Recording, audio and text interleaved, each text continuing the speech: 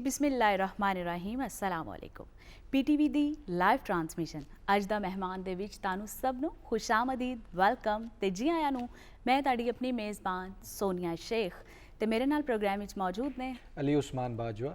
जी हाँ बिल्कुल, अज असीं दोवें फिर पीर वाले दिन ताड़ी खिदमत विच हाजिर हाँ, नवा प्रोग्राम लैके नवे सैगमेंट्स लैके नवे परोने लैके। अज फिर साडे पहले परोने जिहड़े ने प्रोग्राम विच साडे नाल मौजूद ने, लेकिन उन्हां दा तारुफ कराउण तो पहले मैं सांझी करदी चलां, वंडदी चलां अज दी चंगी गल।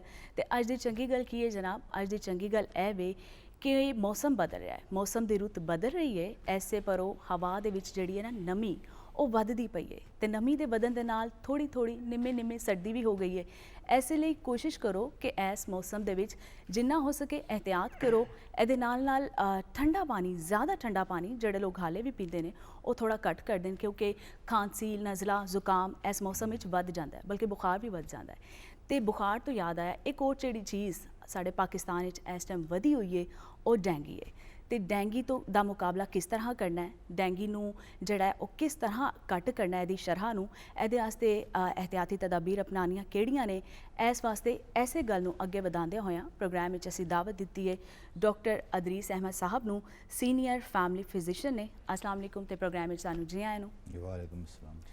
डॉक्टर साहब तुसीं साडे नाल मौजूद हो, जे डेंगी के हवाले नाल असीं गल करिए तो सब तो पहले इस टाइम पाकिस्तान दे विच डेंगी की जिहड़ी वबा है वो बहुत फैली हुई है। सब तो पहले सानू ते साडे नाज़रीन नू दसदे चलो कि बेसिकली डेंगी है की ते इहदे विच ते दूसरे बुखार दे विच की फ़र्क है? बिस्मिल्लाहिर्रहमानिर्रहीम। सब तो पहले मैं PTV नैशनल का शुक्रगुजार हाँ कि उन्होंने बड़ी एक अहम सेहत आमा के टॉपिक वास्ते मैनू बुलाया है और इस वक्त की ज़रूरत भी है। डेंगी जो बुखार जोड़ा है इस वेले वबा की सूरत पाकिस्तान च मौजूद है। इस तो पहले भी आया सी, मगर है कि फिर चंद साल के बाद दोबारा शदीद वबा आई है। बुनियादी तौर पर जिस तरह नॉर्मल बुखार है और ये फ़र्क यही है कि ये शिद्दत ज़्यादा होंगी है और ये जी अलामत ने वो इनिया शदीद होंदियां ने कि मरीज़ जोड़ा है वो लागर हो जाता है और एक किस्म की एमरजेंसी वाली हालत बन जाती है। दूसरा नॉर्मल बुखार तो रूटीन च आया सैटल हो जाता है, ये वास्ते फिर एमरजेंसी भी होंगी है, लोगों को जाना भी पैंदा अस्पतालों के भी। और फिर है कि ये जी वबाई सूरत की वजह नाल फिर पूरे खानदान जोड़े ने वो मुतासर होने शुरू हो जाते हैं। अच्छा। जिसकी वजह नाल साडा महकमा सेहत पर भी दबाव आता है, लोगों के भी दबाव आता है, माशी निज़ाम पर भी दबाव आता है, तो एक हैल्थ क्राइसिस बन जाता है जी। तो उन्होंने फाइट बैक करने वास्ते फिर महकमा सेहत ने भी बड़ा मुनासिब इंतजाम किए हैं। हुण जिहड़ी वबा आई है इनू हैंडल करने वास्ते महकमा सेहत और इसका सारा जो नैटवर्क है वो पहले तो बहुत ज़्यादा तैयार है, क्योंकि शुरू जो आई चंद साल पहले आई सी उदों साडी SOPs नहीं सी, साडी सेंसिटाइजेशन नहीं सी हैल्थ केयर प्रोवाइडर्स नूं भी। मगर हुण मौजूदा इस वेले हालात है कि सारे हैल्थ केयर प्रोवाइडर्स भी सेंसिटाइज ने, हेल्थ डिपार्टमेंट भी सेंसिटाइज है और बड़े अच्छे तरीके नाल इनू हैंडल कर रहे हैं असीं। बिल्कुल ठीक। अच्छा डॉक्टर साहब ये दसो कि इहदियां बिल्कुल इब्तदाई जिहड़ियां अलामात ने वो अगर घर किसी नूं नॉर्मल सर्दी की वजह तो बुखार भी हो सकता है और डेंगी की वजह तो भी हो सकता है और कोविड की वजह तो भी हो सकता है। सो कई तरह के मसाइल जिहड़े ने 2021 दे विच चलदे ने, पे साडे नाल वायरोलॉजी जिहड़ी वो चंबड़ गई एक खास तरीके नाल साडे नाल। ते जिहड़ियां दी बिल्कुल इब्तदाई अलामात ने जिहड़े घर लोग बह के वेखदे ने पे वो जज कर लैण कि असीं डेंगी वाल शायद किते जा रहे हैं तो असीं कंसल्ट करिए डॉक्टर नाल। जी जोड़े साडे नाजरीन दूर दराज इलाकों साडे भैन भरा और जोड़े सीनियर लोग भी घर देख रहे हैं जी, उन्होंने वास्ते अर्ज़ है कि ये जो बुखार है एकदम फौरी तौर पर आंदा है और एकदम तेज़ बुखार आंदा है, 103 डिग्रीज और 104 डिग्रीज से भी चला जाता है और ये नाल शदीद सिर दर्द, उल्टी मतली, जिसम के शदीद दर्द। जिस तरह डेंगी का मतलब है हड्डी तोड़, तो इस वास्ते इनू हड्डी तोड़ बुखार कहते हैं। साडे जिसम दी हड्डियां पट्ठियां च शदीद दर्द होंदी है और उसकी वजह नाल जो साडा दफाई निज़ाम है वो एक किस्म का बिल्कुल ग्राउंड हो जाता है। अच्छा। तो एमरजेंसी भी इसलिए क्रिएट होंदी है कि वो इन्ने शदीद बुखार दे विच समझ नहीं आती, सर्दी भी लगती है, फिर जिस तरह अखां जो पिछले हिस्से ने वो दर्द हो जाती है, पट्ठियां च बड़ी शदीद दर्द हो जाती है, उल्टी भी, लूज मोशनस भी हो सकते हैं। तो इस वजह नाल फिर मरीज़ नूं मतलब है कि अकॉर्डिंगली ਉਹਨੂੰ ਫੌਰੀ ਤੌਰ ਤੇ ਜੋ ਮੁਕਾਮੀ ਉਹਨਾਂ ਦੇ ਡਾਕਟਰ ਹੈਗੇ ਨੇ ਉਹਨਾਂ ਨਾਲ ਰਾਬਤਾ ਰੱਖਣਾ ਚਾਹੀਦਾ ਹੈ। ਉਹ ਫਿਰ ਇਹਦਾ ਇਲਾਜ ਦਾ ਇੰਨਾ ਇਸ ਤਰ੍ਹਾਂ ਮਸਲਾ ਨਹੀਂ ਹੈਗਾ, ਨਾ ਹੀ ਕੋਈ ਇਹਦਾ ਕੋਈ ਫੌਰੀ ਤੌਰ ਤੇ ਕੋਈ ਐਸਾ ਇਲਾਜ ਹੈ ਕਿ ਇਹਨੂੰ ਦਵਾਈ ਦਿਓ। ਤੇ ਬੁਨਿਆਦੀ ਤੌਰ ਤੇ ਇਹਦੀ ਮੈਨੇਜਮੈਂਟ ਹੈਗੀ ਹੈ, ਅੱਛੀ ਮੈਨੇਜਮੈਂਟ, ਇਫੈਕਟਿਵ ਮੈਨੇਜਮੈਂਟ ਔਰ ਟਾਈਮਲੀ ਮੈਨੇਜਮੈਂਟ। ਅੱਛਾ ਅੱਛਾ ਡਾਕਟਰ ਸਾਹਿਬ, ਕਿੰਨਾ ਟਾਈਮ ਲੱਗ ਜਾਂਦਾ ਹੈ ਡੈਂਗੀ ਤੋਂ ਰਿਕਵਰੀ ਵਾਸਤੇ? ਜੇ ਡੈਂਗੀ ਹੋ ਜਾਏ ਤੇ ਫਿਰ ਉਹਨੂੰ ਕਿੰਨਾ ਟਾਈਮ ਲੱਗ ਜਾਂਦਾ ਰਿਕਵਰੀ ਵਾਸਤੇ, ਤੇ ਰਿਕਵਰੀ ਤੋਂ ਬਾਅਦ ਵੀ ਕੋਈ ਮਤਲਬ ਕਮਜ਼ੋਰੀ ਰਹਿੰਦੀ ਹੈ ਜਾਂ ਕੋਈ ਇਹਦੀ ਇਹ ਤਾਂ ਅਲਾਮਤ? ਬੁਖਾਰ 2 ਤੋਂ 4 ਦਿਨ ਦੇ ਇਹਦੇ ਦੌਰਾਨੀਆ ਹੈਗਾ, ਸ਼ਦੀਦ ਬੁਖਾਰ ਜਿਹੜਾ ਹੁੰਦਾ ਹੈ, ਔਰ ਉਹਨੂੰ ਜਿਸ ਤਰ੍ਹਾਂ ਨਾਲ ਮੈਨੇਜ ਕਰਨਾ ਸ਼ੁਰੂ ਕਰ ਦਈਏ ਤੇ 2-3 ਦਿਨ ਦੇ ਅੰਦਰ ਬੁਖਾਰ ਸੈਟਲ ਹੋਣਾ ਸ਼ੁਰੂ ਹੋ ਜਾਂਦਾ ਹੈਗਾ। ਅੱਛਾ, ਜਿਹੜੀ ਯੰਗ ਹੈਲਦੀ ਪੋਪੂਲੇਸ਼ਨ ਹੈ ਉਹਦੇ 'ਚ ਬੁਖਾਰ ਦੀ ਸ਼ਿੱਦਤ ਜਲਦੀ ਕਾਬੂ ਆ ਜਾਂਦੀ ਹੈ, ਉਹਦੇ 'ਚ ਕੋਈ ਪੇਚੀਦਗੀਆਂ ਨਹੀਂ ਹੁੰਦੀਆਂ, ਸਹੀ, ਉਹ ਮਤਲਬ ਸੈਟਲ ਹੋ ਜਾਂਦਾ ਹੈ। ਮਗਰ ਜਿਹੜੀ जैसे किसी डायरिया हो गया है या 2-3 दिन खाए पिएगा नहीं, शदीद कमज़ोरी हो गई है, थकावट हो गई है, ਉਹ ਰੂਟੀਨ ਦੀ ਜਿਹੜੀ ਅਸੀਂ ਲਿਕੁਇਡ ਇਨਟੇਕ ਅਸੀਂ ਜੋ ਬੁਖਾਰ ਦੇ ਦੌਰਾਨ ਜਿਹੜੇ 3-4 ਦਿਨ ਹੁੰਦੇ ਨੇ, ਅਸੀਂ ਕਹਿੰਦੇ ਹਾਂ ਕਿ ਜੀ ਲਿਕੁਇਡ ਇਨਟੇਕ ਜ਼ਿਆਦਾ ਲਓ ਤਾਂ ਕਿ ਪਾਣੀ ਨਮਕ ਦੀ ਕਮੀ ਨਾ ਹੋ ਜਾਏ ਬੁਖਾਰ ਦੀ ਵਜ੍ਹਾ ਨਾਲ, ਡਾਇਰੀਆ ਉਲਟੀ ਦੀ ਵਜ੍ਹਾ ਨਾਲ। ਅੱਛਾ, ਜੈਸੇ ਬੁਖਾਰ ਠੀਕ ਹੋ ਜਾਂਦਾ ਹੈ ਉਹਦੇ ਬਾਅਦ ਫਿਰ ਪਾਣੀ ਦੀ ਲਿਕੁਇਡ ਇਨਟੇਕ ਜਾਂ ਪੀਣ ਵਾਲੀ ਚੀਜ਼ਾਂ ਅਸੀਂ ਮਤਲਬ ਮੋਡਰੇਟ ਕਰਦੇ ਨੇ ਦਰਮਿਆਨ ਰੂਟੀਨ ਦੀ ਜਿੰਨੀ ਰੋਜ਼ ਲੈਣੀ ਉਹਦੇ ਮੁਤਾਬਕ। ਬਾਕੀ ਇੰਨਾ ਸ਼ਦੀਦ ਬੁਖਾਰ ਜਦੋਂ ਆਉਂਦਾ ਹੈ ਤੇ ਸਾਡਾ ਸਾਰਾ ਦਫਾਈ ਨਿਜ਼ਾਮ ਨੂੰ ਇੱਕ ਝਟਕਾ ਲੱਗਦਾ ਜੀ। ਉਹਦੇ ਬਾਅਦ ਫਿਰ ਜਿਸਮ ਜਿਸ ਤਰ੍ਹਾਂ ਲੋਕ ਅਕਸਰ ਕੰਪਲੇਂਟ ਕਰਦੇ ਨੇ ਜੀ ਕਮਜ਼ੋਰੀ ਬੜੀ ਹੋ ਗਈ, ਨਕਾਹਤ ਬੜੀ ਹੋ ਗਈ ਹੈ ਜੀ, ਹਿੰਮਤ ਨਹੀਂ ਹੈ, ਇਹ ਉਹ ਠੀਕ ਹੋਣ 'ਚ 1-2 ਹਫ਼ਤੇ ਲੱਗਦੇ ਨੇ ਮਗਰ ਉਹ ਸੈਟਲ ਹੋ ਜਾਂਦਾ। ਅੱਛਾ, ਬਿਲਕੁਲ ਠੀਕ ਹੈ। ਡਾਕਟਰ ਸਾਹਿਬ ਇਹ ਦੱਸਿਆ ਜਾਂਦਾ ਕਿ ਡੇਂਗੀ ਜ਼ਾਹਿਰ ਮੱਛਰ ਦੇ ਜ਼ਰੀਏ ਫੈਲਦਾ ਹੈ ਔਰ ਫਿਰ ਮਾਦਾ ਮੱਛਰ ਦੇ ਜ਼ਰੀਏ ਫੈਲਦਾ ਹੈ, ਔਰ ਇਹ ਮੱਛਰ ਆਂਡੇ ਵੀ ਉੱਥੇ ਦਿੰਦਾ ਜਿੱਥੇ ਪਾਣੀ ਸਾਫ਼ ਹੋਵੇ ਜ਼ਿਆਦਾ ਖੜਾ। ਤੇ ਸਾਡੇ ਕੋਲ ਤੇ ਥੋੜਾ ਪਾਣੀ ਸਾਫ਼ ਹੀ ਹੁੰਦਾ ਹੈ, ਗੰਦਾ ਹੀ ਹੁੰਦਾ ਹੈ, ਫਿਰ ਵੀ ਅਸੀਂ ਡੇਂਗੀ ਦਾ ਸ਼ਿਕਾਰ ਕਿਤੇ ਨਾ ਕਿਤੇ ਹੋ ਰਹੇ। ਗੁਜ਼ਾਰਿਸ਼ ਇਸ ਤਰ੍ਹਾਂ ਹੈਗੀ ਹੈ ਜੀ ਕਿ ਡੈਂਗੀ ਮੱਛਰ ਜਿਹੜਾ ਜਿਹਦੀ ਵਜ੍ਹਾ ਨਾਲ ਫੈਲਦਾ ਹੈਗਾ ਜੀ, ਮੱਛਰ ਨੇ ਤੇ ਚਲੋ ਇੱਕ ਵਾਰੀ ਇੱਕ ਬੰਦੇ ਨੂੰ ਕੱਟ ਲਿਆ, ਹੁਣ ਉਹਦੇ ਬਾਅਦ ਉਹ ਜਿਸ ਬੰਦੇ ਨੂੰ ਡੈਂਗੀ ਹੋ ਜਾਂਦਾ ਹੈ ਉਹ ਸੋਰਸ ਆਫ ਇਨਫੈਕਸ਼ਨ ਫਿਰ ਉਹ ਹੁੰਦਾ ਹੈ। ਅੱਛਾ, ਇਸੇ ਵਾਸਤੇ ਜੋ ਸਾਨੂੰ ਆਇਡੈਂਟੀਫਾਈ ਹੋ ਜਾਏ ਕਿ ਇਹ ਬੰਦਾ ਇਹਨੂੰ ਡੈਂਗੀ ਹੋ ਗਿਆ, ਅਸੀਂ ਉਹਨੂੰ ਪ੍ਰੋਟੈਕਟ ਕਰਨੇ ਆ, ਉਹਨੂੰ ਕਿਤੇ ਮੋਸਕੀਟੋ ਨੈਟ 'ਚ ਰੱਖ ਲੈਂਦੇ ਹਾਂ ਤਾਂ ਕਿ ਉਹਨੂੰ ਮੱਛਰ ਕੱਟ ਕੇ ਹੋਰ ਬਾਕੀਆਂ ਨੂੰ ਨਾ ਕੱਟੇ। ਇਹੀ ਵਜ੍ਹਾ ਹੁੰਦੀ ਹੈ ਕਿ ਅਸੀਂ ਘਰਾਂ 'ਚ ਇਹਤਿਆਤ ਨਹੀਂ ਕਰਦੇ। ਇਹ ਬੜਾ ਜ਼ਰੂਰੀ ਹੈ ਕਿ ਜਿਹਨੂੰ ਡੈਂਗੀ ਹੋਵੇ ਉਹਨੂੰ ਆਈਸੋਲੇਟ ਕਰੋ, ਉਹਦੇ ਨਾਲ ਬਾਕੀ ਲੋਕਾਂ ਨੂੰ 1-2 ਦਿਨ 3 ਦਿਨ ਮਤ ਮਿਲਣ ਦਿਓ। ਜੋ ਇੱਕ ਘਰ 'ਚ ਜੇ ਡੈਂਗੀ ਹੋਏਗਾ ਉਹ ਬੰਦਾ ਜੋ ਓਪਨਲੀ ਫਿਰਦਾ ਰਹੇਗਾ ਤੇ ਉਹਨੂੰ ਫਿਰ ਦੁਬਾਰਾ ਕੱਟ ਕੇ ਬਾਕੀ ਘਰ ਦੇ ਜਿਹੜੇ ਅਫਰਾਦ ਨੇ ਉਹਨਾਂ ਨੂੰ ਵੀ ਮੱਛਰ ਫਿਰ ਉਹ ਬਾਈਟ ਕਰੇਗਾ, ਉਹਦੇ ਨਾਲ ਫਿਰ ਬਾਕੀ ਬੰਦੇ ਵੀ ਇਨਵੋਲਵ ਹੋ ਜਾਂਦੇ। ਇਸੇ ਤਰ੍ਹਾਂ ਇੱਕ ਘਰ ਜਦੋਂ ਹੁੰਦਾ ਹੈ ਤੇ ਦੇਖਿਆ ਮਤਲਬ 50% ਜਾਂ ਬਲਕਿ ਬਾਅਦ ਵਕਤ ਸਾਰੇ ਜਿਹੜੇ ਅਫਰਾਦ ਨੇ ਉਹਨਾਂ ਨੂੰ ਇਹ ਡੈਂਗੀ ਦਾ ਅਟੈਕ ਹੋ ਜਾਂਦਾ। ਯਾਨੀ ਸੋਰਸ ਆਫ ਇਨਫੈਕਸ਼ਨ ਉਹ ਬੰਦਾ ਬਣ ਜਾਏਗਾ ਜੀ, ਉਹ ਬੰਦਾ ਬਣ ਮੱਛਰ ਲੜ ਕੇ ਫਿਰ ਕਿਸੇ ਹੋਰ ਨੂੰ ਉਹਦਾ ਲੜੇਗਾ। ਆਈਸੋਲੇਟ ਹੋਣਾ ਵੀ ਜ਼ਰੂਰੀ ਹੈ, ਆਈਸੋਲੇਟ ਹੋਣਾ ਜ਼ਰੂਰੀ ਹੈ। ਔਰ ਫਿਰ ਦੂਸਰਾ ਜਿਸ ਇਹਤਿਆਤ ਇਹਦੀ ਹੈਗੀ ਹੈ ਕਿ ਜਿਸ ਫਰੈਸ਼ ਵਾਟਰ ਮੋਸਕੀਟੋ ਹੈਗਾ ਤੇ ਸਾਡੇ ਘਰਾਂ 'ਚ ਗੰਦੇ ਪਾਣੀ ਦਾ ਮਸਲਾ ਨਹੀਂ ਹੈ, ਮਸਲਾ ਹੈਗਾ ਕਿ ਤੁਸੀਂ ਖਾਸ ਤੌਰ 'ਤੇ ਜਿਸ ਤਰ੍ਹਾਂ ਅੱਜ ਕੱਲ੍ਹ ਅਸੀਂ ਜੋ ਜਾਤੀ ਦੂਰ ਦਰਾਜ਼ ਇਲਾਕਿਆਂ ਦੀ ਗੱਲ, ਉੱਥੇ ਜਾਨਵਰ ਪਾਲਦੇ ਨੇ ਲੋਕੀ, ਜਾਨਵਰਾਂ ਦੇ ਬਾੜੇ ਹੈਗੇ ਨੇ, ਮਤਲਬ ਮੁਰਗੀਆਂ ਨੇ, ਮੁਖਤਲਿਫ ਕਿਸਮ ਦੇ ਜਾਨਵਰ ਨੇ, ਉਹਨਾਂ ਦੀ ਦੇਖਭਾਲ ਖੁਰਾਕ ਵਾਸਤੇ ਬਰਤਨ ਰੱਖੇ ਹੁੰਦੇ ਨੇ, ਉਹਦੇ ਜਦੋਂ ਪਾਣੀ ਇਕੱਠਾ ਕਰਨਗੇ ਤਾਂ ਉਹ ਬਰੀਡਿੰਗ ਸਾਈਟਸ ਬਣ ਜਾਂਦਾ। ਉਹਦਾ ਹੱਲ ਹੈਗਾ ਕਿ ਜਦੋਂ ਤੁਸੀਂ ਕਿਸੇ ਨੂੰ ਪਾਣੀ ਦੇਣਾ ਹੈ ਜਾਨਵਰ ਨੂੰ ਜਾਂ ਵੈਸੇ ਵੀ, ਉਹ ਪਾਣੀ ਇੰਨਾ ਦਿਓ ਤਾਂ ਕਿ ਇਸਤੇਮਾਲ ਦੇ ਬਾਅਦ ਉਹਨੂੰ ਫਿਰ ਖੁਸ਼ ਕਰ ਦਿਓ। ਸਹੀ। ਇਸੇ ਤਰ੍ਹਾਂ ਘਰਾਂ ਦੇ ਵਿੱਚ ਲੋਕਾਂ ਨੇ ਮਤਲਬ ਛੱਤਾਂ ਤੇ ਕੋਈ ਪੁਰਾਣਾ ਸਮਾਨ ਪਿਆ, ਕੋਈ ਟਾਇਰ ਪਏ ਨੇ, ਕੋਈ ਗਮਲੇ ਪਏ ਨੇ, ਲੋਕ ਜਜ਼ਬਾ ਹੈ ਲੋਕਾਂ ਦਾ ਖਿਦਮਤ ਦਾ, ਪਰਿੰਦਿਆਂ ਦੀ ਦੇਖਭਾਲ ਕਰਨ ਦਾ ਬੜਾ ਜਜ਼ਬਾ ਹੈ। ਲੋਕਾਂ ਨੇ ਕਨਾਲੀਆਂ ਰੱਖੀਆਂ ਨੇ ਜਨਾਬ, ਪਾਣੀ ਪਾ ਦਿੰਦੇ ਨੇ, ਚਲੋ ਜੀ ਚਿੜੀਆਂ ਪੀਣਗੇ, ਤੋਤੇ ਉਹ ਸਾਡੇ ਵਾਸਤੇ ਦੁਆ ਕਰਨਗੇ, ਬਿਲਕੁਲ ਦੁਆ ਕਰਨਗੇ, ਮਗਰ ਹੈਗਾ ਕਿ ਵਬਾ ਦਾ ਵੀ ਸਾਨੂੰ ਧਿਆਨ ਕਰਨਾ ਚਾਹੀਦਾ ਹੈ।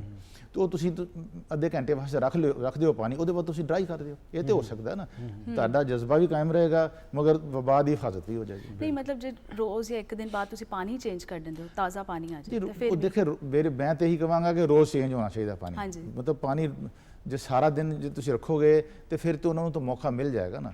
ਤੁਸੀਂ ਪਾਣੀ ਥੋੜੇ ਅਰਸੇ ਵਾਸਤੇ ਆਪਣਾ ਇਸਤੇਮਾਲ ਕਰੋ, ਜਿਸ ਤਰ੍ਹਾਂ ਪੌਦਿਆਂ ਨੂੰ ਵੀ ਪਾਣੀ ਦੇ ਰਹੇ ਹੋ ਤੁਸੀਂ ਦਿਓ, ਮਗਰ ਇਹ ਹੈ ਕਿ ਤੁਸੀਂ ਇੰਨਾ ਪਾਣੀ ਨਾ ਦਿਓ ਕਿ ਪਾਣੀ ਉੱਥੇ ਖੜਾ ਨਾ ਹੋਵੇ। ਜਦੋਂ ਪਾਣੀ ਖੜਾ ਹੋਏਗਾ ਫਿਰ ਪ੍ਰੋਬਲਮ ਹੋਏਗੀ। ਅੱਛਾ ਡਾਕਟਰ ਸਾਹਿਬ, ਜਿਵੇਂ ਤੁਸੀਂ ਦੱਸਿਆ ਕਿ ਜਿਹੜੇ ਜਵਾਨ ਲੋਕ ਨੇ ਉਹਨਾਂ ਦੀ ਇਮਿਊਨਿਟੀ ਜ਼ਿਆਦਾ ਹੁੰਦੀ ਹੈ ਤੇ ਉਹਨਾਂ ਦਾ ਬੁਖਾਰ ਜ਼ਰਾ ਜਲਦੀ ਉਤਰ ਜਾਂਦਾ, ਤੇ ਜ਼ਿਆਦਾ ਵਲਨਰੇਬਲ ਕਿਹੜੇ ਏਜ ਗਰੁੱਪ ਦੇ ਇਨਸਾਨ ਹੁੰਦੇ ਨੇ ਡੇਂਗੀ ਵਾਸਤੇ? ਹਾਂਜੀ, ਜੋ ਸਾਡੇ 50+ मतलब जो सीनियर सिटीजन्स और ऐसे लोग जो डायबिटीज़, हाइपरटेंशन और हार्ट डिजीज़, किडनी डिजीज़, मतलब ऐसी जो मुस्तकिल बीमारियां चल रही हैं ऐसे मरीज़ ਜਿਹੜੇ ਹੈਗੇ ਨੇ ਉਹ ਮਤਲਬ ਜ਼ਿਆਦਾ ਵਲਨਰੇਬਲ ਹੁੰਦੇ ਨੇ ਉਹਨਾਂ ਤੇ ਜੇ ਅਟੈਕ ਆਏਗਾ ਕਿਉਂਕਿ ਪਹਿਲੇ ਹੀ ਅੰਡਰ ਮੈਡੀਕੇਸ਼ਨਸ ਹੁੰਦੇ ਨੇ ਉਹਨਾਂ ਦੇ ਬਹੁਤ ਸਾਰੇ ਸਿਸਟਮਸ ਪਹਿਲੇ ਹੀ ਕੰਪਰੋਮਾਈਜ਼ ਹੁੰਦੇ ਨੇ ਇਮਿਊਨਿਟੀ ਡਿਸਟਰਬ ਹੋਈ ਹੁੰਦੀ ਹੈ ਉਹ ਇੱਕ ਹੈ ਹੋਰ ਅਟੈਕ ਜਦੋਂ ਆਉਂਦਾ ਹੈ ਤਾਂ ਸਿਸਟਮ ਕੋਲੈਪਸ ਹੋ ਜਾਂਦਾ ਹੈ ਫਿਰ ਸਾਡੀ ਲਿਮਿਟੇਸ਼ਨਸ ਵੀ ਹੈਗੀਆਂ ਨੇ ਕਿ ਉਹਨਾਂ ਨੂੰ ਉਨੇ ਐਗਰੈਸਿਵਲੀ ਅਸੀਂ ਟਰੀਟ ਨਹੀਂ ਕਰ ਸਕਦੇ ਜਿਸ ਤਰ੍ਹਾਂ ਨਾਰਮਲ ਬੰਦੇ ਨੂੰ ਬੁਖਾਰ ਦੇਤਾ ਜਾਂ ਉਹਨੂੰ ਬਾਕੀ ਦਵਾਈਆਂ ਵਗੈਰਾ ਦੇਤੀਆਂ ਤੇ ਮਤਲਬ ਡ੍ਰਿਪ ਲਾ ਦਿੱਤੀ ਜਾਂ ਜੋ ਵੀ ਉਹਦੀ ਪਾਣੀ ਨਮਕੀਨ ਦੀ ਕਮੀ ਕਰ ਦਿੱਤੀ ਹੈ ਤੇ ਜਿਹੜੇ ਸੀਨੀਅਰ ਸਿਟੀਜ਼ਨ ਜਿਹੜੇ ਬਿਮਾਰੀਆਂ ਵਾਲੇ ਜਿਹੜੇ ਉਹਨਾਂ ਨੂੰ ਫਿਰ ਸਪੈਸ਼ਲੀ ਉਹਨਾਂ ਨੂੰ ਹੈਂਡਲ ਕਰਨਾ ਚਾਹੀਦਾ ਹੈ ਅਵਲ ਤੇ ਅੱਜ ਕੱਲ੍ਹ ਦੇ ਮੌਸਮ ਦੇ ਲਿਹਾਜ਼ ਨਾਲ ਉਹਨਾਂ ਦੇ ਫੈਮਿਲੀ ਨੂੰ ਚਾਹੀਦਾ ਹੈ ਕਿ ਉਹਨਾਂ ਦੀ ਦੇਖਭਾਲ ਕਰਨ ਉਹਨਾਂ ਦਾ ਬਾਹਰ ਅੰਦਰ ਆਣਾ ਜਾਣਾ ਉਹਦਾ ਕੰਟਰੋਲ ਕਰਨ ਪੂਰੇ ਬਾਜ਼ੂਆਂ ਦੇ ਕੱਪੜੇ ਪਹਿਨ ਮਤਲਬ ਬੰਦ ਗਲੇ ਵਾਲੇ ਕੱਪੜੇ ਪਾ ਲੈਣ ਔਰ ਫਿਰ ਜਿਸ ਤਰ੍ਹਾਂ ਇੱਕ ਖਾਸ ਵਕਤ ਇਹਦਾ ਜੋ ਡੈਂਗੀ ਦਾ ਜਿਹੜਾ ਹਾਈ ਰਿਸਕ ਟਾਈਮ ਹੁੰਦਾ ਹੈ ਉਹ ਸੁਬਾਹ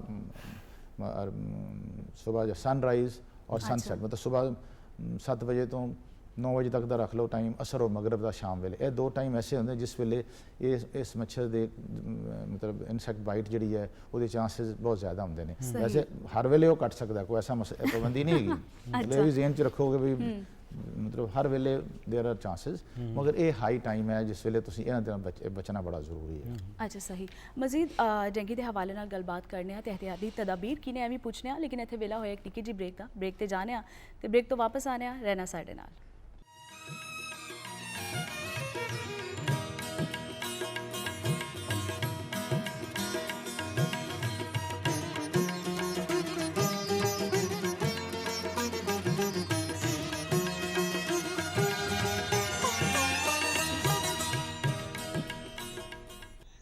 जी एक बार फिर असीं मुड़ के वापस आ गए ताड़े अपने पसंदीदा प्रोग्राम अज दा मेहमान दे विच ते मैं ताड़ी अपनी मेज़बान सोनिया शेख अली उस्मान बाजवा मेरे नाल मौजूद ने ते असीं दोवें बिल्कुल भी कल्ले नहीं हाँ साडे नाल डॉक्टर साहब बैठे ने डॉक्टर अदरीस अहमद साहब इन्हां नाल ब्रेक तो जाण तो पहले इन्हां दे नाल गलबात असीं कर रहे सन डेंगी दे हवाले नाल ते इन्हां ने बहुत सारियां एहतियाती तदाबीर भी दसियां उत्थों ही गल अगे वधाने आ डॉक्टर साहब ये दसो जिवें ताड़े कोल अजकल डेंगी दे पेशेंट्स आ रहे ने ਕਿਹੜੇ ਮਰੀਜ਼ ਕਿਸ ਏਜ ਗਰੁੱਪ ਦੇ ਇਸ ਟਾਈਮ ਮਰੀਜ਼ ਜਿਹੜੇ ਨੇ ਉਹ ਜ਼ਿਆਦਾ ਨੇ ਜ਼ਿਆਦਾਤਰ ਤੇ ਬਾਲਗ ਜਿਹੜੇ ਮਰੀਜ਼ ਹੈਗੇ ਨੇ ਕਿਉਂਕਿ ਬੱਚਿਆਂ ਨੂੰ ਇਹ ਘੱਟ ਅਫੈਕਟ ਕਰਦਾ ਸਪੈਸ਼ਲੀ ਇਨ ਆਵਰ ਏਰੀਆ ਸਾਡੇ ਜੋ ਪਾਕਿਸਤਾਨ ਦੇ ਸੈਟਅਪ 'ਚ ਬੱਚਿਆਂ ਦੀ ਪਾਪੂਲੇਸ਼ਨ ਬਹੁਤ ਘੱਟ ਹੈਗੀ ਹੈ ਬਹੁਤ ਘੱਟ ਜ਼ਿਆਦਾ ਮੇਲ ਅਡਲਟ ਪਾਪੂਲੇਸ਼ਨਸ ਹੈ ਅੱਛਾ ਜ਼ਿਆਦਾਤਰ ਐਕਸਪੋਜ਼ਰ ਹੈ ਜਿਹੜੇ ਵਰਕਿੰਗ ਕਲਾਸ ਹੈ ਮਤਲਬ 20 ਸਾਲ ਤੋਂ 40 ਸਾਲ 50 ਸਾਲ ਦੇ ਦੌਰਾਨ ਦੇ ਜਿਹੜੇ ਪੇਸ਼ੈਂਟਸ ਨੇ ਏਜ ਗਰੁੱਪ ਹੈ ਇਹ ਜ਼ਿਆਦਾ ਐਕਸਪੋਜ਼ਰ ਹੈ ਨਾ ਉਹਨਾਂ 'ਚ ਹੀ ਜ਼ਿਆਦਾ ਪ੍ਰੋਬਲਮ ਕਿਉਂਕਿ ਜ਼ਾਹਿਰ ਹੈ ਵਰਕਿੰਗ ਕਲਾਸ ਹੈ ਮੁਖਤਲਿਫ ਜਗ੍ਹਾ 'ਤੇ ਜਾਣਾ ਆਉਣਾ ਉਹਦਾ ਐਕਸਪੋਜ਼ਰ ਹੁੰਦਾ ਜ਼ਿਆਦਾ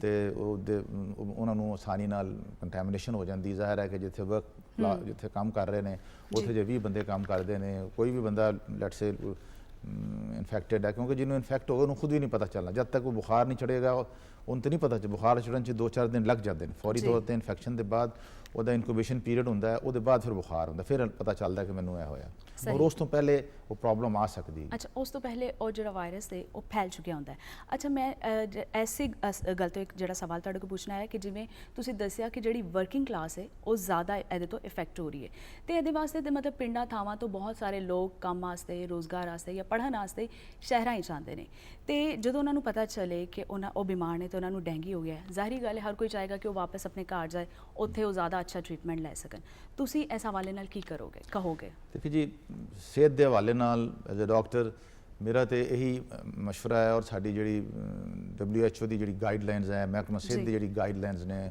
ਉਹ ਇਹੀ ਦੱਸਦੇ ਨੇ ਜੇ ਕਿਸੇ ਬੰਦੇ ਨੂੰ ਮਤਲਬ ਬੜੇ ਸ਼ਹਿਰ ਜਿੱਥੇ ਡੈਂਗੀ ਆਲਰੇਡੀ ਪ੍ਰੀਵੇਲੈਂਟ ਹੈ ਔਰ ਵਬਾ ਦੀ ਸੂਰਤ ਮੌਜੂਦ ਹੈ ਜਿਸ ਤਰ੍ਹਾਂ ਲਾਹੌਰ ਇਸਲਾਮਾਬਾਦ ਵਗੈਰਾ ਉੱਥੇ ਜੇ ਉਹਨੂੰ ਹੋ ਜਾਂਦਾ ਹੈ ਤਾਂ ਉਹਨੂੰ ਆਪਣਾ ਏਰੀਆ ਨਹੀਂ ਛੱਡਣਾ ਚਾਹੀਦਾ ਆਪਣੇ ਮੁਕਾਮੀ ਡਾਕਟਰ ਨਾਲ ਰਾਬਤਾ ਕਰੇ ਇਹਦਾ ਇਲਾਜ ਕੋਈ ਐਸਾ ਮੁਸ਼ਕਿਲ ਨਹੀਂ ਹੈ ਸਿੰਪਲ ਟ੍ਰੀਟਮੈਂਟ ਹੈ ਸਿੰਪਲ ਆਬਜ਼ਰਵੇਸ਼ਨ ਹੈ ਸਿਰਫ ਪੈਰਾਸੀਟਾਮੋਲ ਦੇਣੀ ਹੈ ਬੁਖਾਰ ਨੂੰ ਕੰਟਰੋਲ ਕਰਨਾ ਹੈ ਕੋਲਡ ਸਪੌਂਜਿੰਗ ਕਰਨੀ ਹੈ ਅਸੀਂ ਕੋਈ ਕਿਸੇ ਐਂਟੀਬਾਇਓਟਿਕ ਦੀ ਜ਼ਰੂਰਤ ਨਹੀਂ ਹੈ ਕਿ ਮੈਜੋਰਿਟੀ 99% ਪੇਸ਼ੈਂਟਸ ਨੂੰ ਕਿਸੇ ਐਕਸਟਰਾ ਦਵਾਈ ਦੀ ਜ਼ਰੂਰਤ ਹੀ ਨਹੀਂ ਹੈਗੀ ਵੈਸੇ ਹੀ ਸੈਟਲ ਹੋ ਜਾਂਦਾ ਹੈ ਐਸੇ ਬੰਦੇ ਨੂੰ ਬਿਲਕੁਲ ਆਪਣੇ ਵਾਪਸ ਆਪਣੇ ਇਲਾਕੇ 'ਚ ਨਹੀਂ ਜਾਣਾ ਚਾਹੀਦਾ ਕਿਉਂਕਿ ਜੇ ਉਹ ਇਨਫੈਕਟਡ ਹੈ ਔਰ ਉਹ ਕੈਰੀਅਰ ਹੈ ਔਰ ਉਹਦੀ ਤੋਂ ਉਹ ਆਪਣੇ ਇਲਾਕੇ 'ਚ ਜਾ ਕੇ ਉੱਥੇ ਜੇ ਮੱਛਰ ਉਹਨੂੰ ਕੱਟੇਗਾ ਤੇ ਉੱਥੇ ਉਹਦੇ ਇਲਾਕੇ 'ਚ ਜੇ ਜਾਂ ਉਹਦੇ ਘਰ ਜਾਂ ਘਰਾਣੇ 'ਚ ਉਹ ਬਾਕੀਆਂ ਨੂੰ ਇਨਫੈਕਟ ਕਰੇਗਾ ਤੇ ਉਹ ਵਬਾਅ ਉੱਥੇ ਟ੍ਰਾਂਸਫਰ ਹੋ ਜਾਏਗੀ ਇਹ ਵੀ ਸਾਡਾ ਇੱਕ ਐਜ਼ ਏ ਸ਼ਹਿਰੀ ਫਰਜ਼ ਵੀ ਹੈ ਅਖਲਾਕੀ ਫਰਜ਼ ਵੀ ਹੈ ਕਿ ਇਹ ਚੀਜ਼ਾਂ ਸਾਨੂੰ ਸਮਝਣੀ ਚਾਹੀਦੀਆਂ ਨੇ ਕਿ ਸਾਡੀ ਜ਼ਰਾ ਜਿਹੀ ਗਲਤੀ ਨਾਲ ਇੱਕ ਇਲਾਕਾ ਜਿਹੜਾ ਤੁਹਾਡਾ ਜਿਹੜਾ ਬਿਲਕੁਲ ਨੀਟ ਕਲੀਨ ਹੈ, ਬਿਮਾਰੀ ਤੋਂ ਮੁਬਰਰਾ ਹੈ, ਉੱਥੇ ਜਾ ਕੇ ਅਸੀਂ ਬਿਮਾਰੀ ਇੰਟਰੋਡਿਊਸ ਕਰਾ ਦੇਣੀ। ਬਿਲਕੁਲ ਸਹੀ। ਤੇ 2-3 ਦਿਨ ਜੇ ਰੁਕ ਜਾਣ, ਗਵਰਨਮੈਂਟ ਦੇ ਹਰ ਸੈਟਅਪ ਦੇ ਵਿੱਚ ਫ੍ਰੀ ਟੈਸਟ ਹੋ ਰਹੇ ਨੇ, ਫ੍ਰੀ ਦੇਖਭਾਲ ਹੋ ਰਹੀ ਹੈ। ਈਵਨ ਪ੍ਰਾਈਵੇਟ ਕਲੀਨਿਕਸ, ਹਰ ਡਾਕਟਰ ਜਿਹੜਾ ਹੈ ਉਹ ਇਸ ਵੇਲੇ ਇਸ ਚੀਜ਼ ਦਾ ਟ੍ਰੇਨਡ ਹੈ ਕਿ ਡੈਂਗੀ ਨੂੰ ਕਿਸ ਤਰ੍ਹਾਂ ਲੁੱਕ ਆਫਟਰ ਕਰਨਾ ਹੈ ਔਰ ਡੈਂਗੀ ਦੇ ਮੁਤਲਕ ਉਹਨੇ ਕਿਸ ਤਰ੍ਹਾਂ ਰਹਿਨੁਮਾਈ ਦੇਣੀ ਹੈ।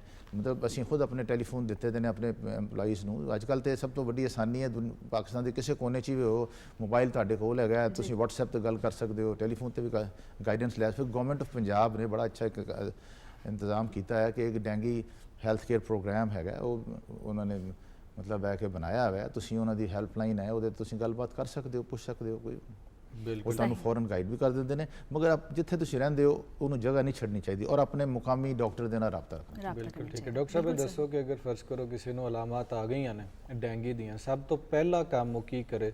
ਕਿਸ ਤਰ੍ਹਾਂ ਅਗਰ ਕੋਈ ਹੋਮ ਰੈਮੇਡੀ ਤੋਂ ਸਟਾਰਟ ਕਰਨਾ ਹੈ ਜਾਂ ਘਰ ਜਿਵੇਂ ਤੁਸੀਂ ਕਿਹਾ ਪੈਰਾਸੀਟਾਮੋਲ ਪਈ ਹੈ ਉਹਨੂੰ ਖਾਣਾ ਹੈ, ਪਾਣੀ ਪੀਣਾ ਹੈ, ਜਾਂ ਕੋਈ ਹੋਰ ਕੀ ਚੀਜ਼ ਜੂਸਿਸ ਵਗੈਰਾ ਜਾਂ ਜੋ ਵੀ ਇੱਕ ਸਿਲਸਿਲਾ ਕਾਰ ਉਹਦੇ ਬਾਰੇ ਥੋੜਾ ਦੱਸਣਾ। ਉਹਦੇ 'ਚ ਇਹੀ ਹੈ ਕਿ ਨਾਰਮਲ ਖਾਣਾ जो घर ਦੇ ਪਾਣੀ, ਸ਼ਰਬਤ, ਜੂਸ, ਦੁੱਧ ਵਗੈਰਾ, ਦੁੱਧ ਪੱਤੀ ਜੋ ਵੀ ਰੂਟੀਨ 'ਚ ਇਸਤੇਮਾਲ ਕਰਦੇ ਉਹੀ ਲਿਕਵਿਡ ਦੇਣੇ ਨੇ। ਅੱਛਾ। ਔਰ ਉਹਨੂੰ ਜੇ ਔਡ ਟਾਈਮ ਹੈ, ਐਸਾ ਟਾਈਮ ਹੈ ਜਿਸ ਵੇਲੇ ਤੁਹਾਨੂੰ ਡਾਕਟਰ ਜਾਂ ਤੁਸੀਂ ਨਹੀਂ ਆ ਜਾ ਸਕਦੇ ਤੇ ਕਮ ਸੇ ਕਮ ਪੈਰਾਸੀਟਾਮੋਲ ਤੇ ਉਹਨੂੰ ਸ਼ੁਰੂ ਕਰੋ।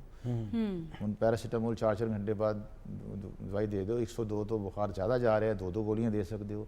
ਅਗਰ ਕਮ ਹੈ 1 ਗੋਲੀ ਦੇ ਸਕਦੇ ਹੋ। ਔਰ ਜੇ ਤੁਸੀਂ ਸਮਝਦੇ ਹੋ ਬੁਖਾਰ ਉਹਦਾ ਕੰਟਰੋਲ ਨਹੀਂ ਤੇ ਉਹਨੂੰ ਕੋਲਡ ਸਪੌਂਜਿੰਗ ਕਰੋ, ਠੰਡੇ ਪਾਣੀ ਦਾ ਪੱਟੀਆਂ ਕਰ ਦਿਓ ਸਾਰੇ ਜਿਸਮ ਤੇ। ਔਰ ਇੱਕ ਬੜੀ ਖੁਸ਼ਕਿਸਮਤੀ ਹੈ ਕਿ ਮੌਸਮ ਠੰਡਾ ਹੋ ਗਿਆ ਹੈ, ਗਰਮੀ ਘਟ ਗਈ ਹੈ। ਇਹਦੇ ਵਾਸਤੇ ਤੁਹਾਨੂੰ ਬਹੁਤ ਬਰਫ਼ ਵਾਲੇ ਪਾਣੀ ਦੀ ਜ਼ਰੂਰਤ ਨਹੀਂ, ਹਲਕੇ ਠੰਡੇ ਪਾਣੀ ਨਾਲ ਵੀ ਕਰੋਗੇ ਔਰ ਪੱਖੇ ਥੱਲੇ ਰੱਖੋਗੇ तो ਉਹਨੂੰ ਮਤਲਬ ਹੈ ਬਿਹਤਰੀ ਹੋ ਜਾਏਗੀ, ਉਹ ਬੁਖਾਰ ਕੰਟਰੋਲ ਹੋ ਜਾਏਗਾ, ਉਹ ਕਾफ़ी हद तक ਕੰਫਰਟੇਬਲ ਹੋ ਜਾਏਗਾ। ਫਿਰ ਪਹਿਲੀ ਫੁਰਸਤ 'ਚ ਤੁਹਾਨੂੰ ਡਾਕਟਰ ਨੂੰ ਦਿਖਾ ਸਕਦੇ ਹੋ। ਔਰ ਇਹ ਹੈਗਾ ਕਿ ਜੇ ਕਿਸੇ ਨੂੰ ਬੁਖਾਰ ਸ਼ੁਰੂ ਹੁੰਦਾ ਹੈ, ਉਹਨੂੰ ਸਰਦੀ ਲੱਗਣੀ ਸ਼ੁਰੂ ਹੋ ਰਹੀ ਹੈ ਤਾਂ ਉਹਨੂੰ ਲਪੇਟਣਾ ਨਹੀਂ, ਉਹਨੂੰ ਐਕਸਪੋਜ਼ ਰੱਖੋ, ਪੱਖੇ ਥੱਲੇ ਰੱਖੋ, ਉਹਨੂੰ ਖੁੱਲੀ ਜਗ੍ਹਾ ਤੇ ਰੱਖੋ ਤਾਂ ਕਿ ਉਹਨੂੰ ਹਵਾ ਲੱਗਦੀ, ਕੱਪੜੇ ਘੱਟ ਤੋਂ ਘੱਟ ਰੱਖੋ। ਅੱਛਾ, ਯਾਨੀ ਕਿ ਸਾਡੀ ਹੀਟ ਜਿਹੜੀ ਉਹ ਨਿਕਲੇ ਬਾਡੀ ਦੇ ਵਿੱਚ, ਮਤਲਬ ਹੀਟ ਐਕਸਚੇਂਜ ਹੋ ਜਾਂਦੀ ਹੈ ਟੈਂਪਰੇਚਰ, ਜਿੰਨਾ ਸਰਫੇਸ ਏਰੀਆ ਤੋਂ ਹੀਟ ਐਕਸਚੇਂਜ ਹੋਏਗੀ, ਟੈਂਪਰੇਚਰ ਘਟ ਜਾਏਗਾ, ਦਵਾਈ ਤੁਹਾਡੀ ਫੌਰੀ ਜਲਦੀ ਅਸਰ ਕਰ ਜਾਏਗੀ। ਇਸ ਤਰ੍ਹਾਂ ਦੇਖਣ 'ਚ ਆਇਆ ਹੈ ਕਿ ਅਸੀਂ ਦਵਾਈ 2-2 ਗੋਲੀਆਂ ਵੀ ਦੇ ਦਿੰਦੇ ਹਾਂ, ਬੁਖਾਰ ਕੰਟਰੋਲ ਨਹੀਂ ਹੋ ਰਿਹਾ। ਉਹ ਵਜ੍ਹਾ ਹੈਗੀ ਹੈ ਕਿ ਉਹ ਕਿਸੇ ਨੇ ਕੰਬਲ ਲਿਆ ਹੈ, ਕਿਸੇ ਨੇ ਪੱਖਾ ਬੰਦ ਕੀਤਾ ਹੈ। ਦੇਖੋ ਸਰਦੀ ਲੱਗਦੀ ਹੈ, ਸਰਦੀ ਲੱਗਣਾ ਉਹ ਵੀ ਇੱਕ ਹਿਫਾਜ਼ਤੀ ਇੱਕ ਨਿਜ਼ਾਮ ਹੈ ਸਾਡੇ ਜਿਸਮ ਦਾ, ਉਹ ਤੁਹਾਡੇ ਬੁਖਾਰ ਨੂੰ ਜਾਂ ਐਮਰਜੈਂਸੀ ਨੂੰ ਘਟਾਉਣ ਵਾਸਤੇ ਸਰਦੀ ਲੱਗਦੀ ਹੈ। ਤੇ ਜੇ ਤੁਸੀਂ ਫੌਰਨ ਸਪੌਂਜਿੰਗ ਕਰ ਦਿਓਗੇ, ਉਹਨੂੰ ਐਕਸਪੋਜ਼ ਕਰ ਲਓਗੇ, 10-15 ਮਿੰਟ ਦੇ ਅੰਦਰ ਅੰਦਰ ਤੁਹਾਡੀ ਸਰਦੀ ਠੀਕ ਹੋ ਜਾਏਗੀ, ਤੁਸੀਂ ਕੰਫਰਟੇਬਲ ਹੋ ਜਾਓਗੇ। ਔਰ ਜੇ ਤੁਸੀਂ ਨਹੀਂ ਕਰੋਗੇ, ਤੁਸੀਂ ਉਹਨੂੰ ਲਪੇਟ ਦਿਓਗੇ, ਪੱਖੇ ਵੀ ਬੰਦ ਕਰ ਦਿਓਗੇ, ਕੰਬਲ ਪਾ ਦਿਓਗੇ, ਉਹ 3 ਘੰਟੇ ਕੰਬਦਾ ਰਹੇਗਾ ਬੰਦਾ, ਉਹਦੇ ਪਾਸੇ ਹੋਰ ਟੁੱਟ ਜਾਣਗੇ। ਸਹੀ, ਠੀਕ ਹੈ। ਔਰ ਫਿਰ ਉਹ ਪਸੀਨਾ ਇੰਨਾ ਆਏਗਾ, ਉਹ ਡੀਹਾਈਡਰੇਟ ਹੋ ਜਾਏਗਾ, ਪਾਣੀ ਨਮਕੀਆਤ ਦੀ ਕਮੀ ਹੋ ਜਾਏਗੀ। ਮਕਸਦ ਹੈ ਜਿਹੜਾ ਟਾਈਮਲੀ ਜਿਹੜੀ ਇੰਟਰਵੈਂਸ਼ਨ ਹੈ ਬੜੀ ਜ਼ਰੂਰੀ ਹੈ। ਉਹਦੇ ਵਾਸਤੇ ਮਰੀਜ਼ ਨੂੰ ਸਮਝਾਉਣਾ ਵੀ ਜ਼ਰੂਰੀ ਹੈ, ਲਾਇਕੀਨ ਨੂੰ ਸਮਝਾਉਣਾ ਜ਼ਰੂਰੀ ਹੈ। ਅੱਛਾ ਡਾਕਟਰ ਸਾਹਿਬ, ਜਿਵੇਂ ਤੁਸੀਂ ਦੱਸਿਆ ਕਿ ਪੈਰਾਸੀਟਾਮੋਲ ਤੋਂ ਸਟਾਰਟ ਕਰੋ ਔਰ ਜ਼ਿਆਦਾ ਕੇਸਿਸ ਦੇ ਵਿੱਚ ਸਾਨੂੰ ਐਂਟੀਬਾਇਓਟਿਕ ਨਹੀਂ ਦੇਣ ਦੀ ਲੋੜ ਪੈਂਦੀ, ਲੇਕਿਨ ਕਿੰਨਾ ਕੋਈ ਐਕਸਟ੍ਰੀਮ ਜਾ ਸਕਦਾ ਡੈਂਗੀ, ਕੰਪਲਿਕੇਸ਼ਨਸ ਕਿੰਨੀਆਂ ਵੱਧ ਸਕਦੀਆਂ ਨੇ? ਕਿਉਂਕਿ ਅਨਫੋਰਚੂਨੇਟਲੀ ਕਾਫੀ ਲੋਕਾਂ ਦੀ ਜਾਨ ਵੀ ਇਹਦੇ ਨਾਲ ਚਲੀ ਗਈ ਹੈ, ਤੇ ਉਹ ਕਿਸ ਤਰ੍ਹਾਂ ਸਿਲਸਿਲਾਕਾਰ ਵੱਧਦਾ ਹੈ, ਕਿੰਨੀ ਕੰਪਲਿਕੇਸ਼ਨਸ ਹੋ ਜਾਂਦੀਆਂ? ਉਹਦੇ 'ਚ ਹੈਗਾ, ਦੇਖੋ ਜੇ ਕਿਸੇ ਨੂੰ ਡੈਂਗੀ ਹੋ ਗਿਆ ਹੈ, ਡਾਕਟਰ ਨੇ ਦੱਸਦਾ ਹੈ, ਉਹਨੇ ਇਬਤਦਾਈ ਉਹਦਾ ਇਲਾਜ ਔਰ ਉਹਦੀ ਹਿਫਾਜ਼ਤ ਦੱਸਤੀ ਹੈ, ਉਹਦੇ ਬਾਅਦ ਉਹ ਡੇਲੀ ਬੇਸਿਸ ਤੇ ਡਾਕਟਰ ਦੇ ਨਾਲ ਰਾਬਤਾ ਰੱਖੇ। ਔਰ ਅਸੀਂ ਜਿਸ ਤਰ੍ਹਾਂ ਉਹਨੂੰ ਕਹਿੰਦੇ ਹਾਂ ਕਿ ਤੂੰ ਆਪਣਾ ਲੈਬ ਟੈਸਟ ਕਰਵਾ ਲਓ, ਉਹਦੇ 'ਚ ਕੋਈ ਵਾਜ਼ੇ ਇੰਡੀਕੇਸ਼ਨਸ ਆ ਰਹੀਆਂ ਨੇ ਕਿ ਉਹਨਾਂ ਦੇ ਉਹਦੀ ਕੀ ਦਾ ਪਿਕਚਰ ਬਹੁਤ ਡਾਊਨ ਜਾ ਰਹੀ ਹੈ, ਤੇ ਉਹ ਡਾਕਟਰ ਨੂੰ ਅਕੋਰਡਿੰਗਲੀ ਗਾਈਡ ਕਰ ਦੇਗਾ। ਫਿਰ ਜੇ ਕਿਸੇ ਨੂੰ ਕੰਪਲਿਕੇਸ਼ਨ ਹੋ ਰਹੀਆਂ ਨੇ ਜਾਂ ਉਹਦਾ ਉਲਟੀਆਂ ਜ਼ਿਆਦਾ ਆ ਗਈਆਂ, ਡਾਇਰੀਆ ਜ਼ਿਆਦਾ, ਫਿਰ ਐਸੇ ਬੰਦੇ ਨੂੰ ਹਸਪੀਟਲ ਦੇ ਵਿੱਚ ਡ੍ਰਿਪ ਵੀ ਲੱਗ ਸਕਦੀ ਹੈ ਜਾਂ ਪਾਣੀ ਨਮਕੀਆਤ ਦੀ ਕਮੀ ਵੀ ਹੋ ਸਕਦੀ ਹੈ। ਬਹੁਤ ਕਮ ਚਾਂਸਸ ਨੇ ਜਿਹੜੇ ਯੰਗ ਹੈਲਦੀ ਲੋਕ ਉਹਨਾਂ ਨੂੰ ਕੰਪਲਿਕੇਸ਼ਨ ਨਹੀਂ, ਮਗਰ ਕਿਸੇ ਨੂੰ ਜੇ ਹੁੰਦੀਆਂ ਨੇ ਚੰਦ ਦੇ ਕੰਪਲਿਕੇਸ਼ਨ ਜਿਹੜੀਆਂ ਐਸੀਆਂ ਨੇ, ਮਿਸਾਲ ਦੇ ਤੌਰ ਤੇ ਜੇ ਤੁਸੀਂ ਉਹਦੇ ਨਾਲ ਕੀ ਮੂੰਹ ਦੇ ਰਸਤੇ ਖੂਨ ਆ ਗਿਆ, ਨੱਕ ਦੇ ਰਸਤੇ ਖੂਨ ਆ ਗਿਆ, ਪਿਸ਼ਾਬ ਦੇ ਰਸਤੇ ਖੂਨ ਆਣਾ ਸ਼ੁਰੂ ਹੋ ਗਿਆ ਹੈ, ਤੇ ਫੌਰੀ ਤੌਰ ਤੇ ਹਸਪੀਟਲ ਐਮਰਜੈਂਸੀ ਰਜੂ ਕਰਨਾ ਚਾਹੀਦਾ ਹੈ ਤਾਂ ਕਿ ਉਹ ਇੱਕ ਅਲਾਰਮਿੰਗ ਸਿਚੁਏਸ਼ਨ ਹੈਗੀ ਹੈ। ਫਿਰ ਜਿਸ ਦੌਰਾਨ ਤੁਹਾਨੂੰ ਬੁਖਾਰ ਹੈ, ਉਸ ਦੌਰਾਨ ਤੁਸੀਂ ਪਾਣੀ ਪੀਣ ਵਾਲੀ ਚੀਜ਼ਾਂ ਜ਼ਿਆਦਾ ਇਸਤੇਮਾਲ ਕਰ ਸਕਦੇ ਹੋ। ਔਰ ਇਹਦੇ 'ਚ ਅੱਜ ਕੱਲ੍ਹ ਇੱਕ ਹੋਰ ਚੀਜ਼ ਮੈਂ ਐਡ ਕਰ ਦੇਵਾਂ, ਬੜੇ ਟੋਟਕੇ ਔਰ ਬੜਾ ਕੁਛ ਹੋ ਰਿਹਾ ਹੈ, ਕੋਈ ਮਤਲਬ ਜਿੰਨੇ ਮੂੰਹ ਨੀਆਂ ਗੱਲਾਂ ਹੈਗੀਆਂ ਨੇ, ਰੰਗ ਬਰੰਗੇ, ਹਰ ਘਰ 'ਚ ਨਵਾਂ ਟੋਟਕਾ ਹੈਗਾ, ਮਗਰ ਕਿਸੇ ਐਕਸਟਰਾ ਚੀਜ਼ ਦੀ ਜ਼ਰੂਰਤ ਨਹੀਂ ਹੈ, ਕਿਸੇ ਲੰਬੇ ਚੌੜੇ ਮੁਸ਼ਕਿਲ ਜੇ ਜੂਸ ਦੀ ਜ਼ਰੂਰਤ ਨਹੀਂ ਹੈਗੀ। ਸਾਦਾ ਜੋ ਘਰ 'ਚ ਤੁਹਾਨੂੰ ਪਾਣੀ ਸ਼ਰਬਤ ਮਿਲਦਾ ਹੈ, ਉਹ ਤੁਸੀਂ ਸਕੰਜਵੀਨ ਪਿਲਾ ਦਿਓ, ਪਾਣੀ ਸ਼ਰਬਤ ਦੇ ਦਿਓ, ਜੂਸ ਦੇ ਦਿਓ, ਦੁੱਧ ਪੱਤੀ ਦੇ ਦਿਓ।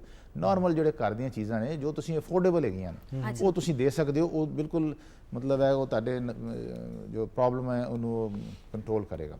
ਸਹੀ ਤੇ ਜ਼ਿਆਦਾ ਮਰੀਜ਼ ਨੇ ਜੇ ਕੰਟਰੋਲ ਨਾ ਹੋਵੇ ਡੇਲੀ ਬੇਸਿਸ ਤੇ ਤੁਸੀਂ ਰਾਬਤਾ ਰੱਖੋ, ਡਾਕਟਰ ਤੁਹਾਨੂੰ ਗਾਈਡ ਕਰ ਦੇਗਾ ਕਿ ਜੀ ਇਹਨੂੰ ਹਸਪਤਾਲ ਜਾਣ ਦੀ ਜ਼ਰੂਰਤ ਹੈ ਜਾਂ ਨਹੀਂ ਹੈ, ਜਾਂ ਅਲਟਰਾਸਾਊਂਡ ਜਾਂ ਐਕਸਰੇ ਦੀ ਜ਼ਰੂਰਤ ਹੈ ਕਿ ਨਹੀਂ ਹੈ, ਤੇ ਉਹ ਮੈਨੇਜ ਹੋ ਸਕਦਾ। ਸਹੀ।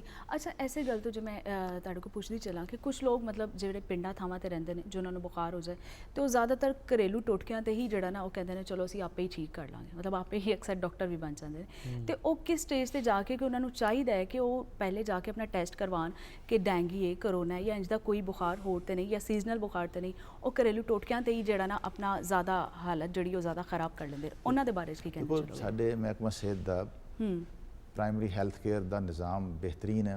ਦੁਨੀਆ ਦਾ ਬਿਹਤਰੀਨ ਜਿਹੜੇ ਨਿਜ਼ਾਮ ਨੇ ਉਹਨਾਂ 'ਚੋਂ ਇੱਕ ਨਿਜ਼ਾਮ ਸਾਡਾ ਹੈਲਥ ਕੇਅਰ ਸਿਸਟਮ ਹੈ, ਜੋ ਸਾਡੇ RHC, BHU, THQ ਹਸਪੀਟਲ ਦੇ ਪੂਰੇ ਪੰਜਾਬ 'ਚ ਹਰ ਜਗ੍ਹਾ ਨੈਟਵਰਕ ਮੌਜੂਦ, ਹਰ ਜਗ੍ਹਾ ਡਾਕਟਰ ਮੌਜੂਦ ਹੈਗੇ ਨੇ।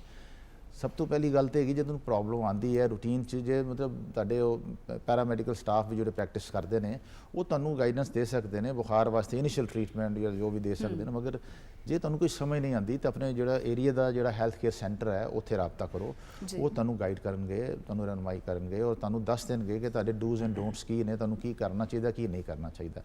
ਨਾਰਮਲ ਤਾਂ ਦੱਸਿਆ ਕਿ ਘਰਾਂ ਦੇ ਵਿੱਚ ਜੋ ਨਾਰਮਲ ਚੀਜ਼ਾਂ ਹੈਗੀਆਂ ਨੇ ਪੀਣ ਵਾਲੀਆਂ, ਹਰ ਘਰ 'ਚ ਪਾਣੀ, ਹਰ ਘਰ 'ਚ ਸ਼ਰਬਤ ਹੈ, ਹਰ ਘਰ 'ਚ ਸਕੰਜਵੀ ਬਣ ਸਕਦੀ ਹੈ, ਠੀਕ ਹੈ, ਰੂਹ ਅਫਜ਼ਾ ਦੇ ਦਿਓ, ਕੋਈ ਚੀਜ਼ ਦੇ ਦਿਓ, ਮਤਲਬ ਕੱਚੀ ਲੱਸੀ ਬਣਾ ਕੇ ਵੀ ਦੇ ਸਕਦੇ ਹੋ, ਜੋ ਪਿੰਡਾਂ ਥਾਵਾਂ 'ਚ ਹਰ ਥਾਂ ਵਾਫਰ ਮੌਜੂਦ ਹੈਗੀ ਜੀ। ਦੁੱਧ ਲੱਸੀ ਦਾ ਤਾਂ ਕੋਈ ਮਸਲਾ ਨਹੀਂ ਹੈ, ਨਾਰਮਲ ਖਾਣ ਦੀ ਵੀ ਕੋਈ ਪਾਬੰਦੀ ਨਹੀਂ ਹੈਗੀ। ਜੇ ਕੋਈ ਪ੍ਰੋਬਲਮ ਆ ਰਹੀ ਹੈ ਤੇ ਡਾਕਟਰ ਨੂੰ ਪੁੱਛ ਲਓ, ਅਕੋਰਡਿੰਗਲੀ ਤੁਹਾਨੂੰ ਜਿੱਥੇ ਜ਼ਰੂਰਤ ਹੈਗੀ ਹੈ ਉੱਥੇ ਮੈਡੀਕੇਸ਼ਨ ਦੀ ਜ਼ਰੂਰਤ, ਅਦਰਵਾਈਜ਼ ਸਿੰਪਲ ਆਬਜ਼ਰਵੇਸ਼ਨ ਹੈਗੀ ਹੈ ਔਰ ਬੁਖਾਰ ਨੂੰ ਤੁਸੀਂ ਮਤਲਬ ਹੈ ਕਿ ਹੈਂਡਲ ਕਰਨਾ ਹੈ, ਮੈਨੇਜ ਕਰਨਾ ਹੈਗਾ। ਬਿਲਕੁਲ ਠੀਕ ਹੈ। Thank you so much doctor ਸਾਹਿਬ, ਤੁਸੀਂ ਟਾਈਮ ਕੱਢਿਆ, ਜਾਣਕਾਰੀ ਦਿੱਤੀ ਸਾਨੂੰ ਕਿ ਕਿਸ ਤਰ੍ਹਾਂ ਪੈਨਿਕ ਹੋਇਆ ਬਗੈਰ ਬਿਲਕੁਲ ਸਿੰਪਲ ਤਰੀਕੇ ਨਾਲ ਇਲਾਜ ਵੀ ਕਰੋ, ਪਾਣੀ ਜਿਹੜਾ ਘਰ 'ਚ ਅਵੇਲੇਬਲ ਉਹ ਪੀਓ, ਔਰ ਜਿਹੜੇ ਇਲਾਕੇ 'ਚ ਤੁਹਾਨੂੰ ਡੈਂਗੀ ਹੋ ਜਾਏ ਉੱਥੋਂ ਨਿਕਲ ਕੇ ਦੂਸਰੇ ਇਲਾਕੇ 'ਚ ਨਾ ਜਾਓ ਤਾਂ ਕਿ ਪ੍ਰੀਵੈਂਸ਼ਨ ਹੋ ਜਾਏ। ਬਹੁਤ ਮਿਹਰਬਾਨੀ, ਬਹੁਤ ਸ਼ੁਕਰੀਆ ਤੁਸੀਂ ਟਾਈਮ ਕੱਢਿਆ। ਆਇੰਦਾ ਕਿਸੇ ਪ੍ਰੋਗਰਾਮ ਵਿੱਚ ਤੁਹਾਨੂੰ ਦਾਵਤ ਦਾਂਗੇ ਔਰ ਮਜ਼ੀਦ ਹੈਲਥ ਦੇ ਹਵਾਲੇ ਨਾਲ, ਸਿਹਤ ਦੇ ਹਵਾਲੇ ਨਾਲ। ਤੁਹਾਡਾ ਵੀ ਬਹੁਤ ਬਹੁਤ ਸ਼ੁਕਰੀਆ ਜੀ। ਨਾਜ਼ਰੀਨ, ਇੱਕ ਨਿੱਕੀ ਜੀ ਬ੍ਰੇਕ ਦਾ ਟਾਈਮ ਹੋ ਗਿਆ, ਬ੍ਰੇਕ ਵੱਲ ਅਸੀਂ ਵਧਾਂਗੇ। ਜਦੋਂ ਵਾਪਸ ਆਵਾਂਗੇ ਤੇ ਇੱਕ ਹੋਰ ਪ੍ਰਾਹੁਣੇ ਸਾਡੇ ਨਾਲ ਸਟੂਡੀਓ ਵਿੱਚ ਮੌਜੂਦ ਹੋਣਗੇ। ਤੁਸੀਂ ਜਾਣਾ ਕਿਤੇ ਨਹੀਂ, ਰਹਿਣਾ ਸਾਡੇ ਨਾਲ ਹੈ।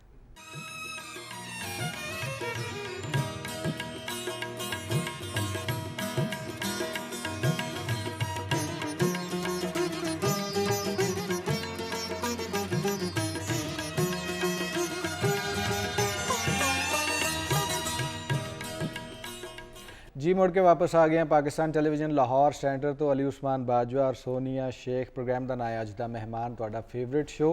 और जिवें डॉक्टर साहब साडे नाल मौजूद सन, डॉक्टर इदरीस, और असीं जान रहे सन कि डेंगी किस तरह फैल रहा और डेंगी तो प्रिवेंशन किवें हो सकती है और बुनियादी जिहड़ा उहदा इलाज वो किस तरह होना।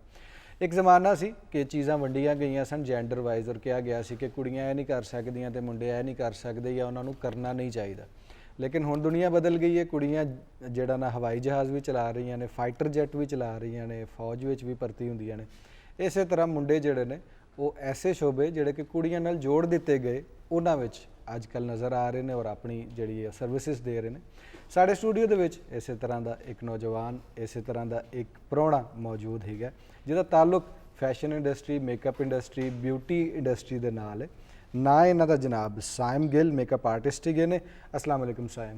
वालेकुम अस्सलाम। कैसी तबीयत है तुहाडी? शुक्र है खुदा का। हुण नवां अगो सियाल आ रहा ते की ट्रेंड आ रहे ने, पहला तो यह दसो ना। सब बेसिकली इस टाइम जो चल रहा है वैडिंग सीजन ऑन है। अच्छा, हर पासे शोर पे है वैडिंग सीजन दा, ब्राइड्स दा नया मेकअप, नया हेयर स्टाइल्स, नया ट्रेंड, बिकॉज हर दुल्हन की ख्वाहिश होंदी है कि मैं अपना उस दिन बहुत स्पैशल डे वे तो उन्हें तो मैं बहुत खूबसूरत लगा। उनका मेकअप सब तो अलग होना चाहिए, उहदा ड्रैस अलग होना चाहिए, उहदा हेयर स्टाइल अलग होना चाहिए। मतलब कि अपने उस डे नूं लैके बहुत चीज़ां अपने ख्वाब, अपनी फैंटसी को ने बनाई होंदी है कि मैं अपने बारात वाले दिन अपने ब्राइडल लुक चेंज दी लगांगी। बिल्कुल ठीक है। और ये सारियां गल्लां असीं करांगे कि अजकल किहड़ा मेकअप इन और बाकी सारियां चीज़ां, लेकिन पहले तुसीं ये दसो कि ये बड़ा अनयूजल जिहा शोभा बनता है। ज़्यादातर कुड़ियां इहदे विच आंदियां ने या कहा जाता है कि अच्छा ब्यूटी पार्लर कुड़ियां चलांदियां ने, औरतां चलांदियां ने।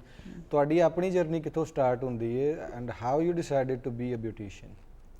बेसिकली मैं इंटर किया होया, लेकिन मैंने शुरू तो ही शौक सी मेकअप करन दा। अच्छा, लुक चेंज करन दा, ਬਚਪਨ ਤੋਂ ਹੀ ਮਤਲਬ ਕਿ ਜਦੋਂ ਮੈਂ ਆਪਣਾ ਸਟਾਰਟ ਲਿੱਤਾ ਸੀ ਉਦੋਂ ਬਹੁਤ ਜ਼ਿਆਦਾ ਹਰਡਲਸ ਵੀ ਸੀ ਮਤਲਬ ਕਿ ਬਹੁਤ ਸੇ ਲੋਕਾਂ ਦੀਆਂ ਸੁਣਨੀਆਂ ਵੀ ਪਈਆਂ ਕੁਝ ਹਾਂ, ਉਸ ਲੋਕਾਂ ਨੇ time ਕਿਹਾ ਤੇ ਜੀ ਇੰਨਾ trend ਨਹੀਂ ਸੀ ਨਾ। ਕਿਉਂਕਿ ਅੱਜ ਤੋਂ ਅਗਰ ਅਸੀਂ 10 ਸਾਲ 12 ਸਾਲ ਪਹਿਲੇ ਚਲੇ ਜਾਈਏ ਤੇ ਮੇਕਅਪ ਆਰਟਿਸਟ ਨੂੰ ਕੁਝ ਨਹੀਂ ਸਮਝਿਆ ਜਾਂਦਾ ਸੀ ਮਤਲਬ ਕਿ ਇਹੀ ਕਿਹਾ ਜਾਂਦਾ ਸੀ ਕਿ ਬਈ ਖਾਨਦਾਨ ਕੀ ਕਵੇਗਾ ਲੋਕ ਕੀ ਕਹਿਣਗੇ ਸਾਨੂੰ ਗੱਲਾਂ ਕੁੜੀਆਂ ਕੀਤੀਆਂ ਵਾਲਾ ਕੰਮ ਜਾਣਗੀਆਂ ਹੈ। हाँ कुड़ियाँ वाला काम है लेकिन मेरा शौक सी और जब शौक होता है तो इंसान ਬਿਲਕੁਲ ਉਹ ਜਿਹੜਾ ਸ਼ੌਕ ਪੈ ਜੇ ਜਦੋਂ ਕੋਈ ਕੰਮ ਕਰਨਾ ਹੈ ਤੇ ਫਿਰ ਮਿਹਨਤ ਉਹਦੀ ਕਰ ਵੀ ਲੈਂਦੇ ਹਾਂ ਅਸੀਂ। ਲੋਕ ਅਕਸਰ ਮੇਰੇ ਕੋਲ ਇਹ ਵੀ ਪੁੱਛਦੇ ਨੇ ਕਿ ਅਸੀਂ ਮੇਕਅਪ ਆਰਟਿਸਟ ਬਣਨਾ ਹੈ ਹੁਣ ਜਿੰਜ ਬਣਨਾ ਚਾਹੁੰਦੇ ਨੇ ਕੁੜੀਆਂ ਮੁੰਡੇ ਉਹ ਕਹਿੰਦੇ ਨੇ ਕਿ ਬਈ ਕਿੰਨਾ ਟਾਈਮ ਲੱਗੇਗਾ ਅੱਛਾ। ਮੈਂ ਉਹਨਾਂ ਨੂੰ ਇੱਕ ਹੀ ਜਵਾਬ ਦੇਣਾ ਕਿ ਅਗਰ ਤੁਹਾਡਾ ਦਿਲ ਹੈ ਨਾ ਤੁਹਾਡਾ ਪੈਸ਼ਨ ਹੈਗਾ ਸ਼ੌਕ ਹੈ ਤੇ ਫਿਰ ਤੇ ਤੁਸੀਂ 3 ਮਹੀਨੇ 'ਚ ਵੀ ਰੈਡੀ ਹੋ ਜਾਓਗੇ ਅਗਰ ਸ਼ੌਕ ਨਹੀਂ ਪੈਸ਼ਨ ਨਹੀਂ ਤੇ ਫਿਰ ਤੁਹਾਨੂੰ 4 ਸਾਲ ਵੀ 10 ਸਾਲ ਵੀ ਲੱਗ ਜਾਣ ਤੁਸੀਂ ਉਸ ਜਗ੍ਹਾ ਤੇ ਨਹੀਂ ਪਹੁੰਚ ਸਕਦੇ ਕਿਉਂਕਿ ਮੇਕਅਪ ਜਿਹੜਾ ਇੱਕ ਉਹ ਤੁਹਾਡਾ ਪੈਸ਼ਨ ਹੈ ਆਰਟਿਸਟ ਜੋ ਹੁੰਦਾ ਹੈ ਉਹ ਪੈਦਾ ਹੁੰਦਾ ਹੈ ਆਪਣੇ ਅੰਦਰ ਤੋਂ ਆਪਣੇ ਅੰਦਰੋਂ ਕ੍ਰੀਏਟਿਵਲੀ ਕੱਢਦਾ ਚੀਜ਼ਾਂ ਸਹੀ ਕਿਉਂਕਿ ਮੇਕਅਪ ਵੀ ਇੱਕ ਕ੍ਰੀਏਟਿਵ ਹੈ ਨਾ ਬਿਲਕੁਲ ਐਸੀ art ਹੈਗਾ creativity ਹੈ। ਜਿਹਦੇ 'ਚ ਤੁਸੀਂ ਆਈਜ਼ ਨੂੰ ਦੇਖਣਾ ਹੈ ਵੱਡੀ ਨੂੰ ਥੋੜਾ ਛੋਟਾ ਕਰਨਾ ਹੈ ਛੋਟੀ ਆਈਜ਼ ਨੂੰ ਬੜਾ करना है देखना है फेस कट कैसा है हर चीज़ किस टाइप का होना चाहिए फॉर एग्जाम्पल एक दुल्हन ही आ जाती है साढ़े को वो तैयार होन तो ਅਸੀਂ ਸਭ ਤੋਂ ਪਹਿਲੇ ਉਹਨੂੰ ਵੇਖ ਕੇ ਇਹੀ ਦੇਖਾਂਗੇ ਨਾ ਕਿ ਸਾਨੂੰ ਉਹਦੇ ਤੇ ਕਰਨਾ ਕੀ ਹੈ ਕਿਉਂਕਿ ਅਸੀਂ ਉਹਦੀ look ਕਿਸ ਤਰ੍ਹਾਂ enhance ਕਰਨੀ ਹੈ। ਲੁੱਕ ਉਹਦਾ ਹੋਣਾ ਕਿੰਜਦਾ ਚਾਹੀਦਾ ਉਹਨੂੰ ਕਿਸ ਹੱਦ ਤੱਕ ਕੰਟੋਰਿੰਗ ਦੀ ਜ਼ਰੂਰਤ ਹੈ ਆਈ ਮੇਕਅਪ ਚਾਹੀਦਾ ਕਿਸ ਟਾਈਪ ਦਾ ਚਾਹੀਦਾ ਬੇਸਿਕਲੀ ਕਦੀ ਕਦਾਰ ਇੰਜ ਵੀ ਹੁੰਦਾ ਹੈ ਕਿ ਸਾਡੇ ਕੋਲ ਤਸਵੀਰ ਲੈ ਕੇ ਆ ਜਾਂਦੀਆਂ ਨੇ ਜੀ ਕਿ ਇਹ ਬਣਾ ਦਿਓ। ਸਾਨੂੰ ਇਹ ਬਣਾ ਦਿਓ ਅੱਛਾ। ਲੇਕਿਨ ਅਸੀਂ ਮੇਰਾ ਬੇਸਿਕਲੀ ਜੋ ਹੁੰਦਾ ਹੈ ਮੈਂ ਆਪਣੇ ਕਲਾਇੰਟ ਨੂੰ ਪਹਿਲੇ ਅੱਛੇ ਤਰੀਕੇ ਨਾਲ ਸੁਣਨਾ ਵਾ ਸਹੀ ਸੁਣ ਕੇ ਉਹਦਾ ਮਾਈਂਡ ਚੈੱਕ ਕਰਕੇ ਉਹਦੀ ਫੈਂਟਸੀ ਦੇਖ ਕੇ ਫਿਰ ਦੈਨ ਮੈਂ ਡਿਸਾਈਡ ਕਰਨਾ ਕਿ ਉਹਨੂੰ ਹੋਣਾ ਕੀ ਚਾਹੀਦਾ ਅੱਗੇ ਕਰਨਾ ਕੀ ਚਾਹੀਦਾ ਫਿਰ ਉਹਨੂੰ ਮੈਂ ਸਮਝਾਣਾ ਕਿ ਦੇਖੋ ਉਹ ਆਪਣਾ ਲੁੱਕ ਹੈਗਾ ਤੁਸੀਂ ਥੋੜੀ ਤੁਹਾਡੀ ਪਸੰਦ ਹੋਏਗੀ ਥੋੜੀ ਮੇਰੇ ਤਰੀਕੇ ਦੇ ਤੇ ਕੰਮ ਕਰਾਂਗੇ ਫਿਰ ਕਿਉਂਕਿ ਜਦੋਂ ਤੁਸੀਂ ਕਲਾਇੰਟ ਨੂੰ ਅੱਛੇ ਤਰੀਕੇ ਨਾਲ ਗਾਈਡ ਕਰ ਲੈਂਦੇ ਹੋ ਨਾ ਫਿਰ ਤੁਸੀਂ ਜਿਸ ਹਿਸਾਬ ਦਾ ਵੀ ਮੇਕਅਪ ਕਰਦੇ ਹੋ ਉਹ ਰਿਲੈਕਸ ਹੋ ਕੇ ਕਰਵਾਉਂਦਾ ਹੈ ਮਤਲਬ ਕਿ ਕਦੀ ਕੁਝ ਲੋਕ ਇਹ ਸਮਝਦੇ ਨੇ ਕਿ ਅਸੀਂ ਕਲਾਇੰਟ ਦੀ ਜੋ ਮੈਂਟੈਲਿਟੀ ਹੈ ਉਹਨੂੰ ਇਗਨੋਰ ਕਰ ਦਈਏ ਅੱਛਾ लेकिन इग्नोर करना बहुत गलत है क्योंकि वो आया है अपना एक माइंड लैके आया ना एक चीज़ है तुसी सोचा है कि मैं इंज करांगा या इंज करांगी वो चीज़ ही नहीं अगे हो पा रही तो तुसी ते एकदम रिफ्यूज और फिर अपसेट हो मैटर जाओगे करता है कि वो चीज़ हाँ साढ़े ते जी। अच्छी लगती है नहीं लगती अच्छा साहब इस गल ਨੂੰ ਮੈਂ ਅੱਗੇ ਵਧਾਨੀ ਆ ਲੇਕਿਨ ਪਹਿਲੇ ਉਹ ਉਸਮਾਨ ਬਾਜ ਵਾਲੀ ਗੱਲ ਜਿਹੜੀ ਨਾ ਉਹ ਮੈਂ ਦੁਬਾਰਾ ਤੁਹਾਡੇ ਕੋਲ ਪੁੱਛਦੀ ਚਲਾਂ ਤੁਸੀਂ ਦੱਸਿਆ ਕਿ ਤੁਹਾਡੀ ਕੁਆਲੀਫਿਕੇਸ਼ਨ ਕੀ ਹੈ ਬੇਸਿਕਲੀ ਤੁਸੀਂ ਬਿਊਟੀ ਕੰਸਲਟੈਂਟ ਬਣਨ ਵਾਸਤੇ ਕਿਹੜੇ ਕਿਹੜੇ ਪ੍ਰੋਗਰਾਮਸ ਕੀਤੇ ਕਿਹੜੇ ਕੋਰਸਿਸ ਕੀਤੇ ਤੇ ਕਿੰਨਾ ਟਾਈਮ ਹੋ ਗਿਆ ਤੁਹਾਨੂੰ ਇਸ ਫੀਲਡ ਦੇ ਵਿੱਚ ਇਹ ਜ਼ਰਾ ਸਾਂਝੀ ਕਰਦੇ ਚਲੋ ਸਾਡੇ ਨਾਲ ਬਿਊਟੀਸ਼ੀਅਨ ਬਣਨ ਲਈ ਮੈਂ ਇੱਕ ਪ੍ਰਾਈਵੇਟ ਅਦਾਰੇ ਤੋਂ ਕੋਰਸ ਕੀਤਾ ਸੀ Okay. ਪ੍ਰੋਪਰ ਮੇਕਅਪ ਦਾ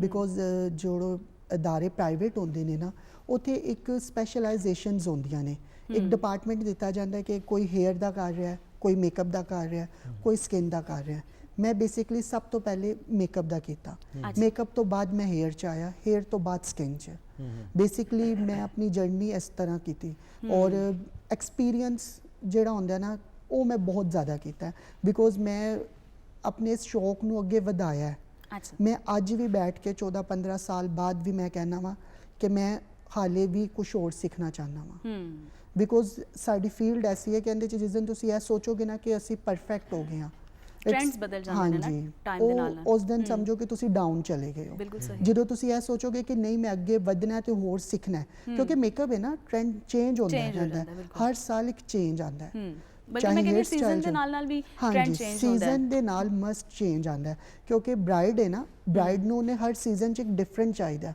ਨਹੀਂ ਤੇ ਉਹ ਅਗਰ ਤੁਸੀਂ ਸੇਮ ਹੀ ਰੱਖੋਗੇ ਨਾ ਤੇ ਉਹ ਦੁਨੀਆ ਉਹਦੇ ਤੋਂ ਹੋ ਜਾਏਗੀ ਬੋਰ ਉਹ ਕਹਿਣਗੇ ਯਾਰ ਇੱਕੋ ਜਿਹਾ ਤੇ ਮੇਕਅਪ ਕਰਦਾ ਕੀ ਫਾਇਦਾ ਹੈ ਅੱਛਾ ਸਾਹਿਬ ਜਿਸ ਤਰ੍ਹਾਂ ਤੁਸੀਂ ਦੱਸਿਆ ਕਿ ਕੁਝ ਕੁੜੀਆਂ ਤਸਵੀਰ ਲੈ ਕੇ ਆ ਜਾਂਦੀਆਂ ਤੇ ਕਹਿੰਦੀਆਂ ਸਾਨੂੰ ਇਹ ਬਣਾ ਦਿਓ ਹਾਂਜੀ। ਤੇ ਹੁੰਦਾ ਵੀ ਉਹਨਾਂ ਦਾ ਸਪੈਸ਼ਲ ਡੇ ਵੇ ਹਾਂਜੀ। ਸ਼ਾਦੀ ਦਾ ਦਿਨ ਹੈ ਤੇ ਉਹ ਚਾਹੁੰਦੀਆਂ ਨੇ ਕਿ ਉਹ ਬਹੁਤ ਖੂਬਸੂਰਤ ਲੱਗਣ ਫਿਰ ਉਹਨਾਂ ਨੂੰ ਕਿਸ ਤਰ੍ਹਾਂ ਤੁਸੀਂ ਗਾਈਡ ਕਰਦੇ ਹੋ ਸੀਜ਼ਨਲ ਕਿਸ ਤਰ੍ਹਾਂ ਦੱਸਦੇ ਹੋ ਕਿ ਇਹ ਮੇਕਅਪ ਤੁਹਾਡੇ ਤੇ ਸੂਟ ਕਰੇਗਾ ਮਤਲਬ ਕਿਵੇਂ ਕਨਵਿੰਸ ਕਰਦੇ ਹੋ ਚੀਜ਼ਾਂ ਜ਼ਰਾ ਦੱਸੋ ਜਦੋਂ ਕਿ ਕਿਸ ਸਾਡੇ ਲੁੱਕ ਕੋਲ ਤੇ ਆਉਂਦੇ ਕਿਹੜੀ ਲੁੱਕ ਨੇ, ਸੂਟ ਕਰਦੀ ਹੈ ਸਭ ਤੋਂ ਪਹਿਲੇ ਤੇ ਮੈਂ ਬੁਕਿੰਗ ਦੇ ਟਾਈਮ ਤੇ ਆਹੀ ਆਪਣੇ ਕਲਾਇੰਟ ਨੂੰ ਕਹਿਣਾ ਕਿ ਤੁਸੀਂ ਮੈਨੂੰ ਆ ਕੇ ਸਪੈਸ਼ਲ ਮਿਲੋ ਇੱਕ ਦਫਾ ਫੇਸ ਟੂ ਫੇਸ ਮਿਲੋ ਜ਼ਰੂਰ ਜਦੋਂ ਫੇਸ ਟੂ ਫੇਸ ਮਿਲਣ ਆਉਂਦੇ ਨੇ ਤੇ ਉਹਨਾਂ ਦਾ ਮਾਈਂਡ ਮੈਂ ਪੜ੍ਹ ਰਿਹਾ ਹੁੰਦਾ ਵਾਂ ਉਹ ਫਿਰ ਮੈਨੂੰ ਲੁੱਕ ਦਿਖਾਉਂਦੇ ਨੇ ਕਿ ਬੇਸਿਕਲੀ ਸਾਨੂੰ ਇੰਜ ਦਾ ਚਾਹੀਦਾ ਹੈ ਤੇ ਮੈਂ ਉਹਨਾਂ ਨੂੰ ਫਿਰ ਗਾਈਡ ਇਹ ਕਰਨਾ ਵਾ ਕਿ ਤੁਹਾਡੀ ਅੱਖਾਂ ਇੰਜ ਦੀਆਂ ਨੇ ਇਸ ਟਾਈਪ ਦਾ ਮੇਕਅਪ ਕਰਾਂਗੇ ਤੇ ਜ਼ਿਆਦਾ ਅੱਛੀਆਂ ਖੂਬਸੂਰਤ ਲੱਗਣਗੀਆਂ ਲੱਗਣਗੀਆਂ। ਫੇਸ ਕਲਰ ਇੰਜ ਦਾ ਬੇਸ ਅਗਰ ਇੰਜ ਦੀ ਕਰਾਂਗੇ ਤੇ ਜ਼ਿਆਦਾ ਅੱਛਾ ਲੱਗੇਗਾ ਅੱਛਾ। ਕੰਟੋਰਿੰਗ ਇਸ ਟਾਈਪ ਦੀ ਤੁਹਾਨੂੰ ਅੱਛੀ ਲੱਗੇਗੀ ਲਿਪ ਕਲਰ ਇਸ ਟਾਈਪ ਦਾ ਅੱਛਾ ਲੱਗੇਗਾ ਉਹ ਬੇਸਿਕਲੀ ਇਹ ਹੈ ਨਾ ਕਿ ਜਦੋਂ ਤੁਸੀਂ ਉਹਨਾਂ ਨੂੰ ਇੱਕ ਪੂਰਾ ਖਾਕਾ ਰੈਡੀ ਕਰਕੇ ਦਵੋਗੇ,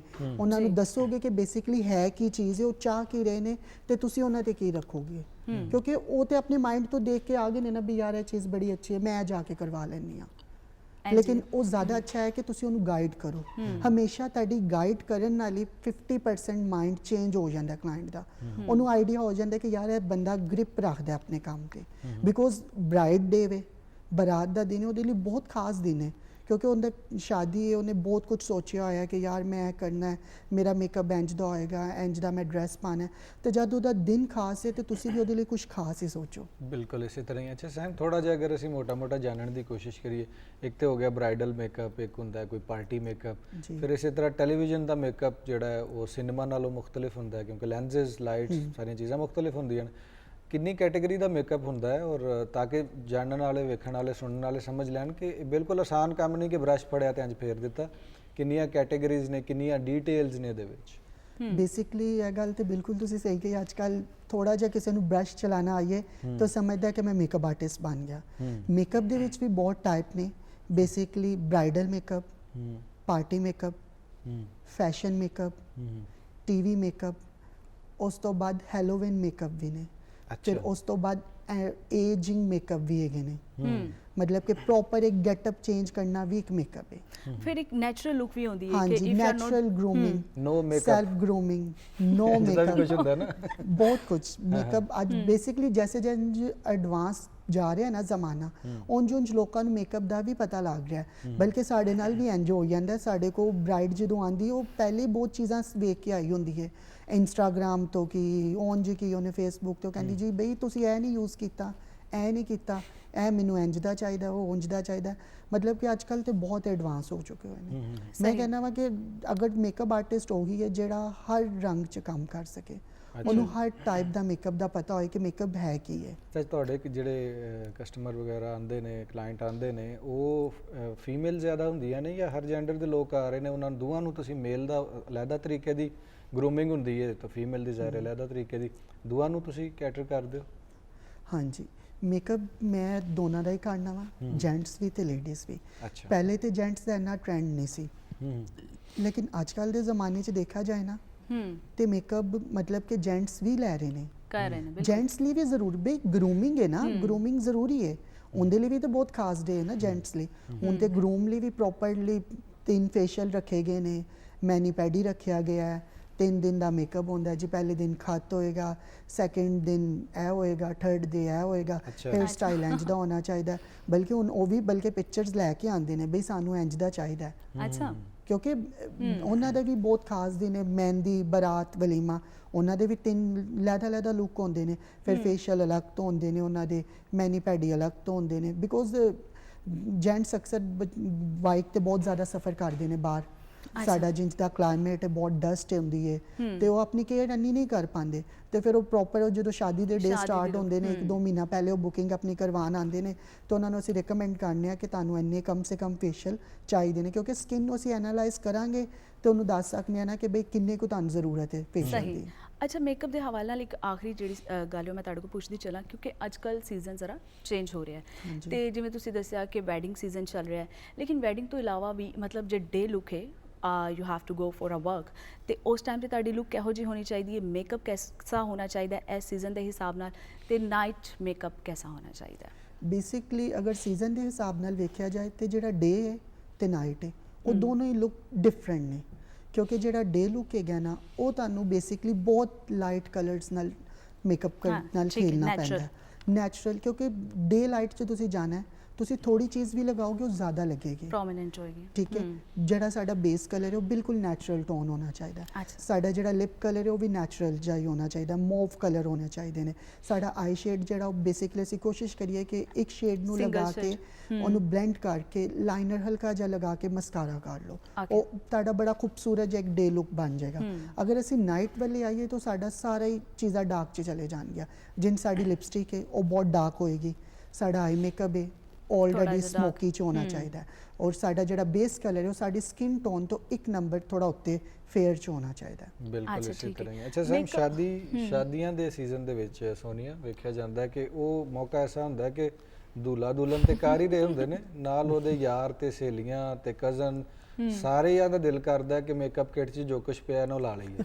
ਠੀਕ ਹੈ, ਇਸੇ ਤਰ੍ਹਾਂ ਓਵਰ ਦ ਟਾਪ ਮੇਕਅਪ ਚੱਲਦਾ ਹੈ, ਬਹੁਤ ਵੱਡੀ ਬੇਸ ਲਾਈ ਜਾਂਦੀ ਹੈ ਜਿਹਦਾ ਰੰਗ ਜਿਹੜਾ ਉਹ ਥੋੜਾ ਕਣਕ ਵੰਨਾ ਜਿਹਨੂੰ ਪੰਜਾਬੀ 'ਚ ਕਿਹਾ ਜਾਂਦਾ, ਥੋੜਾ ਡਾਰਕ ਜਿਹੜਾ ਹੁੰਦਾ ਉਹਨੂੰ ਵੀ ਚਿੱਟਾ ਕਰਨ ਦੀ ਇੱਕ ਨਾਕਾਮ ਕੋਸ਼ਿਸ਼ ਜਿਹੜੀ ਉਹ ਵੀ ਕੀਤੀ ਜਾਂਦੀ। ਸੋ ਕਿਆ ਲੋਕੀ ਵਾਕਈ ਸਿੱਖ ਗਏ ਨੇ ਹੁਣ ਚੀਜ਼ਾਂ ਨੂੰ ਕਿ ਆਪਣੇ ਕੰਪਲੈਕਸ਼ਨ ਦੇ ਉੱਤੇ ਖੁਸ਼ ਨੇ ਜਾਂ ਹਰ ਕਿਸੇ ਨੇ ਚਿੱਟਾ ਹੀ ਹੋਣਾ?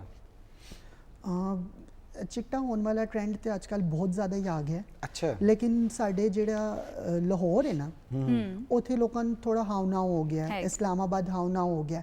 ਲੇਕਿਨ ਅੱਜ ਕੱਲ੍ਹ ਜੈਸੇ ਮੈਂ ਇੱਕ ਪ੍ਰੋਜੈਕਟ ਕਰ ਰਿਹਾ ਵਾਂ ਲੋਰੋ ਬਾਰ ਓਕਾੜਾ ਵਾਲੇ ਸਾਈਡ ਡਿਫਰੈਂਟ, ਉੱਥੇ ਮੈਂ ਕੰਮ ਸਿਖਾ ਰਿਹਾ ਵਾਂ, ਲੇਕਿਨ ਉੱਥੇ ਮੈਂ ਦੇਖ ਰਿਹਾ ਵਾਂ ਬੀਬੀਆਂ ਆਂਦੀਆਂ ਨੇ, ਉਹਨਾਂ ਦੀ ਇੱਕ ਹੀ ਡਿਮਾਂਡ ਵੀ ਸਾਨੂੰ ਚਿੱਟਾ ਕਰ ਦਿਓ। ਅੱਛਾ। ਲੇਕਿਨ ਇਹ ਗਲਤ ਹੈਗਾ। ਇੱਕ ਕਾਲੇ ਰੰਗ ਨੂੰ ਤੁਸੀਂ ਵਾਈਟ ਕਰੋਗੇ ਨਾ, ਇੱਕ ਕਲਰ ਹੀ ਲੈ ਲਓ, ਤੁਸੀਂ ਪੇਂਟ ਕਰ ਰਹੇ ਹੋ, ਕਾਲੇ ਦੇ ਉੱਤੇ ਚਿੱਟਾ ਫੇਰੋਗੇ ਨਾ ਉਹ ਗ੍ਰੇ ਬਣ ਜਾਏਗਾ। ਤੇ ਥੋੜੀ ਦੇਰ ਬਾਅਦ ਅਕਸਰ ਲੋਕਾਂ ਦੀ ਕੰਪਲੇਨ ਹੈ ਵੀ ਆਉਂਦੀ ਹੈ ਜੀ ਸਾਡੀ ਬੇਸ ਗ੍ਰੇ ਹੋਣਾ ਸ਼ੁਰੂ ਹੋ ਗਈ ਹੈ, ਉਹਦਾ ਡਲ ਲੱਗ ਰਿਹਾ। ਉਹਦੀ ਰੀਜ਼ਨ ਇਹ ਹੀ ਹੁੰਦੀ ਹੈ ਕਿ ਉਹ ਚਿੱਟਾ ਤੁਹਾਡੀ ਬਣਨ ਦੀ ਖੁਆਇਸ਼ ਨਾ ਤੁਹਾਡੀ ਬੇਸ ਖਰਾਬ ਕਰ ਦਿੰਦੀ ਹੈ। ਤੇ ਬੇਸ ਸਾਡੇ ਕੰਮ ਵਿੱਚ ਇੰਜ ਹੁੰਦੀ ਹੈ ਕਿ ਜਿੰਜ ਇੱਕ ਮਕਾਨ ਬਣਾ ਲਓ ਤੇ ਉਹਦੀ ਨੀਹਾਂ ਜਿਹੜੀਆਂ ਰੱਖਣੀਆਂ ਹੁੰਦੀਆਂ ਨੇ ਨਾ, ਉਹ ਅਗਰ ਪੱਕੀਆਂ ਹੋਣ ਤੇ ਮਕਾਨ ਬਿਲਡਿੰਗ ਸਹੀ ਬਣਦੀ ਹੈ। ਹਾਂਜੀ, ਤੇ ਬੇਸ ਵੀ ਅੱਛੀ ਹੋਣੀ ਚਾਹੀਦੀ, ਬੇਸ ਅੱਛੀ ਹੋਏਗੀ ਤੇ ਉੱਤੇ ਜਿੰਜ ਦਾ ਮਰਜ਼ੀ ਕਰ ਲਓ। ਜਿੰਜ ਸਾਡੇ ਟੀਚਰ ਸੀ ਬੜੇ ਅੱਛੇ, ਜਿੱਥੋਂ ਮੈਂ ਸਿੱਖਿਆ, ਉਹ ਬੜੇ ਨਾਮਵਰ ਸੀ। ਉਹ ਕਿ ਦੋ ਚੀਜ਼ਾਂ ਦੱਸਦੇ ਸੀ, ਉਹ ਕਹਿੰਦੇ ਸੀ ਕਿ ਤੁਹਾਡਾ ਲਿਪਸਟਿਕ ਤੇ ਇੱਕ ਤੁਹਾਡਾ ਆਈ ਮੇਕਅਪ ਤੇ ਬੇਸ, ਇਹ ਤਿੰਨ ਚੀਜ਼ਾਂ ਐਸੀਆਂ ਨੇ ਕਿ ਜਿਨ੍ਹਾਂ ਨੂੰ ਤੁਸੀਂ ਸੈੱਟ ਕਰ ਲਓ ਨਾ ਅੱਛੇ ਤਰੀਕੇ ਨਾਲ, ਬਾਕੀ ਤੁਸੀਂ ਬਲਸ਼ ਜੋ ਮਰਜ਼ੀ ਕਰ ਲਓ, ਹੇਅਰ ਸਟਾਈਲ ਜੋ ਮਰਜ਼ੀ ਕਰ ਲਓ, ਉਹ ਕਵਰ ਕਰ ਜਾਂਦੇ ਨੇ। ਸਹੀ। ਅੱਛਾ, ਬੇਸ ਦੇ ਹਵਾਲੇ ਨਾਲ ਤੇ ਪਤਾ ਲੱਗ ਗਿਆ ਨਾ ਕਿ ਬੇਸ ਕੋਈ ਵੀ ਹੋਏ ਅੱਛੀ ਤੇ ਮਜ਼ਬੂਤ ਹੋਣੀ ਚਾਹੀਦੀ ਹੈ। ਮੇਕਅਪ ਤੋਂ ਹਟ ਕੇ ਗੱਲ ਕਰਨੀ ਆ ਮੇਕਅਪ ਦੇ ਅਸਰਾਤ ਦੀ, ਜਿਹੜੇ ਅਸੀਂ ਡੇਲੀ ਬੇਸਿਸ ਤੇ ਮੇਕਅਪ ਕਰਨੇ ਆ ਜਾਂ ਫਿਰ ਸ਼ਾਦੀ ਵਿਆਹ ਤੇ ਸਕਿਨ ਨੂੰ ਉਹ ਮੇਕਅਪ ਦੇ ਬਾਵਜੂਦ ਕਿਸ ਤਰ੍ਹਾਂ ਫਰੈਸ਼ ਰੱਖਣਾ ਹੈ, ਹੈਲਦੀ ਰੱਖਣਾ ਹੈ, ਉਹਦੇ ਵਾਸਤੇ ਵੀ ਕੁਝ ਘਰੇਲੂ ਟੋਟਕੇ ਵੀ ਦੱਸਦੇ ਚਲੋ, ਤੇ ਕੁਝ ਬਾਕੀ ਕਲੀਨਿੰਗ ਵਗੈਰਾ ਕੀ ਕਰਨਾ ਚਾਹੀਦਾ ਦੱਸੋ। ਬੇਸਿਕਲੀ ਮੇਕਅਪ ਕੁਛ ਜੋ ਸਾਡੇ ਮਾਡਲਸ ਨੇ, ਟੀਵੀ ਆਰਟਿਸਟ ਨੇ, ਉਹਨਾਂ ਦੀ ਇੱਕ ਜ਼ਰੂਰਤ ਹੈ ਸ਼ੋਅ ਲਈ ਮੇਕਅਪ ਕਰਨਾ। ਤੇ ਮੇਕਅਪ ਮਸਟ ਹੈ, ਨੁਕਸਾਨ ਵੀ ਕਰਦਾ ਸਕਿਨ ਤੇ, ਐ ਨਹੀਂ ਅਸੀਂ ਕਹਿ ਸਕਦੇ ਕਿ ਜੀ ਨਹੀਂ ਕਰਦਾ।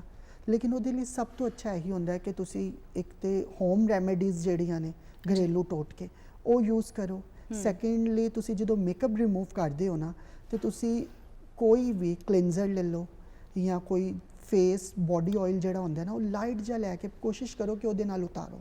ਅੱਛਾ, ਫੇਸ ਵਾਸ਼ ਨਹੀਂ ਅਪਲਾਈ ਕਰੋ? ਫੇਸ ਵਾਸ਼ ਤੇ ਉਤਾਰਨਾ ਹੀ ਹੈ ਨਾ, ਲੇਕਿਨ ਕੋਸ਼ਿਸ਼ ਕਰੋ ਕਿਉਂਕਿ ਮੇਕਅਪ ਡਰਾਈਨੈਸ ਲਿਆਂਦਾ ਸਾਡੀ ਸਕਿਨ 'ਚ। ਅਕਸਰ ਸਾਡਾ ਇਸ਼ੂ ਆ ਜਾਂਦਾ ਜੀ ਮੇਕਅਪ ਕਰ ਕਰਕੇ ਸਕਿਨ ਡਲ ਹੋ ਰਹੀ ਹੈ। ਡਲ ਉਦੋਂ ਹੁੰਦੀ ਹੈ ਜਦੋਂ ਡਰਾਈ ਹੋਣਾ ਸ਼ੁਰੂ ਹੋ ਜਾਂਦੀ ਹੈ। ਉਹ ਡਰਾਈਨੈਸ ਅਗਰ ਸਾਡੀ ਸਕਿਨ ਦਾ ਆਇਲ ਅੰਦਰ ਰਹੇਗਾ ਨਾ, ਅਕਸਰ ਲੋਕ ਕਹਿੰਦੇ ਨੇ ਜੀ ਅਸੀਂ ਆਪਣੀ ਆਇਲੀ ਸਕਿਨ ਤੋਂ ਬਹੁਤ ਤੰਗ ਆ, ਲੇਕਿਨ ਆਇਲੀ ਸਕਿਨ ਵੀ ਸਾਡੇ ਲਈ ਇੱਕ ਨੇਮਤ ਹੈ। ਆਇਲੀ ਸਕਿਨ ਤੇ ਬਹੁਤ ਜਲਦੀ ਬੁਢਾਪਾ ਨਹੀਂ ਆਉਂਦਾ। ਅੱਛਾ, ਜੁਲਰੀਆਂ ਬਹੁਤ ਘੱਟ ਆਉਂਦੀਆਂ ਨੇ। ਡਰਾਈ ਸਕਿਨ ਜਿਹੜੀਆਂ ਹੁੰਦੀਆਂ ਨੇ, ਅਸੀਂ ਬਾਹਰ ਦੇ ਦੂਰ ਜਿਹੜੇ ਡਰਾਈ ਇਲਾਕੇ ਨੇ ਸਾਡੇ, ਕਦੀ ਤੁਸੀਂ ਉਹਨਾਂ ਦੀ ਸਕਿਨ ਜੱਜ ਕਰਕੇ ਵੇਖੋ ਤੇ ਇੱਥੇ ਜਿਹੜੇ ਦੂਸਰੇ ਆਇਲੀ ਸਕਿਨ ਵਾਲੇ ਇਲਾਕੇ ਨੇ ਉਹਨਾਂ ਨੂੰ ਦੇਖੋ ਤੇ ਤੁਹਾਨੂੰ ਬਹੁਤ ਜ਼ਿਆਦਾ ਡਿਫਰੈਂਟ ਨਜ਼ਰ ਆਏਗਾ। ਤੇ ਜਿੰਜ ਐਲੋਵੇਰਾ ਸਾਡੇ ਹਰ ਘਰ ਵਿੱਚ ਮੌਜੂਦ ਹੈ, ਠੀਕ ਹੈ, ਤੁਸੀਂ ਉਹਨੂੰ ਉਤਾਰੋ, ਉਹਦੀ ਜੈਲ ਉਤਾਰੋ, ਕੋਸ਼ਿਸ਼ ਕਰੋ ਉਹਦੀ ਮਸਾਜ ਕਰਕੇ ਤੁਸੀਂ ਸੋ ਜਾਓ। ਸੁਬਾਹ ਉੱਠ ਕੇ ਨਾਰਮਲੀ ਫੇਸ ਵਾਸ਼ ਨਾਲ ਮੂੰਹ ਵਾਸ਼ ਕਰੋ, ਤੁਹਾਡੀ ਸਕਿਨ ਬਹੁਤ ਜ਼ਿਆਦਾ ਗਲੋ ਕਰੇਗੀ। ਅੱਛਾ, ਕੁਝ ਲੋਕ ਨਾ ਐਲੋਵੇਰਾ ਬਾਜ਼ਾਰੋਂ ਖਰੀਦ ਲੈਂਦੇ ਨੇ ਜਿਹੜਾ ਜਾਰ ਵਿੱਚ ਮਿਲਦਾ ਹੈ, ਕਿ ਉਹ ਵੀ ਅੱਛਾ ਹੈ, ਮਤਲਬ ਅਪਲਾਈਬਲ ਹੈ? ਮੈਂ ਉਹਦੇ ਹੱਕ 'ਚ ਨਹੀਂ ਹਾਂ। ਬੇਸਿਕਲੀ ਉਹ ਉਹਦੇ ਵਿੱਚ ਕੁਝ ਚੀਜ਼ਾਂ ਐਡ ਹੁੰਦੀਆਂ ਨੇ, ਉਹ ਪਿਓਰ ਨਹੀਂ ਹੈਗਾ। ਲਿਖਿਆ ਪਿਓਰ ਹੁੰਦਾ ਪਰ ਪਿਓਰ ਨਹੀਂ ਹੈਗਾ। ਲੇਕਿਨ ਜੋ ਸਭ ਤੋਂ ਬੈਸਟ ਹੈਗਾ ਉਹ ਘਰ ਦਾ ਹੈਗਾ। ਉਹ ਤੁਸੀਂ ਉਤਾਰੋ, ਥੋੜਾ ਜਿਹਾ ਜਿੰਨਾ ਯੂਜ਼ ਕਰਨਾ ਕੱਟ ਕਰਕੇ ਉਤਾਰ ਕੇ ਨਿਕਾਲ ਕੇ ਉਹ ਆਪਣੀ ਸਕਿਨ ਲਈ ਯੂਜ਼ ਕਰ ਲਓ। ਤੁਸੀਂ ਉਹ ਸਕਿਨ ਲਈ ਯੂਜ਼ ਕਰ ਸਕਦੇ ਹੋ, ਹੇਅਰ 'ਚ ਯੂਜ਼ ਕਰ ਸਕਦੇ ਹੋ, ਉਹ ਬਹੁਤ ਫਾਇਦੇਮੰਦ ਹੈ। ਬੇਸਿਕਲੀ ਅਗਰ ਤੁਸੀਂ ਚਾਹੋ ਤੇ ਉਹਦੇ ਅੰਦਰ ਥੋੜਾ ਗ੍ਰੈਸਲੀਨ ਐਡ ਕਰਕੇ ਇੱਕ ਆਪਣਾ ਹੀ ਉਹਦਾ ਬਣਾ ਕੇ ਮਿਕਸਚਰ ਤੁਸੀਂ ਰੱਖ ਸਕਦੇ ਹੋ ਮੇਕਅਪ ਰਿਮੂਵ ਕਰਨ ਲਈ। ਰਾਤ ਨੂੰ ਲਗਾ ਕੇ ਸੋਵੋ, ਸੁਬਾਹ ਉੱਠ ਕੇ ਫੇਸ ਵਾਸ਼ ਕਰੋ, ਤੁਹਾਨੂੰ ਆਪਣੀ ਸਕਿਨ ਤੇ ਆਲਰੇਡੀ ਫਰਕ ਫੀਲ ਹੋਏਗਾ। ਬਿਲਕੁਲ ਇਸੇ ਤਰ੍ਹਾਂ। ਥੈਂਕ ਯੂ ਸੋ ਮਚ ਸਾਇਮ, ਤੁਸੀਂ ਆਏ, ਤੁਸੀਂ ਟਾਈਮ ਕੱਢਿਆ ਔਰ ਦੱਸਿਆ ਕਿ ਸਕਿਨ ਦੀ ਹਿਫਾਜ਼ਤ ਕਿਵੇਂ ਕਰਨੀ ਹੈ। ਹੇਅਰ ਸਾਡੇ ਥੋੜੇ ਜਿਹੇ ਰਹਿ ਗਏ ਨੇ, ਹੇਅਰ ਸਟਾਈਲ ਬਾਰੇ ਅਸੀਂ ਕਿਸੇ ਹੋਰ ਪ੍ਰੋਗਰਾਮ ਵਿੱਚ ਪਾਵਾਂਗੇ, ਮਜ਼ੀਦ ਜਾਣਨ ਦੀ ਕੋਸ਼ਿਸ਼ ਕਰਾਂਗੇ। ਨਵੇਂ ਟ੍ਰੈਂਡ ਉਦੋਂ ਬਦਲ ਚੁੱਕੇ ਹੋਣਗੇ, ਤੁਹਾਡਾ ਵੀ ਐਕਸਪੀਰੀਅੰਸ ਵੱਧ ਚੁੱਕਿਆ ਹੋਵੇਗਾ। ਬਹੁਤ ਸ਼ੁਕਰੀਆ, ਬਹੁਤ ਮਿਹਰਬਾਨੀ ਤੁਸੀਂ ਆਏ ਜੀ। ਨਾਜ਼ਰੀਨ, ਹੁਣ ਵੇਲਾ ਹੋ ਗਿਆ ਇੱਕ ਨਿੱਕੀ ਜੀ ਬ੍ਰੇਕ ਦਾ। ਸਾਇਮ ਜਿਹੜੇ ਨੇ ਉਹ ਸਟੂਡੀਓ ਤੋਂ ਜਾਣਗੇ, ਲੇਕਿਨ ਇੱਕ ਹੋਰ ਪ੍ਰਾਹੁਣੇ ਸਾਡੇ ਸਟੂਡੀਓ ਵਿੱਚ ਮੌਜੂਦ ਹੋਣਗੇ। ਰਹਿਣਾ ਸਾਡੇ ਨਾਲ।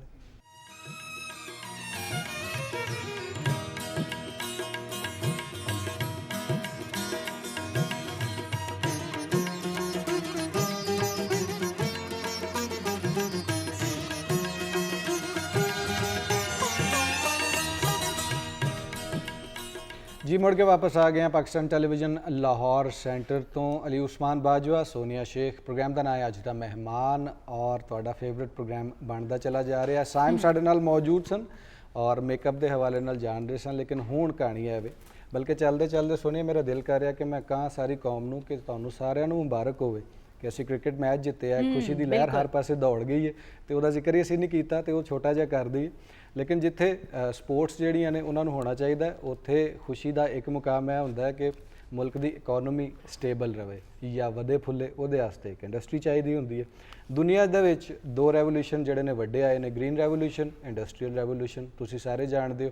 तो पाकिस्तान दे विच क्योंकि ज़राई मुल्कां सी और इकोनॉमी साडी जिहड़ी है वो ज़राअत दे उत्ते बेस करदी है, लेकिन दूजे पासे इंडस्ट्री दे उत्ते भी असीं किते ना किते खलोते हैं और एक बेहतर तरीके नाल इंडस्ट्री नूं अगे वधाउण वास्ते और दुनिया के मोढे नाल मोढा जोड़ के टुरन वास्ते असी ज़रूर कोशिश कर रहे हैं। ये हवाले नाल ही साडे स्टूडियो विच दो मेहमान मौजूद ने जनाब Punjab industrial states development and management company they chairman और फाउंडिंग डायरेक्टर सैयद नबील हाशमी साहब मौजूद ने। अस्सलाम वालेकुम सर। वालेकुम सलाम। कैसी तबीयत है तुहाडी? अल्हम्दुलिल्लाह जी, खैरियत है जी बिल्कुल। और इन्हां दे नाल एनालिस्ट और जर्नलिस्ट फैसल इदरीस भट्ट साहब भी साडे नाल मौजूद ने। अस्सलाम वालेकुम जी। जी वालेकुम कैसी अस्सलाम। तबीयत है तुहाडी? शुक्र अल्लाह दा। ਇਹਦੀ ਵੀ ਮੁਬਾਰਕਬਾਦ ਦੇਣੀ ਚਾਹੀਦੀ ਹੈ। ਨਿੱਕੀਆਂ ਨਿੱਕੀਆਂ ਖੁਸ਼ੀਆਂ ਹੁੰਦੀਆਂ ਨੇ ਲੇਕਿਨ ਉਹਨਾਂ ਨੂੰ ਸੈਲੀਬ੍ਰੇਟ ਅਸੀਂ ਕਰਦੇ ਰਹੀਏ ਤੇ ਜ਼ਿੰਦਗੀ ਦਾ ਅਹਿਸਾਸ ਵੀ ਰਹਿੰਦਾ ਕਿ ਅਸੀਂ ਕ੍ਰਿਕਟ ਮੈਚ ਜਿੱਤੇ ਆ ਔਰ ਆਇੰਦਾ ਵਰਲਡ ਕੱਪ ਵੀ ਜਿੱਤਾਂਗੇ ਔਰ ਇੱਕ ਖੁਸ਼ੀ ਦਾ ਮੁਕਾਮ ਵੀ ਬਣੇਗਾ।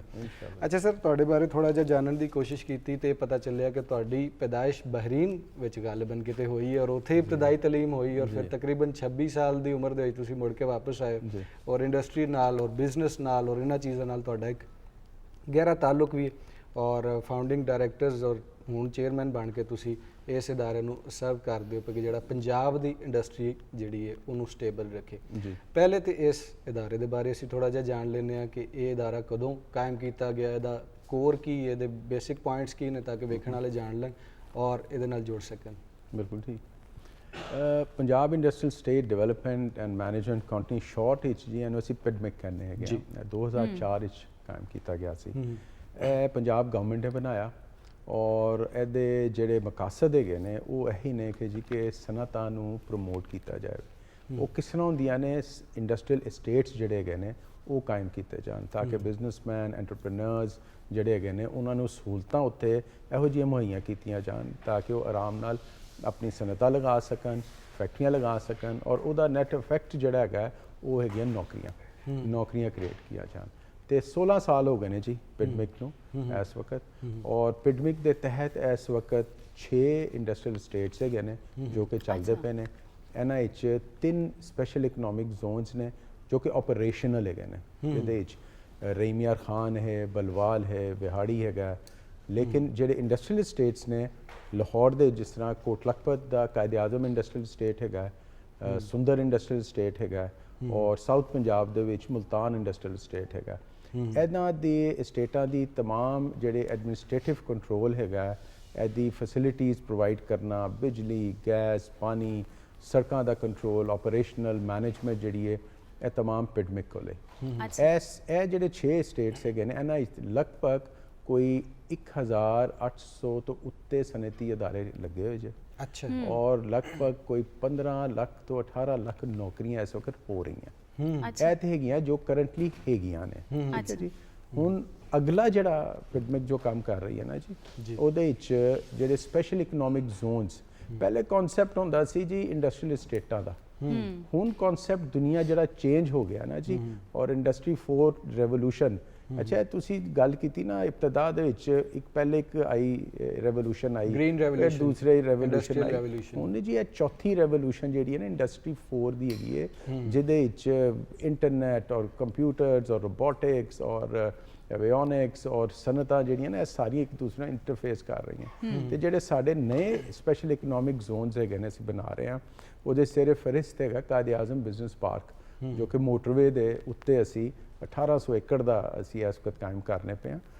ਔਰ ਜਿਨ ਦੋਸਤਾਂ ਨੂੰ ਜੋ ਮੇਰੀ ਗੱਲ ਸੁਣ ਰਹੇ ਨੇ ਜਿਨ੍ਹਾਂ ਨੂੰ ਸੁੰਦਰ ਇੰਡਸਟਰੀਅਲ ਸਟੇਟ ਦਾ ਪਤਾ ਹੈਗਾ, ਇਹ ਮੈਂ ਦੱਸ ਦਿਆਂ ਜੀ ਕਿ ਅਸੀਂ ਜੋ ਕਾਇਦੇ ਆਜ਼ਮ ਬਿਜ਼ਨਸ ਪਾਰਕ ਜਿਹੜਾ ਬਣਾ ਰਹੇ ਹਾਂ ਉਹ ਅਸੀਂ ਸੁੰਦਰ ਤੋਂ ਵੀ ਅਗਲੇ ਮਾਡਲ ਤੇ ਬਣਾਉਣੇ ਪੈ ਗਏ ਅੱਛਾ। ਜਿਹਦੇ ਚ ਉਹਦੀ ਸਹੂਲਤਾਂ ਜਿਹੜੀਆਂ ਨੇ ਉਹ ਉਸ ਤੋਂ ਵੀ ਜ਼ਿਆਦਾ ਐਡਵਾਂਸਡ ਹੈਗੀਆਂ ਨੇ।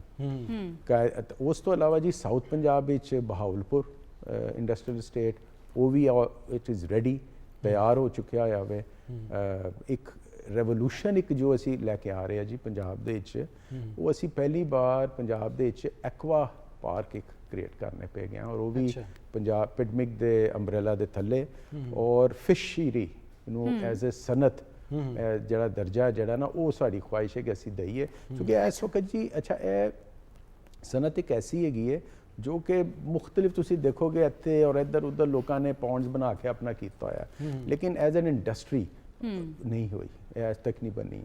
ਔਰ ਚੂਨੀਆਂ 'ਚ ਇਨਸ਼ਾਅੱਲਾ ਜੀ ਅਸੀਂ ਸਿਰਫ ਮੱਛੀਆਂ ਦਾ ਨਹੀਂ ਕੰਮ ਕਰ ਰਹੇ, ਅਸੀਂ ਝੀਂਗੇ ਦਾ ਵੀ ਉੱਥੇ ਸਿਲਸਿਲਾ ਕਰ ਰਹੇ ਹਾਂ ਜੀ ਕਿ shrimp farming will be enabled in the Chunia aqua park also। ਬਿਲਕੁਲ ਵਧੀਆ। ਅੱਛਾ ਫੈਸਲ ਇਦਰੀਸ ਭੱਟ ਸਾਹਿਬ, ਅਸੀਂ ਜਿਵੇਂ ਜਾਣਦੇ ਹਾਂ ਪੰਜਾਬ ਦੀ ਇਕਨੋਮੀ, ਜਿਵੇਂ ਮੈਂ ਪਹਿਲੇ ਕਿਹਾ ਕਿ ਅਸੀਂ ਤੇ ਐਗਰੀਕਲਚਰ ਬੇਸ ਇਕਨੋਮੀ ਹੈਗੇ ਹਾਂ ਔਰ ਜ਼ਿਆਦਾ ਸਾਡਾ ਇਨਹਿਸਾਰ ਉਹਦੇ ਤੇ ਹੀ ਹੁੰਦਾ, ਲੇਕਿਨ ਦੂਜੇ ਪਾਸੇ ਸਾਡੇ ਕੋਲ ਗੋਲਡਨ ਟ੍ਰਾਇੰਗਲ ਵੀ ਹੈਗੀ ਹੈ ਪੰਜਾਬ ਦੇ ਵਿੱਚ, ਜਿਹੜੀ ਜ਼ਾਹਿਰ ਹੈ ਸਿਆਲਕੋਟ, ਗੁਜਰਾਂਵਾਲਾ ਔਰ ਗੁਜਰਾਤ ਨੂੰ ਅਸੀਂ ਮੰਨਦੇ ਹਾਂ। ਫਿਰ ਕੱਪੜੇ ਦੀ ਇੰਡਸਟਰੀ ਜਿਹੜੀ ਸਾਡੇ ਕੋਲ ਟੈਕਸਟਾਈਲ ਦੀ, ਉਹ ਫੈਸਲਾਬਾਦ ਦੇ ਵਿੱਚ, ਲਾਇਲਪੁਰ ਦੇ ਵਿੱਚ ਨਜ਼ਰ ਆਉਂਦੀ।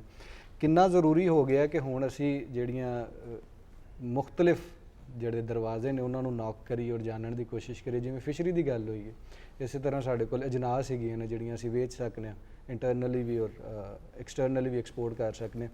ਕਿਹੜੀਆਂ ਚੀਜ਼ਾਂ ਨੇ ਜਿਨ੍ਹਾਂ ਤੇ ਸਾਡਾ ਹਾਲੇ ਧਿਆਨ ਨਹੀਂ ਗਿਆ ਪੰਜਾਬੀਆਂ ਦਾ ਜਾਂ ਇੱਥੋਂ ਦੇ ਕਾਰੋਬਾਰੀ ਹਜ਼ਰਾਤ ਦਾ, ਇੰਡਸਟਰੀਅਲਿਸਟ ਦਾ? ਬਿਸਮਿਲ੍ਲਾਹ ਰਹਿਮਾਨ ਰਹੀਮ। ਮੈਂ ਤੁਹਾਨੂੰ ਥੋੜ੍ਹਾ ਜਿਹਾ ਨਾ ਇਹਦੇ ਬੈਕਗਰਾਊਂਡ 'ਚ ਲੈ ਜਾਂਦਾ। ਜਿਸ ਤਰ੍ਹਾਂ ਆਸ਼ਮੀ ਸਾਹਿਬ ਨੇ ਗੱਲ ਕੀਤੀ ਕਿ ਅਸੀਂ ਫਿਸ਼ਰੀਜ਼ ਨੂੰ ਵੀ ਇੰਡਸਟਰੀ ਦਾ ਦਰਜਾ ਦੇ ਰਹੇ ਹਾਂ ਔਰ ਮਾਸ਼ਾਅੱਲਾ ਕਾਫੀ ਇੰਡਸਟਰੀ ਬਣਾ ਰਹੇ ਨੇ ਜੀ। ਇਹ ਕਾਇਮ ਕੀਤਾ ਸੀ ਦਾਰਾ ਪ੍ਰਵੇਜ਼ ਲਈ ਸਾਹਿਬ ਨੇ, ਜਿਹੜੇ ਇਸ ਟਾਈਮ ਸਪੀਕਰ ਨੇ ਸਿਟਿੰਗ ਪੰਜਾਬ ਦੇ।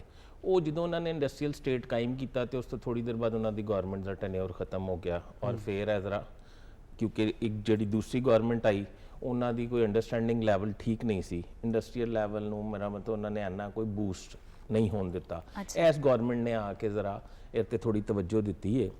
ਇਹ 'ਤੇ ਅਗਰ ਅਸੀਂ ਯਕੀਨਨ ਇਹਨਾਂ ਨੇ ਕੀਤਾ ਹੋਏਗਾ ਕਿਉਂਕਿ ਇਹ ਉੱਥੇ ਇਨਵੋਲਵ ਨੇ ਸਾਰੇ।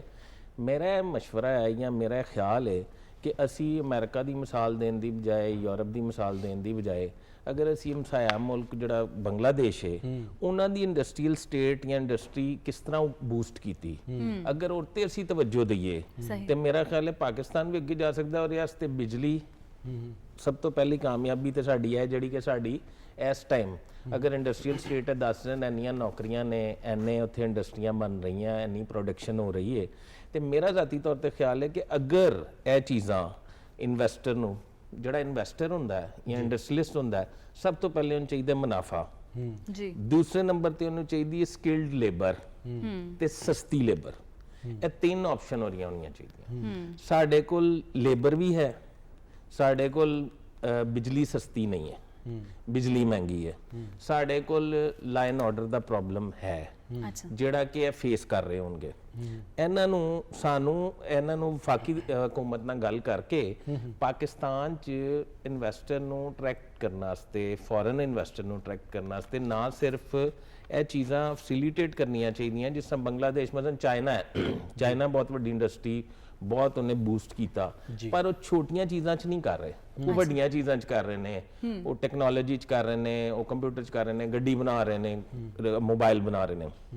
ਬੰਗਲਾਦੇਸ਼ ਨੇ ਟੈਕਸਟਾਈਲ ਨੂੰ ਫੜ ਲਿਆ।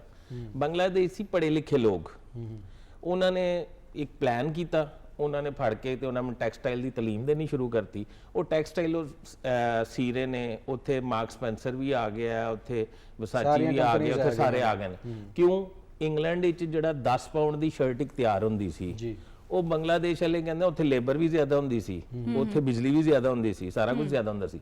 ਉਹ ਲੇਬਰ, ਉਹ ਬੰਗਲਾਦੇਸ਼ ਵਾਲੇ ਕਹਿੰਦੇ ਨੇ ਅਸੀਂ, ਤੁਸੀਂ ਸਾਨੂੰ ਪੈਟਰਨ ਦੇ ਦਿਓ, ਕੱਪੜਾ ਦੇ ਦਿਓ ਤੇ 2 ਪਾਉਂਡ 'ਚ ਅਸੀਂ ਤੁਹਾਨੂੰ ਤਿਆਰ ਕਰ ਦਿੰਦੇ। ਇਹਦੇ ਨਾਲ ਥੋੜਾ ਜਿਹਾ ਵੀ ਇਲੈਬੋਰੇਟ ਕਰ ਦੇਣਾ, ਕਿਹਾ ਜਾਂਦਾ ਕਿ ਸਿੰਗਲ ਕਮੋਡਿਟੀ ਤੇ ਰਹੀਏ ਤੇ ਜ਼ਿਆਦਾ ਵਲਨਰੇਬਲ ਹੋ ਜਾਂਦੀ ਤੁਹਾਡੀ ਇਕਨੋਮੀ। ਤੇ ਬੰਗਲਾਦੇਸ਼ ਨੇ 60 ਤੋਂ 70% ਟੈਕਸਟਾਈਲ ਦੇ ਵਿੱਚ ਇਨਵੈਸਟ ਕੀਤਾ। ਟੈਕਸਟਾਈਲ 'ਚ ਔਰ ਟੈਕਸਟਾਈਲ 'ਚ ਕਾਮਯਾਬ ਇਸ ਵਾਸਤੇ ਹੋ ਗਿਆ ਕਿ ਚਾਈਨਾ ਨੇ ਤਵੱਜੋ ਨਹੀਂ ਦਿੱਤੀ। ਚਾਈਨਾ 'ਚ ਸਟਿਚਿੰਗ ਯੂਨਿਟ ਨਹੀਂ ਹੈ, ਚਾਈਨਾ 'ਚ ਵੱਡੇ ਕੰਮ ਨੇ। ਤੇ ਮੇਰਾ ਖਿਆਲ ਹੈ ਕਿ ਬੰਗਲਾਦੇਸ਼ ਨੂੰ, ਸਾਨੂੰ ਪਾਕਿਸਤਾਨੀਆਂ ਨੂੰ ਬੰਗਲਾਦੇਸ਼ ਨੂੰ, ਅਰੇ ਸ਼ਰਮ ਦੀ ਕੋਈ ਗੱਲ ਨਹੀਂ, ਬੰਗਲਾਦੇਸ਼ ਨੂੰ ਰੋਲ ਮਾਡਲ ਬਣਾਉਣਾ ਚਾਹੀਦਾ ਜਿੱਥੇ ਪੂਰੀ ਦੁਨੀਆ ਤੋਂ ਇੰਡਸਟਰੀ ਆ ਕੇ ਲੈਂਡ ਕਰ ਗਈ ਹੈ ਔਰ ਉਹਨਾਂ ਦਾ ਇਕਨੋਮੀ ਬੜੀ ਸਵਾਲ ਬਟ ਸਾਹਿਬ ਮੇਰਾ, ਸੌਰੀ ਟੂ ਇੰਟਰਰਪਟ ਯੂ, ਇਹ ਸੀ ਕਿ ਕਿਹੜੇ ਮੈਂ ਜਿਵੇਂ ਕਿਹਾ ਸੀ ਕਿ ਕਿਹੜੇ ਡੋਰ ਨੌਕ ਕਰ ਸਕਨੇ, ਕਿਹੜੇ ਬੂਹੇ ਖੜਕਾ ਸਕਨੇ ਆ। ਇੱਕ ਪਾਸੇ ਤੇ ਜਨਾਸ ਹੋ ਗਈਆਂ, ਦੂਜੇ ਪਾਸੇ ਸਪੋਰਟਸ ਗੁੱਡਸ ਹੋ ਗਈਆਂ, ਤੀਜੇ ਪਾਸੇ ਅਸੀਂ ਛੋਟੀ ਮੋਟੀ ਇੰਡਸਟਰੀ ਟੈਕਸਟਾਈਲ ਦੀ ਵੀ ਚਲਾ ਰਹੇ ਹਾਂ। ਇਸ ਤੋਂ ਇਲਾਵਾ ਕਿਹੜੀਆਂ ਚੀਜ਼ਾਂ ਨੇ ਜਿਹੜੀਆਂ ਅਸੀਂ ਨਹੀਂ ਹਲੇ ਤੱਕ ਸਾਡੀ ਤਵੱਜੋ ਜਾ ਰਹੀ? ਜਿਵੇਂ ਤੁਸੀਂ ਮਸਾਇਲ ਤੇ ਦੱਸ ਦਿੱਤੇ ਨੇ ਔਰ ਬਾਕੀ ਮੁਲਕਾਂ ਤੋਂ ਸਿੱਖਣ ਦਾ ਵੀ ਦੱਸ ਦਿੱਤਾ, ਸਾਡੇ ਕੋਲ ਜਿਹੜਾ ਪੋਟੈਂਸ਼ੀਅਲ ਹੈ, ਸਾਡੇ ਕੋਲ ਵੇਚਣ ਲਈ ਕੀ ਕੁਝ ਹੈ, ਉਹਦੇ ਬਾਰੇ ਦੱਸੋ। ਸਾਡੇ ਕੋਲ ਤੇ ਦੇਖੋ ਨਾ 4 ਮੌਸਮ ਨੇ ਅਲਹਮਦੁਲਿਲਾ ਪਾਕਿਸਤਾਨ 'ਚ, ਜਿਹੜੇ ਦੁਨੀਆ 'ਚ ਕਿਧਰੇ ਨਹੀਂ ਹੈਗੇ। ਸਾਡੇ ਕੋਲ ਅਲਹਮਦੁਲਿਲਾ ਜਿਹੜੇ ਫਰੂਟਸ ਨੇ ਜੀ, ਉਹਨਾਂ ਦਾ ਮਾਰਕੀਟ ਦੁਨੀਆ 'ਚ ਉਹਨਾਂ ਦੀ ਮੰਗ ਇੰਨੀ ਜ਼ਿਆਦਾ ਹੈ ਕਿ ਮੇਰਾ ਨਹੀਂ ਖਿਆਲ ਕਿਧਰੇ ਹੋਰ ਇਹੋ ਜਿਹੀ ਫਰੂਟਸ ਦੀ ਮੰਗ ਹੈ। ਔਰ ਵੈਸੇ ਵੀ ਅਸੀਂ ਐਗਰੀਕਲਚਰ ਲੈਂਡ ਆ, ਐਗਰੀਕਲਚਰ ਅਸੀਂ ਬਹੁਤ ਐਕਸਪੋਰਟ ਕਰ ਸਕਦੇ ਹਾਂ। ਬਦਕਿਸਮਤੀ ਹੈ ਕਿ ਸਾਨੂੰ ਇੰਪੋਰਟ ਕਰਨੀ ਪੈਂਦੀ ਹੈ ਜੀ। ਅੱਛਾ, ਉਹਦੇ ਇਲਾਵਾ ਅਸੀਂ ਹੁਣ ਜੋ ਹਾਲਾਤ ਇਸ ਟਾਈਮ ਜਾ ਰਹੇ ਨੇ, ਮੇਰੇ ਖਿਆਲ ਪਾਕਿਸਤਾਨ ਨੂੰ ਇਸ ਟਾਈਮ ਜਿਹੜੀ ਫੌਰੀ ਜ਼ਰੂਰਤ ਹੈ ਨਾ, ਉਹ ਇੰਡਸਟਰੀ, ਐਸੀ ਇੰਡਸਟਰੀ ਦੀ ਜ਼ਰੂਰਤ ਹੈ ਜਿਹਦੇ 'ਚ ਆਟੋ ਪਾਰਟਸ ਲਾਈਕ ਗੱਡੀਆਂ ਛੱਡੀਆਂ, ਮੋਟਰ ਬਾਈਕਾਂ, ਇਹ ਉਹ ਪਾਕਿਸਤਾਨ 'ਚ ਬਣਨ ਲੱਗ ਪੈਣ, ਜਿਹਦੀ ਵਜ੍ਹਾ ਤੋਂ ਕੀਮਤ ਜਿਹੜੀ ਹੈ ਓਨ ਚੱਲਦੇ ਨੇ, ਕੀਮਤ ਉੱਤੇ ਜਾਂਦੀ ਹੈ, ਉਹ ਸਾਰਾ ਡਿੱਗ ਪਏ ਤੇ ਉਹ ਮੇਰੇ ਖਿਆਲ ਅਸੀਂ ਕਾਮਯਾਬ ਹੋ ਸਕਦੇ ਹਾਂ। ਜਿਸ ਤਰ੍ਹਾਂ ਸਾਡੇ ਹਮਸਾਇਆ ਮੁਲਕ ਪਾਕਿਸਤਾਨ 'ਚ, ਇੰਡੀਆ 'ਚ ਇੰਡੀਆ 'ਚ ਉਹੀ ਗੱਡੀ ਜਿਹੜੀ ਇੱਥੇ ਸਾਡੇ ਕੋਲ 15 ਲੱਖ ਰੁਪਏ ਦੀ ਹੈ, ਉੱਥੇ 7 ਲੱਖ ਰੁਪਏ ਦੀ ਮਿਲਦੀ, ਉਹਨਾਂ ਦੀ ਆਪਣੀ ਪ੍ਰੋਡਕਸ਼ਨ ਹੈ। ਜਾਣਨ ਦੀ ਕੋਸ਼ਿਸ਼ ਕਰਨੇ ਸੈयद ਨਬੀਲ ਸਾਹਿਬ ਕੋਲ, ਉਹਨੇ ਆਟੋਮੋਬਾਈਲ ਦਾ ਜ਼ਿਕਰ ਕੀਤਾ ਜ਼ਿਆਦਾ, ਔਰ ਲੇਕਿਨ ਇਹ ਗੱਲਾਂ ਅਸੀਂ ਬਾਅਦ ਚ ਕਰਾਂਗੇ ਵਾਪਸ ਆ ਕੇ, ਆਟੋਮੋਬਾਈਲ ਦੀਆਂ ਔਰ ਬਾਕੀ ਚੀਜ਼ਾਂ। ਨਿੱਕੀ ਜੀ ਬ੍ਰੇਕ ਵਾਲਾ ਅਸੀਂ ਜਾਣਾ ਤੇ ਫਿਰ ਵਾਪਸ ਆ ਗੱਲ ਕਰਨੇ ਆ ਜੀ। ਨਾਜ਼ਰੀਨ, ਨਿੱਕੀ ਜੀ ਬ੍ਰੇਕ ਦਾ ਟਾਈਮ ਹੋ ਗਿਆ, ਤੁਸੀਂ ਜਾਣਾ ਕਿਤੇ ਨਹੀਂ, ਮੁੜ ਕੇ ਵਾਪਸ ਆਣਾ।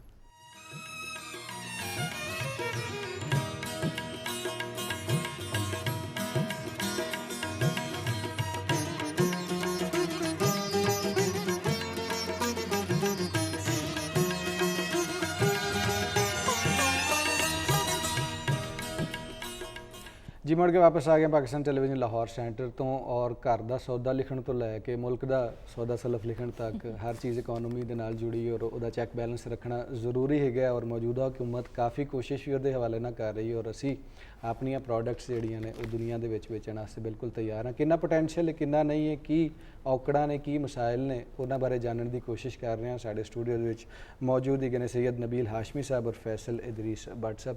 ਅੱਛਾ, ਬ੍ਰੇਕ ਤੋਂ ਪਹਿਲੇ ਸਵਾਲ ਸ਼ੁਰੂ ਹੋਇਆ ਸੀ, ਫਿਰ ਵਿੱਚੋਂ ਬ੍ਰੇਕ ਲੰਘ ਗਈ, ਤਾਂ ਹੁਣ ਫਿਰ ਉਸੇ ਸਵਾਲ 'ਤੇ ਅਸੀਂ ਵਾਪਸ ਆ ਜਾਂਦੇ। ਤੁਸੀਂ ਜ਼ਿਕਰ ਕੀਤਾ ਕਾਇਦ ਆਜ਼ਮ ਬਿਜ਼ਨਸ ਪਾਰਕ ਦਾ, ਫਿਸ਼ਰੀ ਦਾ ਵੀ ਜ਼ਿਕਰ ਕੀਤਾ, ਆਕਵਾ ਦਾ, ਲੇਕਿਨ ਜਿੱਥੇ ਅਸੀਂ ਇਹ ਸਾਰੀਆਂ ਚੀਜ਼ਾਂ ਵੇਖਦੇ ਉੱਥੇ ਇੰਡਸਟਰੀ ਲੈ ਕੇ ਆਉਂਦੀ ਹੈ ਆਪਣੇ ਨਾਲ ਗ੍ਰੀਨ ਗੈਸਿਸ ਜਿਹੜੀਆਂ ਲੈ ਕੇ ਆਉਂਦੀ ਹੈ ਔਰ ਕਿਹਨੂੰ ਕਹਿੰਦੇ ਨੇ ਗਲੋਬਲ ਵਾਰਮਿੰਗ ਲੈ ਕੇ ਆਉਂਦੀ ਹੈ। ਹੁਣ ਕਿਹਾ ਜਾਂਦਾ ਕਿ eco friendly economic zones, industrial zones ਦੀ ਬਹੁਤ ਜ਼ਿਆਦਾ ਲੋੜ ਹੈ। ਅਸੀਂ ਮੰਨੀਏ ਤੇ ਭਾਵੇਂ ਨਾ ਮੰਨੀਏ, ਗਰਮੀ ਸਰਦੀ ਵੱਧ ਜਾਣੀ, ਉਹਦੇ ਨਾਲ ਫਿਰ ਇਕਨੋਮੀ 'ਤੇ ਬੋਝ ਬਣ ਜਾਂਦਾ। ਹੁਣ ਜਿਹੜੇ ਅਸੀਂ ਨਵਾਂ ਸੋਚ ਰਹੇ ਹਾਂ ਦੁਨੀਆ ਦੇ ਨਾਲ ਟੁਰਨ ਵਾਸਤੇ, ਜਿਹੜੇ ਤੁਸੀਂ ਇਕਨੋਮਿਕ ਜ਼ੋਨਸ ਬਣਾ ਰਹੇ ਹੋ ਔਰ ਕਾਇਦ ਆਜ਼ਮ ਇਕਨੋਮਿਕ ਜ਼ੋਨ ਦਾ ਤੁਸੀਂ ਜ਼ਿਕਰ ਕੀਤਾ, ਇਹ ਕਿੰਨਾ ਈਕੋ ਫਰੈਂਡਲੀ ਹੈਗਾ ਔਰ ਇਹਦੇ 'ਤੇ ਕਿੰਨਾ ਅਮਲ ਦਰਾਮਦ ਹੋ ਸਕਦਾ? ਕਿਉਂਕਿ ਮੇਰਾ ਤਾਲੁਕ ਸਿਆਲਕੋਟ ਨਾਲ, ਮੈਂ ਵੇਖਿਆ ਕਿ ਗੰਦਾ ਪਾਣੀ ਜਿਹੜਾ ਫੈਕਟਰੀਆਂ ਦਾ ਨਿਕਲ ਕੇ ਜ਼ਮੀਨ ਨੂੰ ਵੀ ਖਰਾਬ ਥੋੜ੍ਹਾ ਜਿਹਾ ਕਰ ਦਿੰਦਾ ਔਰ ਪਾਣੀ ਨੂੰ ਤਾਂ ਜ਼ਾਹਿਰ ਕਰਦਾ ਹੀ। ਕਿੰਨਾ ਚੈੱਕ ਐਂਡ ਬੈਲੈਂਸ ਰਹੇਗਾ ਕਿ ਇੰਡਸਟਰੀ ਵੀ ਚੱਲੇ ਔਰ ਸਾਹ ਵੀ ਠੀਕ ਆਉਂਦਾ ਰਹੇ? ਦੇਖੋ, ਤੁਸੀਂ ਪਹਿਲੇ ਜੋ ਪਿਡਮਿਕ ਦੀ ਗੱਲ ਕੀਤੀ ਨਾ, ਪਿਡਮਿਕ ਦਾ ਮੈਂ ਤੁਹਾਨੂੰ ਇੱਕ ਹੋਰ ਮੈਂ ਜਿਹੜੀ ਗੱਲ ਦੱਸ ਦਿੰਦਾ ਹੈਗਾ, ਉਹ ਹੈਗਾ ਕਿ ਇਹ ਇੱਕ ਪਬਲਿਕ ਪ੍ਰਾਈਵੇਟ ਪਾਰਟਨਰਸ਼ਿਪ ਹੈਗੀ ਹੈ ਜੀ। ਸੋ ਹੁਕੂਮਤ ਵੀ ਹੈਗੀ ਹੈ ਸਾਡੇ ਬੋਰਡ ਦੇ ਉੱਤੇ, ਸਾਡੇ ਮਤਲਬ ਮੁਖਤਲਿਫ ਸੈਕਟਰੀ ਸਾਹਿਬਾਨ ਵੀ ਤਸ਼ਰੀਫ ਰੱਖਦੇ ਨੇ ਔਰ ਪ੍ਰਾਈਵੇਟ ਸੈਕਟਰ ਦੇ ਐਕਸਪਰਟਸ ਵੀ ਬੈਠੇ ਹੋਏ ਨੇ। ਐਕਸਪਰਟ ਜਿਹੜੇ ਬੈਠੇ ਹੋਏ ਨੇ ਉਹ ਪੋਟੈਂਸ਼ੀਅਲ ਕੰਜ਼ਿਊਮਰਸ ਵੀ ਹੈਗੇ ਨੇ। ਲਿਹਾਜ਼ਾ ਪਿਡਮਿਕ ਦਾ ਜਿਹੜਾ ਬੋਰਡ ਹੈਗਾ ਨਾ, ਉਹਨੂੰ ਔਰ ਜਿਹੜਾ ਪਾਕਿਸਤਾਨ ਦੇ ਜਿਹੜੇ ਮਸਾਇਲ ਨੇ, ਜਿਹੜੀ ਤੁਸੀਂ ਐਮਿਸ਼ਨਸ ਦੀ ਗੱਲ ਕੀਤੇ, ਕੰਪਲਾਈਂਸਿਸ ਦੀ ਗੱਲ ਕੀਤੇ, ਸਟੈਂਡਰਡਸ ਦੀ ਤੁਸੀਂ ਗੱਲ ਕਰ ਰਹੇ ਹੋ ਜਿਹੜੇ, ਉਹਦੇ ਬਾਰੇ ਕੀਤੇ। ਹੁਣ ਕਾਇਦ ਆਜ਼ਮ ਬਿਜ਼ਨਸ ਪਾਰਕ ਜਿਹੜਾ ਹੈਗਾ, ਇਹ ਜਦੋਂ ਡਿਜ਼ਾਈਨ ਸਟੇਜ 'ਤੇ ਹੈਗਾ ਸੀ, तमाम इशूज़ ਜਿਹੜੇ ਤੁਸੀਂ ਹੁਣੇ ਗੱਲ ਕੀਤੇ ਨੇ, ਇਹਨਾਂ ਨੂੰ ਪਹਿਲੇ ਹੀ ਡਿਜ਼ਾਈਨ ਦੇ ਵਿੱਚ ਇਨਕੋਰਪੋਰੇਟ ਕਰ ਦਿੱਤਾ ਗਿਆ। ਠੀਕ ਹੈ, ਦੇਖੋ ਕਾਰੋਬਾਰੀ ਐਂਟਰਪ੍ਰੈਨਰ ਔਰ ਇਨਵੈਸਟਰ ਜਿਹੜਾ ਹੈਗਾ ਨਾ, ਉਹ ਭਾਵੇਂ ਮੁਕਾਮੀ ਹੈਗਾ ਤੇ ਭਾਵੇਂ ਬਾਹਰ ਦਾ ਹੈਗਾ, ਉਹ ਜਦੋਂ ਆ ਕੇ ਤੇ ਉਹਨੇ ਆਪਣੀ ਸਨਅਤ ਜਦੋਂ ਲਗਾਣੀ ਹੈਗੀ ਹੈ ਨਾ, ਉਹ 3-4 ਮੋਟੀ ਚੀਜ਼ਾਂ ਦੇਖਦਾ। ਇੱਕ ਤੇ ਉਹ ਦੇਖਦਾ ਹੈਗਾ ਕਿ ਇਸ ਮੁਲਕ ਦੇ ਵਿੱਚ ਈਜ਼ ਆਫ ਡੂਇੰਗ ਬਿਜ਼ਨਸ ਦਾ ਇੰਡੈਕਸ ਕਿੱਥੇ ਬੈਠਿਆ ਹੋਇਆ। ਇਹ ਅੱਜ ਕੱਲ੍ਹ ਬਜ਼ ਵਰਡਸ ਹੈਗੇ ਨੇ ਕਿ ਸਹੂਲਤ ਸਨਅਤ ਲਾਉਣ ਦੀ ਕਿੰਨੀ ਹੈਗੀ ਹੈ। ਠੀਕ ਹੈ ਜੀ। ਦੂਸਰਾ ਉਹ ਦੇਖਦਾ ਕਾਸਟ ਆਫ ਡੂਇੰਗ ਬਿਜ਼ਨਸ, ਕਿ ਮੈਂ ਅਗਰ ਇੱਥੇ ਕਾਰੋਬਾਰ ਮੈਂ ਲਗਾਨਾ ਤੇ ਮੈਨੂੰ ਕਾਸਟ ਕੀ ਹੋਏਗੀ। ਉਹਨੇ ਭੱਟ ਸਾਹਿਬ ਨੇ ਅਰਜ਼ ਕੀਤੀ ਨਾ ਕਿ ਬੰਗਲਾਦੇਸ਼ ਵਿੱਚ ਕਾਸਟ ਲੇਬਰ ਦੀ ਘੱਟ ਹੈ, ਕੁਛ ਹੈਗਾ, ਤੇ ਉਹ ਜਿਹੜੇ ਸਪੈਸ਼ਲ ਇਕਨੋਮਿਕ ਜ਼ੋਨਸ ਹਕੂਮਤ ਜਿਹੜੀ ਹੈ ਇਸ ਕੋ ਬਣਾ ਰਹੀ ਹੈ ਔਰ ਪਬਲਿਕ ਪ੍ਰਾਈਵੇਟ ਪਾਰਟਨਰਸ਼ਿਪ ਵਿੱਚ ਇਨਵੋਲਵਡ ਹੈਗੀ ਹੈ, ਉਹ ਤੁਹਾਨੂੰ ਜਿਹੜੇ ਅੱਗੇ ਰਿਜ਼ਲਟ ਜਿਹੜੇ ਦੇਣਗੇ ਉਹ ਇਹੀ ਇਸ਼ੂਜ਼ ਦੇ ਵਿੱਚ ਟੇਕ ਕੇਅਰ ਕਰਕੇ ਦੇਣਗੇ। ਕਾਇਦੇ ਆਜ਼ਮ ਬਿਜ਼ਨਸ ਪਾਰਕ ਜੀ ਅਸੀਂ ਕਮਿਟਡ ਹੈਗੇ ਹਾਂ, ਔਰ ਜਿਹੜੀ ਨਵੇਂ ਸਪੈਸ਼ਲ ਇਕਨੋਮਿਕ ਜ਼ੋਨ ਜਿਹਦੇ ਬਹਾਵਲਪੁਰ ਵੀ ਹੈਗਾ ਜਾਂ ਅੱਗੇ ਅਸੀਂ ਪਿੰਡੀ ਵਿੱਚ ਵੀ ਪਲਾਨ ਕਰਦੇ ਪਏ ਜੇ, ਮੀਆਂਵਾਲੀ ਦੇ ਕਰੀਬ ਵੀ ਕਰ ਰਹੇ ਹਾਂ, ਸਿਆਲਕੋਟ ਵਿੱਚ ਵੀ ਅਸੀਂ ਕਰਨੇ ਪਏ ਹੈਗੇ ਹਾਂ, ਔਰ ਲਗਭਗ ਕੋਈ 5-6 ਹਜ਼ਾਰ ਏਕੜ ਹੈਗਾ ਫਿਊਚਰ ਦੇ ਵਿੱਚ ਜਿਹੜਾ ਅਸੀਂ ਦੇਖਣੇ ਪਏ ਅਗਲੇ 2-3 ਸਾਲਾਂ ਵਿੱਚ ਜਿਹੜਾ ਅਸੀਂ ਉਹਨੂੰ ਕੋਲੋਨਾਈਜ਼ ਕਰਨਾ ਅਸੀਂ ਉਹਦੇ ਵਿੱਚ 72 ਘੰਟੇ ਦੇ ਵਿੱਚ ਬਿਜਲੀ ਦੀ ਕਮਿਟਮੈਂਟ ਹੈਗੀ ਹੈ ਜੀ ਸਾਡੀ। ਤੁਸੀਂ ਅਪਲਾਈ ਕਰੋ, 72 ਘੰਟੇ 'ਚ ਤੁਹਾਨੂੰ ਅਸੀਂ ਬਿਜਲੀ ਦੇਣੀ ਹੈ ਔਰ 1 ਹਫ਼ਤੇ 'ਚ ਅਸੀਂ ਗੈਸ ਦੇ ਦੇਣੀ ਹੈ ਤੁਹਾਨੂੰ। ਇਹ 2 ਮੇਨ ਇਸ਼ੂਜ਼ ਹੈਗੇ ਨੇ ਜੀ ਜੋ ਐਜ਼ ਜਿਹੜੇ ਐਂਟਰਪ੍ਰੀਨਰਸ ਜਿਹਨਾਂ ਨੂੰ ਦੇਖਦੇ ਨੇ। ਤੀਸਰੀ ਗੱਲ ਆਉਂਦੀ ਹੈ ਲੇਬਰ ਦੀ, ਠੀਕ ਹੈ ਜੀ। ਤੇ ਅਗੇਨ ਕਾਇਦੇ ਆਜ਼ਮ ਬਿਜ਼ਨਸ ਪਾਰਕ ਦੇ ਬਿਲਕੁਲ ਨਾਲ ਹੀ ਇਹ ਖੁਦ ਪ੍ਰੋਜੈਕਟ 1800 ਏਕੜ ਦਾ ਹੈਗਾ, ਲੇਕਿਨ 200 ਏਕੜ ਦੇ ਕਰੀਬ ਲੇਬਰ ਕਾਲੋਨੀ ਦਾ ਇੱਕ ਅਲੱਗਾ ਹੀ ਅਸੀਂ ਜਗ੍ਹਾ ਰੱਖੀ ਹੈ ਜਿਹਦੇ 'ਚ ਅਸੀਂ ਲੇਬਰ ਦੀ ਸਹੂਲਤ ਦੇ ਵਾਸਤੇ ਅਸੀਂ ਉੱਥੇ ਆਪਣੇ ਪਲਾਨਸ ਜਿਹੜੇ ਨੇ ਨਾ ਉਹ ਉੱਥੇ ਆਲਰੇਡੀ ਅਸੀਂ ਪਲਾਨ ਕਰ ਲਿੱਤਾ ਹੋਇਆ, ਜਿੱਥੇ ਉੱਥੇ ਕੁਆਟਰਸ ਔਰ ਹੋਸਟਲਸ ਔਰ ਫੈਮਿਲੀ ਲਿਵਿੰਗ ਵੀ, ਮਤਲਬ ਅਗਰ ਐਗਜ਼ੈਕਟਿਵ ਲੈਵਲ ਦੇ ਵੀ ਕੋਈ ਬੰਦੇ ਹੁੰਦੇ ਨੇ ਤੇ ਉਹਨਾਂ ਦੀ ਵੀ ਲਿਵਿੰਗ ਕੁਆਟਰਸ ਮੁxtਲਿਫ ਏ ਕੈਟਾਗਰੀ ਦੇ ਵਿੱਚ ਰਹਿੰਦੇ ਉਹ ਅਸੀਂ ਮਤਲਬ ਆਲਰੇਡੀ ਲਾਈਨ ਅਪ ਕੀਤਾ ਹੋਇਆ। ਸੋ ਬੇਸਿਕਲੀ ਗੱਲ ਹੁੰਦੀ ਹੈ ਜੀ ਪਲਾਨ ਦੀ, ਡਿਜ਼ਾਈਨਿੰਗ ਦੀ, ਕਨਸੈਪਟ ਕਨਸੀਵ ਕਰਨਾ ਜਦੋਂ ਤੁਸੀਂ ਹੁੰਦਾ ਨਾ ਜੀ, ਅਗਰ ਤੁਸੀਂ ਅੱਛੇ ਤਰੀਕੇ ਨਾਲ ਉਹਦਾ ਡੀਪ ਤਰੀਕੇ ਨਾਲ ਗੌਰ ਕਰਕੇ ਅਗਰ ਤੁਸੀਂ ਉਹਨੂੰ ਡਿਜ਼ਾਈਨ ਬਣਾ ਲਓ, ਪਲਾਨ ਕਰ ਲਓ ਤੇ ਉਹ ਪ੍ਰੋਜੈਕਟ ਜਿਹੜਾ ਹੈ ਨਾ ਉਹ ਕਿਧਰੇ ਨਹੀਂ ਜਾਂਦਾ ਹੈਗਾ। ਔਰ ਇਹਨੂੰ ਅਸੀਂ ਹੁਣ ਲਾਂਚ ਕੀਤੇ ਹੋਏ ਸਾਨੂੰ ਤਕਰੀਬਨ 1 ਸਾਲ ਹੋ ਗਿਆ ਔਰ ਯਕੀਨ ਕਰੋ ਅੱਧੇ ਤੋਂ ਜ਼ਿਆਦਾ ਹੈ ਆਲਰੇਡੀ ਲੋਕਾਂ ਨੇ ਪਿਕਅਪ ਕਰ ਲਿੱਤਾ ਹੋਇਆ। ਅੱਛਾ ਤੁਸੀਂ ਦੂਸਰੀ ਵੀ ਉਹਨੇ WhatsApp ਤੋਂ ਇੱਕ ਸਵਾਲ ਪੁੱਛਿਆ ਸੀ ਸਨਅਤਾਂ ਦੇ ਬਾਰੇ ਨਾ ਕਿ ਸਨਅਤਾਂ ਜਿਹੜੀਆਂ ਨੇ ਉਹ ਕਿਹੜੀਆਂ ਮਤਲਬ ਹੈਗੀਆਂ। ਦੇਖੋ ਪਾਕਿਸਤਾਨ ਦੇ ਵਿੱਚ ਅਸੀਂ ਐਗਰੀ ਇਕੋਨਮੀ ਹੈਗੇ ਆ, ਉਹਦੀ ਆਊਟਪੁੱਟ ਹੋਈ ਕਿ ਅਸੀਂ ਟੈਕਸਟਾਈਲ ਬੇਸ ਇੰਡਸਟਰੀ ਦੇ ਉੱਤੇ ਬਹੁਤ ਜ਼ਿਆਦਾ ਅਸੀਂ ਆਪਣੇ ਆਪ ਨੂੰ ਐਮਫਸਾਈਜ਼ ਕੀਤਾ। ਨੋਟਵਿਥਸਟੈਂਡਿੰਗ ਕਿ ਟੈਕਸਟਾਈਲ ਇੱਕ ਬਹੁਤ ਇੰਪੋਰਟੈਂਟ ਸੈਕਟਰ ਹੈ ਸਾਡਾ, 60-70% ਸਾਡੀ ਐਕਸਪੋਰਟ ਜਿਹੜੀ ਹੈ ਉਹ ਟੈਕਸਟਾਈਲ ਪ੍ਰੋਡਕਟਸ ਦੀ ਹੈਗੀ ਹੈ, ਠੀਕ ਹੈ। ਲੇਕਿਨ ਦੁਨੀਆ ਜਿਹੜੀ ਹੈ ਨਾ ਉਹ ਦੁਨੀਆ ਕਿਸੇ ਹੋਰ ਪਾਸੇ ਮੁੜੀ ਹੋਈ ਹੈ, ਠੀਕ ਹੈ ਜੀ। ਦੁਨੀਆ ਦੀ तमाम ਤਜਾਰਤ ਦਾ ਅਗਰ ਤੁਸੀਂ ਦੇਖੋ ਨਾ ਫੀਸਦ ਤੇ 7% ਟੈਕਸਟਾਈਲ ਹੈਗਾ ਜੀ, ਠੀਕ ਹੈ, ਔਰ 70% ਇੰਜੀਨੀਅਰਿੰਗ ਔਰ ਕੈਪੀਟਲ ਗੁੱਡਸ ਦਾ, ਟੈਕਨੋਲੋਜੀ ਦਾ ਹੈਗਾ। ਜਿਹੜੇ ਜਿਸ ਤਰ੍ਹਾਂ ਉਹਨਾਂ ਮੋਬਾਈਲਸ ਇੱਕ ਚੀਜ਼ ਹੈ, ਆਟੋ ਦੀ ਇਹਨਾਂ ਨੇ ਜਿਸ ਤਰ੍ਹਾਂ ਗੱਲ ਕੀਤੀ, ਇਹੋ ਜਿਹੀ ਕੈਪੀਟਲ ਗੁੱਡਸ ਵਿੱਚ ਮਸ਼ੀਨਰੀ ਹੈਗੀ ਹੈ, ਟੂਲਸ ਐਂਡ ਡਾਈਜ਼ ਹੈਗੇ ਜੇ, ਇਲੈਕਟ੍ਰੋਨਿਕਸ ਹੈਗੇ ਜੇ, ਔਰ ਉਹਦੇ ਵਿੱਚ ਕੀ ਹੈਗਾ ਵੈਲਿਊ ਐਡੀਸ਼ਨ ਹੈ। ਅਗਰ ਅਸੀਂ ਇੱਕ ਸ਼ਰਟ ਬਣਾਉਂਦੇ ਹਾਂ ਤੇ ਅਸੀਂ $1 ਦੀ ਵੇਚਦੇ ਹਾਂ, ਮੇਬੀ ਅਸੀਂ 50 ਸੈਂਟ ਕਮਾ ਰਹੀ ਹੈ। ਉਹਦਾ ਵਜ਼ਨ ਤੁਸੀਂ ਦੇਖ ਲਓ, ਇੱਧਰ ਮੋਬਾਈਲ ਦਾ ਵਜ਼ਨ ਤੁਸੀਂ ਦੇਖ ਲਓ ਔਰ ਉਹਦੀ ਪ੍ਰਾਈਸ ਤੁਸੀਂ ਦੇਖ ਲਓ ਕੀ ਹੈ। ਤਾਂ ਅੱਗੇ ਜਿਹੜੀ ਦੁਨੀਆ ਹੈਗੀ ਹੈ ਨਾ ਜੀ ਉਹ ਰਿਸਰਚ ਦੀ, ਟੈਕਨੋਲੋਜੀ ਦੀ, ਉਹਦੀ ਮਦਦ ਹੈਗੀ ਹੈ ਉਸ ਦੇ ਔਰ ਪਾਕਿਸਤਾਨ ਦੀ ਜਿਹੜੀਆਂ ਪਾਲਿਸੀਜ਼ ਹੈਗੀਆਂ ਨੇ ਇਸ ਪਾਸੇ ਮੁੜਦੀਆਂ ਪਈਆਂ ਨੇ। ਮੈਂ ਜਦੋਂ ਇਬਤਦਾ ਦੇ ਮੈਂ ਗੱਲ ਕੀਤੀ ਨਾ IoT 4 ਇਹ ਇੰਟਰਨੈਟ ਆਫ ਥਿੰਗਸ 4 ਇੱਕ ਕਨਸੈਪਟ ਹੈਗਾ ਜਿਸ ਤਰ੍ਹਾਂ ਇੰਡਸਟਰੀਅਲ ਰੈਵੋਲੂਸ਼ਨ ਦੇ ਗਈ ਸੀ, ਠੀਕ ਹੈ ਨਾ, ਉਹਦੇ ਵਿੱਚ ਮਸ਼ੀਨਰਾਂ ਦੀ ਔਰ ਗੇਅਰਸ ਦੀ ਬਹੁਤ ਅਹਿਮੀਅਤ ਹੈਗੀ ਸੀ। IoT 4 ਦੇ ਵਿੱਚ ਅਹਿਮੀਅਤ ਹੈਗੀ ਹੈ ਰਿਸਰਚ ਦੀ, ਟੈਕਨੋਲੋਜੀ ਦੀ, ਸਰਵਿਸਿਜ਼ ਦੀ, ਕ੍ਰੀਏਟੀਵਿਟੀ, ਐਗਜ਼ੈਕਟਲੀ। ਤੇ ਉਹ ਕਨਸੈਪਟਸ ਇਸ ਵਕਤ ਪਿਡਮਿਕ ਵੀ ਆਪਣੇ ਪਾਲਿਸੀਜ਼ ਦੇ ਵਿੱਚ ਉਹਨੇ ਇੰਟੀਗ੍ਰੇਟ ਅਸੀਂ ਕੀਤੇ ਨੇ। ਜਿਹੜੇ ਨਵੇਂ ਅਸੀਂ ਰੂਲਸ, ਰੈਗੂਲੇਸ਼ਨਸ, ਬਾਈਲਾਜ਼ ਅਸੀਂ ਜੋ ਬਣਾਏ ਨੇ ਉਹ ਸਨਅਤਾਂ ਨੂੰ ਪ੍ਰਮੋਟ ਕਰਾਂਗੇ ਇਨਸ਼ਾਅੱਲਾ। ਸਹੀ। ਅੱਛਾ ਹਾਸ਼ਮੀ ਸਾਹਿਬ ਨੇ ਜਿਵੇਂ ਦੱਸਿਆ ਕਿ ਕਿਸ ਤਰ੍ਹਾਂ ਕੀ ਪ੍ਰੋਜੈਕਟਸ ਆ ਰਹੇ ਨੇ ਕਿ ਇੰਡਸਟਰੀਅਲ ਜਿਹੜੀ ਡਿਵੈਲਪਮੈਂਟ ਹੈ ਉਹ ਮਜ਼ੀਦ ਪ੍ਰਮੋਟ ਹੋ ਸਕੇ। ਅੱਛਾ ਬਟ ਸਰ ਤੁਸੀਂ ਇਹ ਦੱਸੋ ਕਿ ਕਿਸੇ ਵੀ ਇੰਡਸਟਰੀ ਨੂੰ ਪ੍ਰਮੋਟ ਕਰਨ ਵਾਸਤੇ ਜਾਂ ਉਹਦੀ ਡਿਵੈਲਪਮੈਂਟ ਵਾਸਤੇ ਜਿਹੜੇ ਬੇਸਿਕ ਰਿਸੋਰਸਿਸ ਨੇ ਜਿਵੇਂ ਬਿਜਲੀ, ਗੈਸ, ਜੇ ਇਹਦੀ ਕਮੀ ਹੋਏ ਤੇ ਉਹਦਾ ਇਸ ਪਾਕਿਸਤਾਨ ਦੀ ਮਈਸ਼ਤ ਨੂੰ ਕਿੰਨਾ ਨੁਕਸਾਨ ਹੋ ਸਕਦਾ ਹੈ? ਮੇਰਾ ਖਿਆਲ ਹੈ ਕਿ ਬੇਸਿਕ ਜਿਹੜੀ ਚੀਜ਼ ਹੈ ਗ੍ਰਾਸ ਰੂਟ ਲੈਵਲ ਤੇ ਅਗਰ ਤੁਹਾਡੇ ਕੋਲ ਬਿਜਲੀ ਨਹੀਂ ਹੈ, ਤੁਹਾਡੇ ਕੋਲ ਗੈਸ ਨਹੀਂ ਹੈ ਤੇ ਤੁਹਾਡੀ ਇੰਡਸਟਰੀ ਇਹ ਜਿੰਨੀ ਮਰਜ਼ੀ ਮਿਹਨਤ ਕਰ ਲੈਣ, ਗਵਰਨਮੈਂਟ ਜਿੰਨੀ ਮਰਜ਼ੀ ਮਿਹਨਤ ਕਰ ਲੇ ਤੇ ਇੰਡਸਟਰੀ ਤੇ ਨਹੀਂ ਫਲ ਫੂਲ ਸਕਦੀ। ਇਹਨਾਂ ਨੇ ਇੰਨੇ ਇੰਡਸਟਰੀਅਲ ਸਟੇਟ ਬਣਾ ਲਏ ਨੇ, ਇਹਨਾਂ ਦੀ ਹਿੰਮਤ ਹੈ ਔਰ ਇਸ ਹਕੂਮਤ ਨੂੰ ਸਲਾਮ ਹੈ ਕਿ ਬਿਜਲੀ ਸਾਡੀ ਪੂਰੀ ਨਹੀਂ ਹੋ ਰਹੀ ਔਰ ਅਗਰ ਇਸ ਹੱਦ ਤੱਕ ਪਹੁੰਚ ਗਏ ਔਰ ਅਗਰ ਸਾਡੀ ਬਿਜਲੀ ਪੂਰੀ ਹੋ ਜਾਏ ਤੇ ਫਿਰ ਅਸੀਂ ਬਿਹਤਰ ਹੋ ਗਈ ਪਹਿਲੇ ਨਾਲੋਂ ਔਰ ਮਜ਼ੀਦ ਉਮੀਦ ਅਸੀਂ ਬਿਹਤਰ ਰੱਖਦੇ ਹਾਂ ਕਿ ਹੈ। ਅਸੀਂ ਪਰ ਤੁਸੀਂ ਨਾ ਇਨਵੈਸਟਰ ਨੂੰ ਜਿਹੜਾ ਇੰਡਸਟਰੀਅਲਿਸਟ ਹੈ ਨਾ ਉਹਨੂੰ ਰਿਲੀਫ ਦੇ ਕੇ ਅਟਰੈਕਟ ਕਰਨਾ ਹੈ ਨਾ। ਹੁਣ ਇਸ ਟਾਈਮ ਦੁਨੀਆ 'ਚ ਕੰਬੋਡੀਆ ਔਰ ਇੰਡੋਨੇਸ਼ੀਆ ਔਰ ਇਹ ਮਲੇਸ਼ੀਆ ਔਰ ਐਸੇ ਮੁਲਕ ਇਹੋ ਜਿਹੇ ਜਿਹੜੇ ਮੁਲਕ ਨੇ ਉਹਨਾਂ ਦੀ ਪ੍ਰੋਡਕਟਸ ਚੱਲ ਰਹੀਆਂ। ਜਿਸ ਤਰ੍ਹਾਂ ਆਟੋਮੋਬਾਈਲ ਦਾ ਅਗਰ ਇੱਥੇ ਇੰਡਸਟਰੀ ਲੱਗ ਜਾਏ, ਉਹਦੇ ਵਾਸਤੇ ਬਿਜਲੀ ਔਰ ਗੈਸ ਦਾ ਤੇ ਬਹੁਤ ਜ਼ਿਆਦਾ ਤਾਲੁਕ ਹੈ ਔਰ ਜਗ੍ਹਾ ਤੇ ਫਰਾਹਮ ਕਰ ਹੀ ਰਹੇ ਨੇ।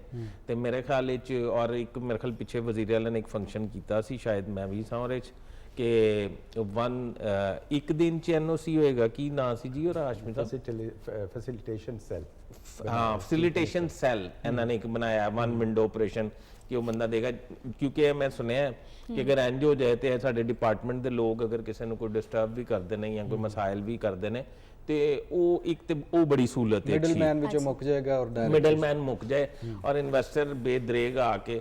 ਔਰ ਸਭ ਤੋਂ ਵੱਡਾ ਜਿਹੜਾ ਇੰਪੋਰਟੈਂਟ ਇਸ਼ੂ ਹੈ ਨਾ, ਉਹ ਇਹ ਨਹੀਂ ਕੰਟਰੋਲ ਕਰ ਸਕਦੇ, ਉਹ ਗਵਰਨਮੈਂਟ ਕੰਟਰੋਲ ਕਰ ਸਕਦੀ, ਲਾਈਨ ਗਵਰਨਮੈਂਟ ਕਰੇਗੀ WhatsApp ਔਰ ਕੋਸ਼ਿਸ਼ ਕਰ ਵੀ ਰਹੀ ਹੈ। ਅੱਛਾ, ਰੀਨਿਊਏਬਲ એનર્ਜੀ ਦੀ ਵੀ ਟਰਮ ਅਸੀਂ ਕਾਫੀ ਸੁਣ ਰਹੇ ਹਾਂ ਔਰ ਬੱਚੇ ਸਾਡੇ ਅੱਜ ਕੱਲ ਈਲੋਨ ਮਸਕ ਦਾ ਨਾਮ ਬੜਾ ਲੈਂਦੇ ਨੇ ਔਰ ਉਹਨੂੰ ਕਹਿੰਦੇ ਨੇ ਕਿ ਜੀ ਇਹ ਬਿਜਲੀ ਨਾਲ ਚੱਲਣ ਵਾਲੀਆਂ ਗੱਡੀਆਂ ਬਣਾ ਰਿਹਾ। ਤੇ ਸਾਡੀ ਅਪਰੋਚ ਇੱਥੋਂ ਤੱਕ ਜਾ ਰਹੀ ਕਿਉਂਕਿ ਮੋਬਾਈਲਸ ਤੇ ਬਣ ਰਹੇ ਨੇ, ਥੋੜਾ ਆਟੋਮੋਬਾਈਲ ਇੰਡਸਟਰੀ ਵੀ ਸਾਡੀ ਚੱਲ ਹੀ ਗਈ ਹੈ ਔਰ એનર્ਜੀ ਦੀ ਅਸੀਂ ਗੱਲ ਕਰ ਲਈ ਕਿ ਕੁਝ ਚੀਜ਼ਾਂ ਬਿਹਤਰ ਹੋਈਆਂ ਨੇ, ਕੁਝ ਮਜ਼ੀਦ ਹੋਣ ਦੇ ਚਾਂਸਸ ਜਿਹੜੇ ਨੇ ਉਹ ਜ਼ਿਆਦਾ ਨੇ। ਇਕੋ ਫ੍ਰੈਂਡਲੀ ਰੀਨਿਊਏਬਲ એનર્ਜੀ ਔਰ ਫਿਰ ਐਂਟਰਪ੍ਰੈਨਿਓਰਸ਼ਿਪ ਜਿਹੜਾ ਤੁਸੀਂ ਜ਼ਿਕਰ ਅਕਸਰ ਕਰ ਰਹੇ ਹੋ। 70% ਆਬਾਦੀ ਪਿੰਡਾਂ ਥਾਵਾਂ ਤੇ ਰਹਿੰਦੀ ਹੈ ਪੰਜਾਬੀਆਂ ਦੀ ਅੱਜ ਵੀ, ਔਰ ਸਾਡੇ ਸ਼ਹਿਰ ਵੀ ਕੋਈ ਬਹੁਤ ਵੱਡੇ ਨਹੀਂ ਹੈ। ਲਾਹੌਰ ਦਾ ਜ਼ਿਕਰ ਕਰ ਲਓ, ਗੁਜਰਾਂਵਾਲਾ ਦਾ ਕਰ ਲਓ, ਸਿਆਲਕੋਟ ਦਾ ਕਰ ਲਓ, ਸ਼ਹਿਰ ਛੋਟੇ ਨੇ ਸਾਡੇ। ਅਰਬਨ ਜਿਹੜੇ ਲੋਕ ਨੇ ਉਹ ਥੋੜੇ ਨੇ ਤੇ ਜਿਹੜੇ ਪਿੰਡਾਂ ਥਾਵਾਂ ਦੇ ਨੇ ਬਹੁਤੇ ਨੇ। ਉੱਥੇ ਕੋਈ ਅਗਰ ਇਹ ਸ਼ੋਅ ਵੇਖ ਰਿਹਾ ਔਰ ਬਿਜ਼ਨਸ ਕਰਨਾ ਚਾਹ ਰਿਹਾ, ਨੌਜਵਾਨ ਕੁੜੀ ਮੁੰਡਾ ਐਂਟਰਪ੍ਰੈਨਿਓਰਸ਼ਿਪ ਕਰਨਾ ਚਾਹ ਰਿਹਾ ਔਰ ਬਿਲਕੁਲ ਮੇਰੀ ਤਰ੍ਹਾਂ ਜਿਹਨੂੰ ABC ਵੀ ਨਹੀਂ ਪਤਾ ਬਿਜ਼ਨਸ ਦੀ, ਉਹਨੂੰ ਅਗਰ ਤੁਸੀਂ ਬੇਸਿਕ ਸਟੈਪ ਦੱਸ ਦਿਓ ਕਿ ਉਹਨੂੰ ਕਿੱਥੇ ਜਾਣਾ ਚਾਹੀਦਾ ਹੈ, ਕਿੱਥੇ ਕੰਪਨੀ ਰਜਿਸਟਰ ਕਰਾਉਣੀ ਚਾਹੀਦੀ ਹੈ, ਕਿਹੜੀ ਕਮੋਡਿਟੀ ਬਣਾ ਕੇ ਕਿਸ ਤਰ੍ਹਾਂ ਸੇਲ ਕਰਨੀ, ਬੇਸਿਕ ਜਿਹਾ। ਦੇਖੋ ਅਰਜ਼ ਹੈਗੀ ਹੈ ਕਿ ਕੰਪਨੀ ਸੈਟਅਪ ਕਰਨਾ ਤਾਂ ਹੁਣ ਤਾਂ ਬਹੁਤ ਆਸਾਨ ਹੋ ਗਿਆ ਜੀ। ਪਹਿਲੇ ਜ਼ਮਾਨੇ 'ਚ ਹੁੰਦਾ ਸੀ ਤੁਸੀਂ ਜਾ ਕੇ ਤੇ ਪਹਿਲੇ ਅਪਲਾਈ ਕਰਨਾ ਹੁੰਦਾ ਸੀ, ਪਰਮਿਟਾਂ ਦਾ ਸਿਲਸਿਲਾ ਹੁੰਦਾ ਸੀ। ਹੁਣ ਤੇ security exchange commission of Pakistan online ਤੁਸੀਂ ਜਾ ਸਕਦੇ ਹੋ ਔਰ ਆਨਲਾਈਨ ਜਾ ਕੇ ਤੁਸੀਂ ਆਪਣਾ ਉੱਥੇ ਕੰਪਨੀ ਫਾਰਮ ਕਰ ਸਕਦੇ ਹੋ। ਇਨਕਮ ਟੈਕਸ ਦੀ ਰਜਿਸਟ੍ਰੇਸ਼ਨ ਵੀ ਸਿਮਿਲਰਲੀ FBR ਪੋਰਟਲ ਤੇ ਬੜੀ ਆਸਾਨ ਹੈਗੀ ਹੈ। ਸੇਲਸ ਟੈਕਸ ਦੀ ਰਜਿਸਟ੍ਰੇਸ਼ਨ ਜਿਹੜੀ ਉਹ ਵੀ ਬਹੁਤ ਆਸਾਨ ਹੈ। ਸਵਾਲ ਜ਼ਰੂਰ ਜਿਹੜਾ ਔਖਾ ਹੈਗਾ ਉਹ ਹੈਗਾ ਕਿ ਕਾਰੋਬਾਰ ਕਰਨਾ ਕੀ ਹੈ। ਠੀਕ ਹੈ ਜੀ, ਉਹ ਡਿਪੈਂਡ ਕਰਦਾ ਹੈ ਕਿ ਤੁਹਾਡੇ ਕੋਲ ਫੰਡਸ ਕਿੰਨੇ ਹੈਗੇ ਨੇ। ਬਲਕਿ ਤੇ ਨਾਲ ਜੋੜ ਦੇਣਾ, ਇਹ ਤਾਂ ਜਵਾਬ ਚੱਲਦਾ ਹੀ ਰਹੇਗਾ। ਅਸੀਂ ਨਾ ਰॉ ਮਟੀਰੀਅਲ ਬੜਾ ਐਕਸਪੋਰਟ ਕਰਨੇ ਆ ਲੇਕਿਨ ਉਹਦਾ ਐਂਡ ਪ੍ਰੋਡਕਟ ਬਣਾਉਣ 'ਚ ਕਿਤੇ ਨਾ ਕਿਤੇ ਨਾਕਾਮ ਆ। ਜਿਵੇਂ ਪਿੰਕ ਸਾਲਟ ਦੀ ਗੱਲ ਅਕਸਰ ਅਸੀਂ ਸੁਣਦੇ ਆ ਜੀ, ਗੁਲਾਬੀ ਰੰਗ ਦਾ ਸਾਡੇ ਕੋਲ ਲੂਣ ਹੈਗਾ, ਉਹ ਇੱਥੋਂ ਜਾਂਦਾ ਕਿਸੇ ਹੋਰ ਜਗ੍ਹਾ, ਉੱਥੇ ਪੈਕਿੰਗ ਹੁੰਦੀ ਹੈ, ਉਹਨੂੰ ਬ੍ਰਾਂਡ ਬਣਾ ਕੇ ਜੋ ਦੁਨੀਆ 'ਚ ਆਪਣਾ ਠੱਪਾ ਲਾ ਕੇ ਵੇਚੀ ਜਾ ਰਹੇ ਨੇ। ਇਸੇ ਤਰ੍ਹਾਂ ਸਿਆਲਕੋਟ ਇੰਡਸਟਰੀ 'ਚ ਮੁਖਤਲਿਫ ਬ੍ਰਾਂਡਸ ਹੁੰਦੇ ਨੇ, ਠੱਪਾ ਉਹਨਾਂ ਦਾ ਲੱਗਦਾ ਬਣਦਾ ਇੱਥੇ ਵੀ। ਸੋ ਕੀ ਵਜ੍ਹਾ ਹੈ ਕਿ ਅਸੀਂ ਆਪਣੀ ਜਿਹੜੀ ਚੀਜ਼ ਹੈ ਉਹਨੂੰ ਪੈਕੇਜਿੰਗ ਸੋਹਣੀ ਜੀ ਕਰਕੇ ਬ੍ਰਾਂਡ ਬਣਾ ਕੇ ਕਿਉਂ ਨਹੀਂ ਦੁਨੀਆ ਸਾਹਮਣੇ ਪੇਸ਼ ਕਰ ਸਕ ਰਹੇ ਹਾਲੇ? ਨਹੀਂ, ਦੇਖੋ ਇੱਕ ਮੇਰਾ ਖਿਆਲ ਇੱਕ ਮਿਸਕਨਸੈਪਸ਼ਨ ਵੀ ਹੈਗਾ ਕਿ ਪਾਕਿਸਤਾਨ ਵਿੱਚ ਕੁਝ ਨਹੀਂ ਹੋ ਰਿਹਾ। ਪਹਿਲੇ ਤਾਂ ਮੈਂ ਇੱਕ ਥੋੜੀ ਹੋਰ ਮੈਨੂੰ ਮੇਰੀ ਗੱਲ ਆ ਰਹੀ, ਬੱਟ ਸਾਹਿਬ ਨੇ 2 ਵਾਰ ਅਰਜ਼ ਕੀਤਾ ਆਟੋਮੋਬਾਈਲ ਇੰਡਸਟਰੀ ਦਾ। ਮੇਰਾ ਖੁਦ ਤਾਲੁਕ ਹੈਗਾ ਆਟੋ ਸੈਕਟਰ ਦੇ ਨਾਲ, ਠੀਕ ਹੈ ਜੀ। ਔਰ ਪਾਕਿਸਤਾਨ ਦੇ ਵਿੱਚ ਇਸ ਵਕਤ ਤਕਰੀਬਨ 21 ਦੇ ਕਰੀਬ ਪਲਾਂਟਸ ਜੇ ਆਟੋਮੋਬਾਈਲ ਦੇ, ਕਾਰਾਂ ਦੇ, ਜਿਹਦੇ ਵਿੱਚ ਪਿਕਅਪ ਹੈਗੇ ਨੇ, ਵੈਨਸ ਨੇ, ਕਾਰਾਂ ਨੇ, ਟਰੱਕਸ ਹੈਗੇ ਨੇ, ਬੱਸੇ ਜਿਹੜੀਆਂ ਬਣਦੀਆਂ ਪਈਆਂ ਨੇ। ਠੀਕ ਹੈ, ਇਸ ਸਾਲ ਲਗਭਗ ਕੋਈ 3.5 ਲੱਖ ਦੇ ਕਰੀਬ ਜੀ ਕਾਰ ਬਣੇਗੀ ਇਸ ਮੁਲਕ ਦੇ ਵਿੱਚ। ਲਗਭਗ ਕੋਈ 30 ਲੱਖ ਦੇ ਕਰੀਬ ਮੋਟਰਸਾਈਕਲਾਂ ਬਣਨਗੀਆਂ। ਅੱਛਾ, ਠੀਕ ਹੈ ਜੀ। ਅੱਛਾ, ਮੋਟਰਸਾਈਕਲਾਂ ਦੀ ਜਿਹੜੀ ਮੈਂ ਤੁਹਾਨੂੰ ਦੱਸ ਦਿਆਂ ਜੀ, ਉਹਦੇ ਵਿੱਚ 90% ਪੁਰਜ਼ਾਜਾਤ ਮੁਕਾਮੀ ਬਣਨੇ ਨੇ, ਮੁਕਾਮੀ ਬਣੇ। ਉਹਦੀ ਵਜ੍ਹਾ ਨਾਲ ਹੀ ਇਹਦੀ ਕੀਮਤ ਜਿਹੜੀ ਹੈ ਨਾ 45 ਔਰ 55 ਹਜ਼ਾਰ ਦੇ ਵਿੱਚ ਰਹੀ ਹੈ। ਔਰ ਭੱਟ ਸਾਹਿਬ ਦੀ ਗੱਲ ਦਰੁਸਤ ਹੈ ਕਿ ਪਾਕਿਸਤਾਨ ਦੇ ਵਿੱਚ ਕੁਝ ਬੰਨੇ ਤੇ ਉਹ ਪ੍ਰਾਈਸ ਸਟੇਬਲ ਰਹਿੰਦੀ ਹੈ ਨਾ, ਲੇਕਿਨ ਕਾਰਾਂ ਦੇ ਵੀ ਮੈਂ ਤੁਹਾਨੂੰ ਦੱਸ ਦਿਆਂ, ਕਾਰਾਂ ਦੇ ਵਿੱਚ ਵੀ ਮੁਕਾਮੀ ਪੁਰਜ਼ਾਜਾਤ ਦੀ ਖਾਸੀ ਬੜੀ ਸਨਅਤ ਹੈਗੀ ਹੈ। ਔਰ ਉਹ ਤੱਕ ਸਾਡੀ ਜਿਸ ਤਰ੍ਹਾਂ ਛੋਟੀ ਗੱਡੀ ਹੈ ਸੁਜ਼ੂਕੀ ਦੀ ਆਲਟੋ ਹੈ, ਲਗਭਗ ਕੋਈ 65% ਪੁਰਜ਼ੇ ਪਾਕਿਸਤਾਨ ਵਿੱਚ ਬਣਦੇ ਪਏ ਨੇ ਇਹਦੇ। ਕਰੋਲਾ ਦੇ ਵੀ ਕੋਈ 60% ਬਾਡੀ ਪਾਰਟਸ ਹਨ। ਹਾਂ, ਇਹਦੇ ਕਮਜ਼ੋਰੀ ਕੀ ਹੈਗੀ ਹੈ ਸਾਡੀ ਸਨਅਤ ਦੀ, ਜੋ ਕਿ ਸਾਨੂੰ ਕਰਨੀ ਚਾਹੀਦੀ ਹੈ, ਉਹ ਹੈਗੀ ਹੈ ਕਿ ਜਿਹੜੇ ਇੰਜਨ ਪਾਰਟਸ ਹੈਗੇ ਨੇ, ਟਰਾਂਸਮਿਸ਼ਨ ਪਾਰਟਸ ਹੈਗੇ ਨੇ ਨਾ, ਉਸ ਪਾਸੇ ਸਾਨੂੰ ਤਵੱਜੋ ਦੇਣੀ ਹੈ। ਹੁਣ ਅਪਗ੍ਰੇਡਿੰਗ ਜਾ ਰਹੀ ਹੈ, ਹਾਈਬ੍ਰਿਡ, ਤੁਸੀਂ ਐਲਨ ਮਸਕ ਦੀ ਗੱਲ ਕੀਤੀ, ਦੇਖੋ ਹੁਣ ਇਸ ਵਕਤ ਸਿਚੁਏਸ਼ਨ ਹੈਗੀ ਹੈ ਕਿ ਇਲੈਕਟ੍ਰਿਕ ਵਹੀਕਲ ਵੀ ਆ ਗਿਆ। ਬਿਲਕੁਲ, ਪਾਕਿਸਤਾਨ ਨੇ ਤਿਆਰੀ ਕਰ ਲਿੱਤੀ ਉਹਦੀ। ਤੁਹਾਨੂੰ ਪਤਾ ਹੈ ਅਸੀਂ ਆਲਰੇਡੀ EV ਦੀ ਪਾਲਿਸੀ ਇੰਜੀਨੀਅਰਿੰਗ ਡਿਵੈਲਪਮੈਂਟ ਬੋਰਡ ਨੇ ਪਿਛਲੇ ਸਾਲ ਇਸ ਸਾਲ ਦੇ ਸ਼ੁਰੂ ਤੇ ਅਨਾਉਂਸ ਕਰਤੀ, ਕੈਬਨਿਟ ਨੇ ਅਪਰੂਵ ਵੀ ਕਰਤੀ ਹੈ। ਹੁਣ ਮਤਲਬ ਪਾਲਿਸੀ ਐਗਜ਼ਿਸਟ ਕਰਦੀ ਪਈ ਹੈ। ਸਿਮਿਲਰਲੀ ਮੋਬਾਈਲ ਪਾਲਿਸੀ ਵੀ ਜਿਹੜੀ ਉਹ ਵੀ EDB ਨੇ ਅਨਾਉਂਸ ਕਰਤੀ, ਕੈਬਨਿਟ ਨੇ ਅਪਰੂਵ ਕਰਤੀ। ਤੇ ਮੋਬਾਈਲ ਪਾਲਿਸੀ ਚੁੱਕੀ ਇਨਵੈਸਟਮੈਂਟ ਥੋੜੀ ਘੱਟ ਹੁੰਦੀ ਹੈਗੀ ਹੈ ਤੇ 3-4 ਪ੍ਰੋਜੈਕਟਸ ਆਲਰੇਡੀ ਸਟ੍ਰੀਮ ਤੇ ਆ ਗਏ ਨੇ। ਮੋਬਾਈਲਸ ਐਕਸਪੋਰਟ ਵੀ ਹੋਣੇ ਸ਼ੁਰੂ ਹੋ ਗਏ ਨੇ। ਸੈਮਸੰਗ ਨੇ ਵੀ ਕਰਾਚੀ 'ਚ ਹੁਣ ਇਨਵੈਸਟਮੈਂਟ ਕਰ ਯਾਨੀ ਛੱਡੀ ਮੁxtਲਿਫ ਹੈ। ਕੰਪਨੀਆਂ ਜਿਹੜੀਆਂ ਆ ਉਹ ਕਰ ਰਹੀਆਂ ਰਹੀਆਂ ਨੇ, ਨੇ। ਠੀਕ ਹੈ। ਤੇ ਜਿਹੜੀ ਆਟੋ ਦੀ ਹੁਣ ਈਵੀ ਹੈਗੀ ਹੈ ਇਲੈਕਟ੍ਰਿਕ ਪਾਲਿਸੀ, ਉਹਦੇ ਵਿੱਚ ਦੇਖੇ ਤਰੀਕੇਕਾਰ ਜੋ ਹੈਗਾ ਨਾ ਪ੍ਰੋਪਰ ਜੋ ਹੈਗਾ ਉਹ ਹੈਗਾ ਸਭ ਤੋਂ ਪਹਿਲੇ ਤਾਂ ਪਬਲਿਕ ਟਰਾਂਸਪੋਰਟ ਵਿੱਚ ਈਵੀ ਇੰਟਰੋਡਿਊਸ ਕਰਨਾ ਚਾਹੀਦਾ। ਬੱਸਸ ਜਿਹੜੀਆਂ ਨੇ ਪਬਲਿਕ ਟਰਾਂਸਪੋਰਟ ਦੀਆਂ ਨਾ ਉਹਦੇ ਤੁਸੀਂ ਈਵੀ ਕਰੋ। ਉਸ ਤੋਂ ਬਾਅਦ ਫਿਰ ਮੋਟਰਸਾਈਕਲਾਂ ਜਿਹੜੀਆਂ ਨੇ ਬੱਚੀਆਂ ਵਾਸਤੇ ਖਾਸ ਤੌਰ ਤੇ। ਹੁਣ ਇਹ ਤੁਸੀਂ ਦੇਖੋ ਇੱਕ ਬੜੇ ਮਜ਼ੇ ਦੀ ਤੁਹਾਨੂੰ ਗੱਲ ਦੱਸਾਂ, ਇਹ ਜਿਹੜੀ ਅਸੀਂ 30 ਲੱਖ ਮੋਟਰਸਾਈਕਲ ਸਾਡੀ ਬਣ ਰਹੀ ਹੈ ਨਾ, ਇਹ ਸਿਰਫ ਮੁੰਡੇ ਚਲਾਉਂਦੇ ਨੇ। ਅੱਛਾ, ਤੇ ਸਾਡਾ ਅਗਰ ਕਲਚਰਲ ਪ੍ਰੋਬਲਮ ਨਾ ਹੁੰਦਾ ਤੇ ਬੱਚੀਆਂ ਵੀ ਚਲਾ ਰਹੀਆਂ ਹੁੰਦੀਆਂ ਤੇ ਇਹ 60 ਲੱਖ ਹੁੰਦੀ ਮੋਟਰ। ਨਹੀਂ, ਵੈਸੇ 50% ਤੇ ਸਾਰੇ ਇਲਾਕਿਆਂ ਸਕੂਟੀਜ਼ ਵਿੱਚ ਵਗੈਰਾ ਬੱਚੀਆਂ ਚਲਾ ਰਹੀਆਂ ਨੇ ਬੱਚੇ। ਮਾਸ਼ਾਅੱਲਾ ਜੀ ਚਲਾ ਹੁਣ ਰਹੀਆਂ। ਸਟਾਰਟ ਹੋ ਗਿਆ ਨਾ ਜੀ। ਤੇ ਮੈਂ ਉਹੀ ਅਰਜ਼ ਕਰ ਰਿਹਾ ਕਿ ਜੀ ਇਹ ਮੋਪੇਡਸ ਦੇ ਵਿੱਚ ਖਾਸ ਤੌਰ ਤੇ ਈਵੀ ਦੇ ਵਿੱਚ ਮੋਪੇਡ ਸਾਨੂੰ ਇਨਕਰੇਜ ਕਰਨੇ ਚਾਹੀਦੇ ਨੇ। ਔਰ ਬਹੁਤ ਸੀ ਕੰਪਨੀਆਂ ਨੇ ਪ੍ਰੋਟੋਟਾਈਪ ਸਟਾਰਟ ਵੀ ਕਰਤੇ ਨੇ, ਜਿਹੜੇ ਤੁਸੀਂ ਦੇਖਦੇ ਪਏ ਜੇ ਨਾ, ਇਹ ਆਲਰੇਡੀ ਉਹਦੇ ਵਿੱਚ ਆ ਰਿਹਾ। ਔਰ ਫਿਰ ਆਂਦਾ ਹੈਗਾ ਕਾਰ। ਸਹੀ ਕਾਰਸ ਮੈਂ ਤੁਹਾਨੂੰ ਫਰੈਂਕਲੀ ਦੱਸ ਦਿਆਂ, ਇਲੈਕਟ੍ਰਿਕ ਵਹੀਕਲ ਜਿਹੜਾ ਹੈਗਾ ਨਾ ਉਹ ਮਤਲਬ ਜ਼ਿਆਦਾ ਅਮੀਰਾਂ ਦੀ ਖੇਡ ਹੈਗੀ ਹਾਲੀ। ਤੇ ਉਹ ਚੁੱਕੇ ਬੜੀਆਂ ਐਕਸਪੈਂਸਿਵ ਹੁੰਦੀਆਂ ਨੇ। ਔਰ ਛੋਟੀ ਗੱਡੀਆਂ ਵਿੱਚ ਇਲੈਕਟ੍ਰਿਕ ਵਹੀਕਲ ਵੈਸੇ ਹੀ ਵਾਰੇ 'ਚ ਨਹੀਂ ਆਉਂਦੀ ਹੈਗੀ। ਉਹ ਹੁੰਦਾ ਹੈ ਕਿ ਤੁਸੀਂ ਹਾਈਬ੍ਰਿਡ ਜ਼ਰੂਰ ਇੰਟਰੋਡਿਊਸ ਕਰ ਦਿਓ ਤੇ ਉਹ ਮਤਲਬ ਬਿਹਤਰ ਹੁੰਦੀ ਹੈਗੀ ਹੈ। ਤਾਂ ਸੋ ਸਨਅਤ ਦਾ ਸਰ ਮਤਲਬ ਸਾਡਾ ਐਡਾ ਮਾੜਾ ਨਹੀਂ ਹੈਗਾ, ਮਾਸ਼ਾਅੱਲਾ ਕੰਮ ਹੁੰਦਾ ਪਿਆ। ਔਰ ਬਹੁਤ ਸੀ ਇੰਡਸਟਰੀਅਲ ਚੀਜ਼ਾਂ ਜਿਹੜੀਆਂ ਨੇ, ਡਿਫੈਂਸ ਰਿਲੇਟਡ ਚੀਜ਼ਾਂ ਨੇ, ਇੰਜੀਨੀਅਰਿੰਗ ਦੀ, ਮਸ਼ੀਨਰੀ ਰਿਲੇਟਡ ਚੀਜ਼ਾਂ, ਜਿਹੜਾ ਗੋਲਡਨ ਟ੍ਰਾਇੰਗਲ ਦੀ ਤੁਸੀਂ ਕਰ ਰਹੇ ਹੋ ਗੱਲ, ਇੱਥੇ ਮਾਸ਼ਾਅੱਲਾ ਐਸੀਆਂ ਸਨਅਤਾਂ ਹੈਗੀਆਂ ਨੇ ਕਿ ਤੁਹਾਨੂੰ ਪਰੇਸ਼ਾਨ ਹੋ। ਮਤਲਬ ਮੈਂ ਅਗਰ ਤੁਹਾਨੂੰ ਦੱਸਾਂ ਕਿ ਇਸਲਾਮਾਬਾਦ ਦੇ ਵਿੱਚ ਬੋਇੰਗ ਦੇ ਪੁਰਜ਼ਾਜਾਤ ਜਿਹੜੇ ਹੈਗੇ ਨੇ ਉਹ ਉੱਥੋਂ ਬੈਠ ਕੇ ਯੂਨਾਈਟਿਡ ਸਟੇਟਸ ਐਕਸਪੋਰਟ ਹੁੰਦੇ ਨੇ। ਅੱਛਾ, ਬੋਇੰਗ ਦੇ ਕੰਪੋਨੈਂਟਸ ਹੁੰਦੇ ਨੇ export ਪਾਕਿਸਤਾਨ ਕਰ ਰਿਹਾ। ਇੱਕ ਗੱਲ ਜੇ ਮੈਂ ਫੜਾਂ ਤੇ ਹਾਸ਼ਮੀ ਸਾਹਿਬ ਬਿਲਕੁਲ ਠੀਕ ਹੋ ਗਿਆ। ਅੱਛਾ ਬਟ ਸਰ ਤੁਸੀਂ ਇਹ ਦੱਸੋ ਕਿ ਜਿਵੇਂ ਹਾਸ਼ਮੀ ਸਾਹਿਬ ਦੱਸ ਰਹੇ ਨੇ ਕਿ ਅਸੀਂ ਬਹੁਤ ਸਾਰੇ ਪ੍ਰੋਜੈਕਟਸ ਜਿਹੜੇ ਨੇ ਉਹ ਇੰਟਰੋਡਿਊਸ ਕਰਵਾ ਰਹੇ ਹਾਂ, ਜਿਹਦੇ ਵਿੱਚ ਆਟੋ ਪਾਲਿਸੀ ਵੀ ਨੇ, ਹੋਰ ਵੀ ਬਹੁਤ ਸੇ ਇਲੈਕਟ੍ਰਿਕ ਪ੍ਰੋਜੈਕਟਸ ਨੇ। ਤੁਸੀਂ ਕੀ ਦੇਖਦੇ ਹੋ? ਅਕਸਰ ਕਿਹਾ ਜਾਂਦਾ ਹੈ ਕਿ ਸਨਅਤੀ ਤਰੱਕੀ ਜਿਹੜੀ ਹੈ ਨਾ ਉਹ ਜ਼ਰੀ ਤਰੱਕੀ ਦੀ ਜਿਹੜੀ ਹੈ ਨਾ ਉਹ ਦੁਸ਼ਮਣ ਹੁੰਦੀ ਹੈ। ਇਹਨੂੰ ਤੁਸੀਂ ਕਿਸ ਤਰ੍ਹਾਂ ਦੇਖਦੇ ਹੋ ਤੇ ਇਹਨੂੰ ਕਿਸ ਤਰ੍ਹਾਂ ਇਹ ਤਵਾਜ਼ਨ ਨੂੰ ਅਸੀਂ ਬਰਕਰਾਰ ਰੱਖ ਸਕਦੇ ਹਾਂ?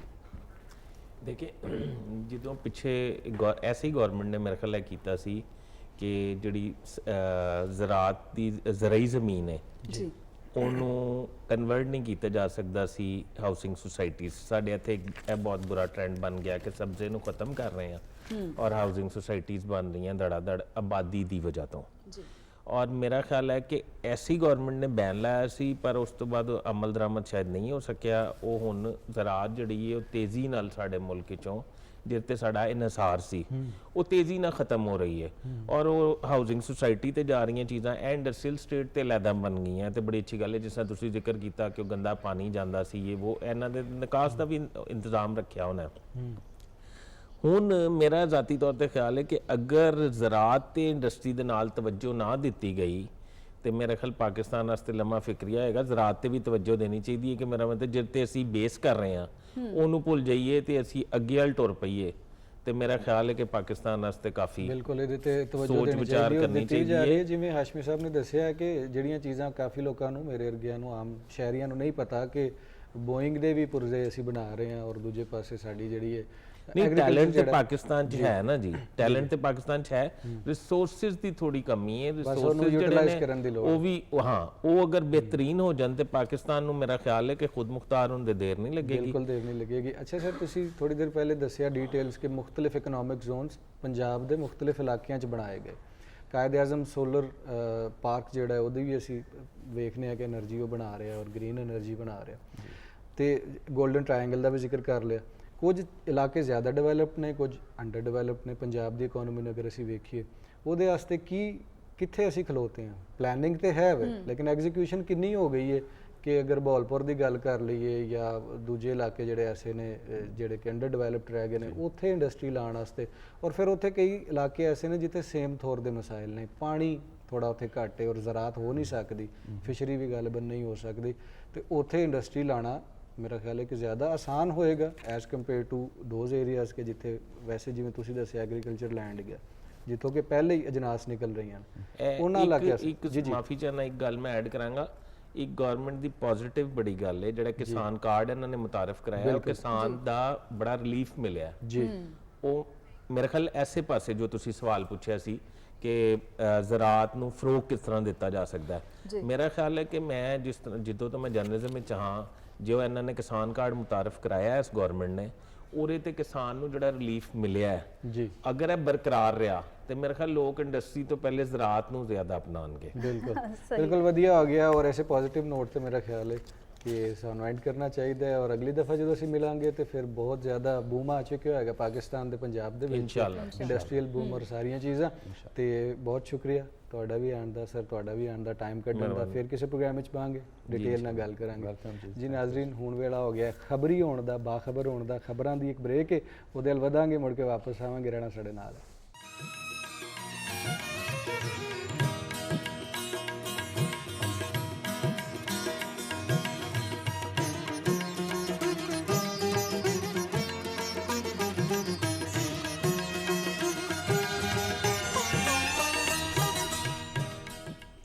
जी नाजरीन, प्रोग्राम अज का मेहमान अली उस्मान बाजवा और सोनिया शेख वालों फिर जी आया कहांगे। और पंजाबी लिटरेचर की गल करिए, सूफीज़म की गल करिए तो असीं वेखने कि हमेशा तो सूफिया ने जिथे लुकाई की गल की उत्थे रब की और रब के नबी की भी गल की है। अव्वल हमद सना इलाही जो मालिक हर हर दा, उसका नाम चितारन वाला किसे मैदान ना हरदा, ये भी कहा गया। और फिर नबी पाक सल्लल्लाहु अलैहि वसल्लम की जिंदगी के हवाले नाल भी अशार सानू सारियां पुरानियां किताबां अक्सर किताबां दे विच स्टार्ट विच मिलदे ने। इस हवाले नाल साडा जिहड़ा अज दा सूफी सैगमेंट है वो होवेगा और उहदे विच असीं जानने की कोशिश करांगे कि पंजाब दे विच जिहड़ा सूफीज़म है उहदे विच सीरत नबी सल्लल्लाहु अलैहि वसल्लम नूं मुख रखदे होया शायरी किस तरह आई और सूफिया ने उन्हां दी जिंदगी तो की कुछ सीखिया और लोगों तक पहुँचाया। और इहदे हवाले नाल डॉक्टर सुगरा सदफ हमेशा की तरह साडे स्टूडियो विच मौजूद ने, उन्होंने जी आयां नूं कहांगे। अस्सलाम वालेकुम डॉक्टर साहब। वालेकुम सलाम। कैसी तबीयत है तुहाडी? बहुत अच्छी। मौसम बदल रहा है और तबीयत भी बदल रही मौसम है। बदल और रहा है। मुबारक होए किसी क्रिकेट मैच जीत गया। हाँ बिल्कुल जी, बहुत। मैं वो इसलिए कहना कि ज़्यादा अच्छी तबीयत है कल ज़्यादा तबीयत कल की सारे पाकिस्तानियों की हो रही जी है। हाँ। अच्छा जिवें मैं थोड़ा जिहा इंट्रो करांदे होए कहा कि किस तरह असी हमद भी लिखी है, फिर नात भी लिखी है और फिर नबी पाक सल्लल्लाहु अलैहि वसल्लम की जिंदगी तो सीखदे होए ਅਸੀਂ ਜਿਹੜਾ ਹੈ ਉਹਨੂੰ ਅਪਲਾਈ ਕਰਨ ਦੀ ਸੂਫੀਆ ਕਰਾਮ ਨੇ ਪੰਜਾਬ ਦੇ ਵਿੱਚ ਕੋਸ਼ਿਸ਼ ਵੀ ਕੀਤੀ। ਫਿਰ ਅੱਗੋਂ ਅਸੀਂ ਉਹਨਾਂ ਕੋਲ ਸਿੱਖਿਆ ਔਰ ਅਸੀਂ ਕੋਸ਼ਿਸ਼ ਕਰਦੇ ਰਹੇ ਨੇ।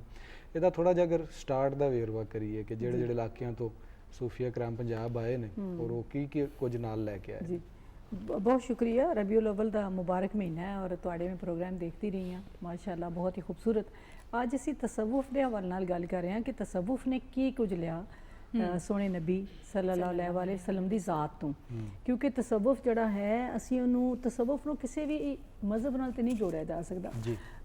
अगरचे एक मकतबा फ़िक्र के मुताबिक इस्लामी तसव्वुफ दी शाख भी मनी जाती है और तसव्वुफ का आगाज़ कबल मसीह तो होया है और नोफलातीनस तो जिन्हें कहा कि कायनात पूरी एक हस्ती है, एक हस्ती तो अलावा कुछ भी नहीं, यानी वादतुल वजूद का फलसफा। फिर बड़े चिर बाद अफलातून ने नज़रिया मिसाल पेश किया।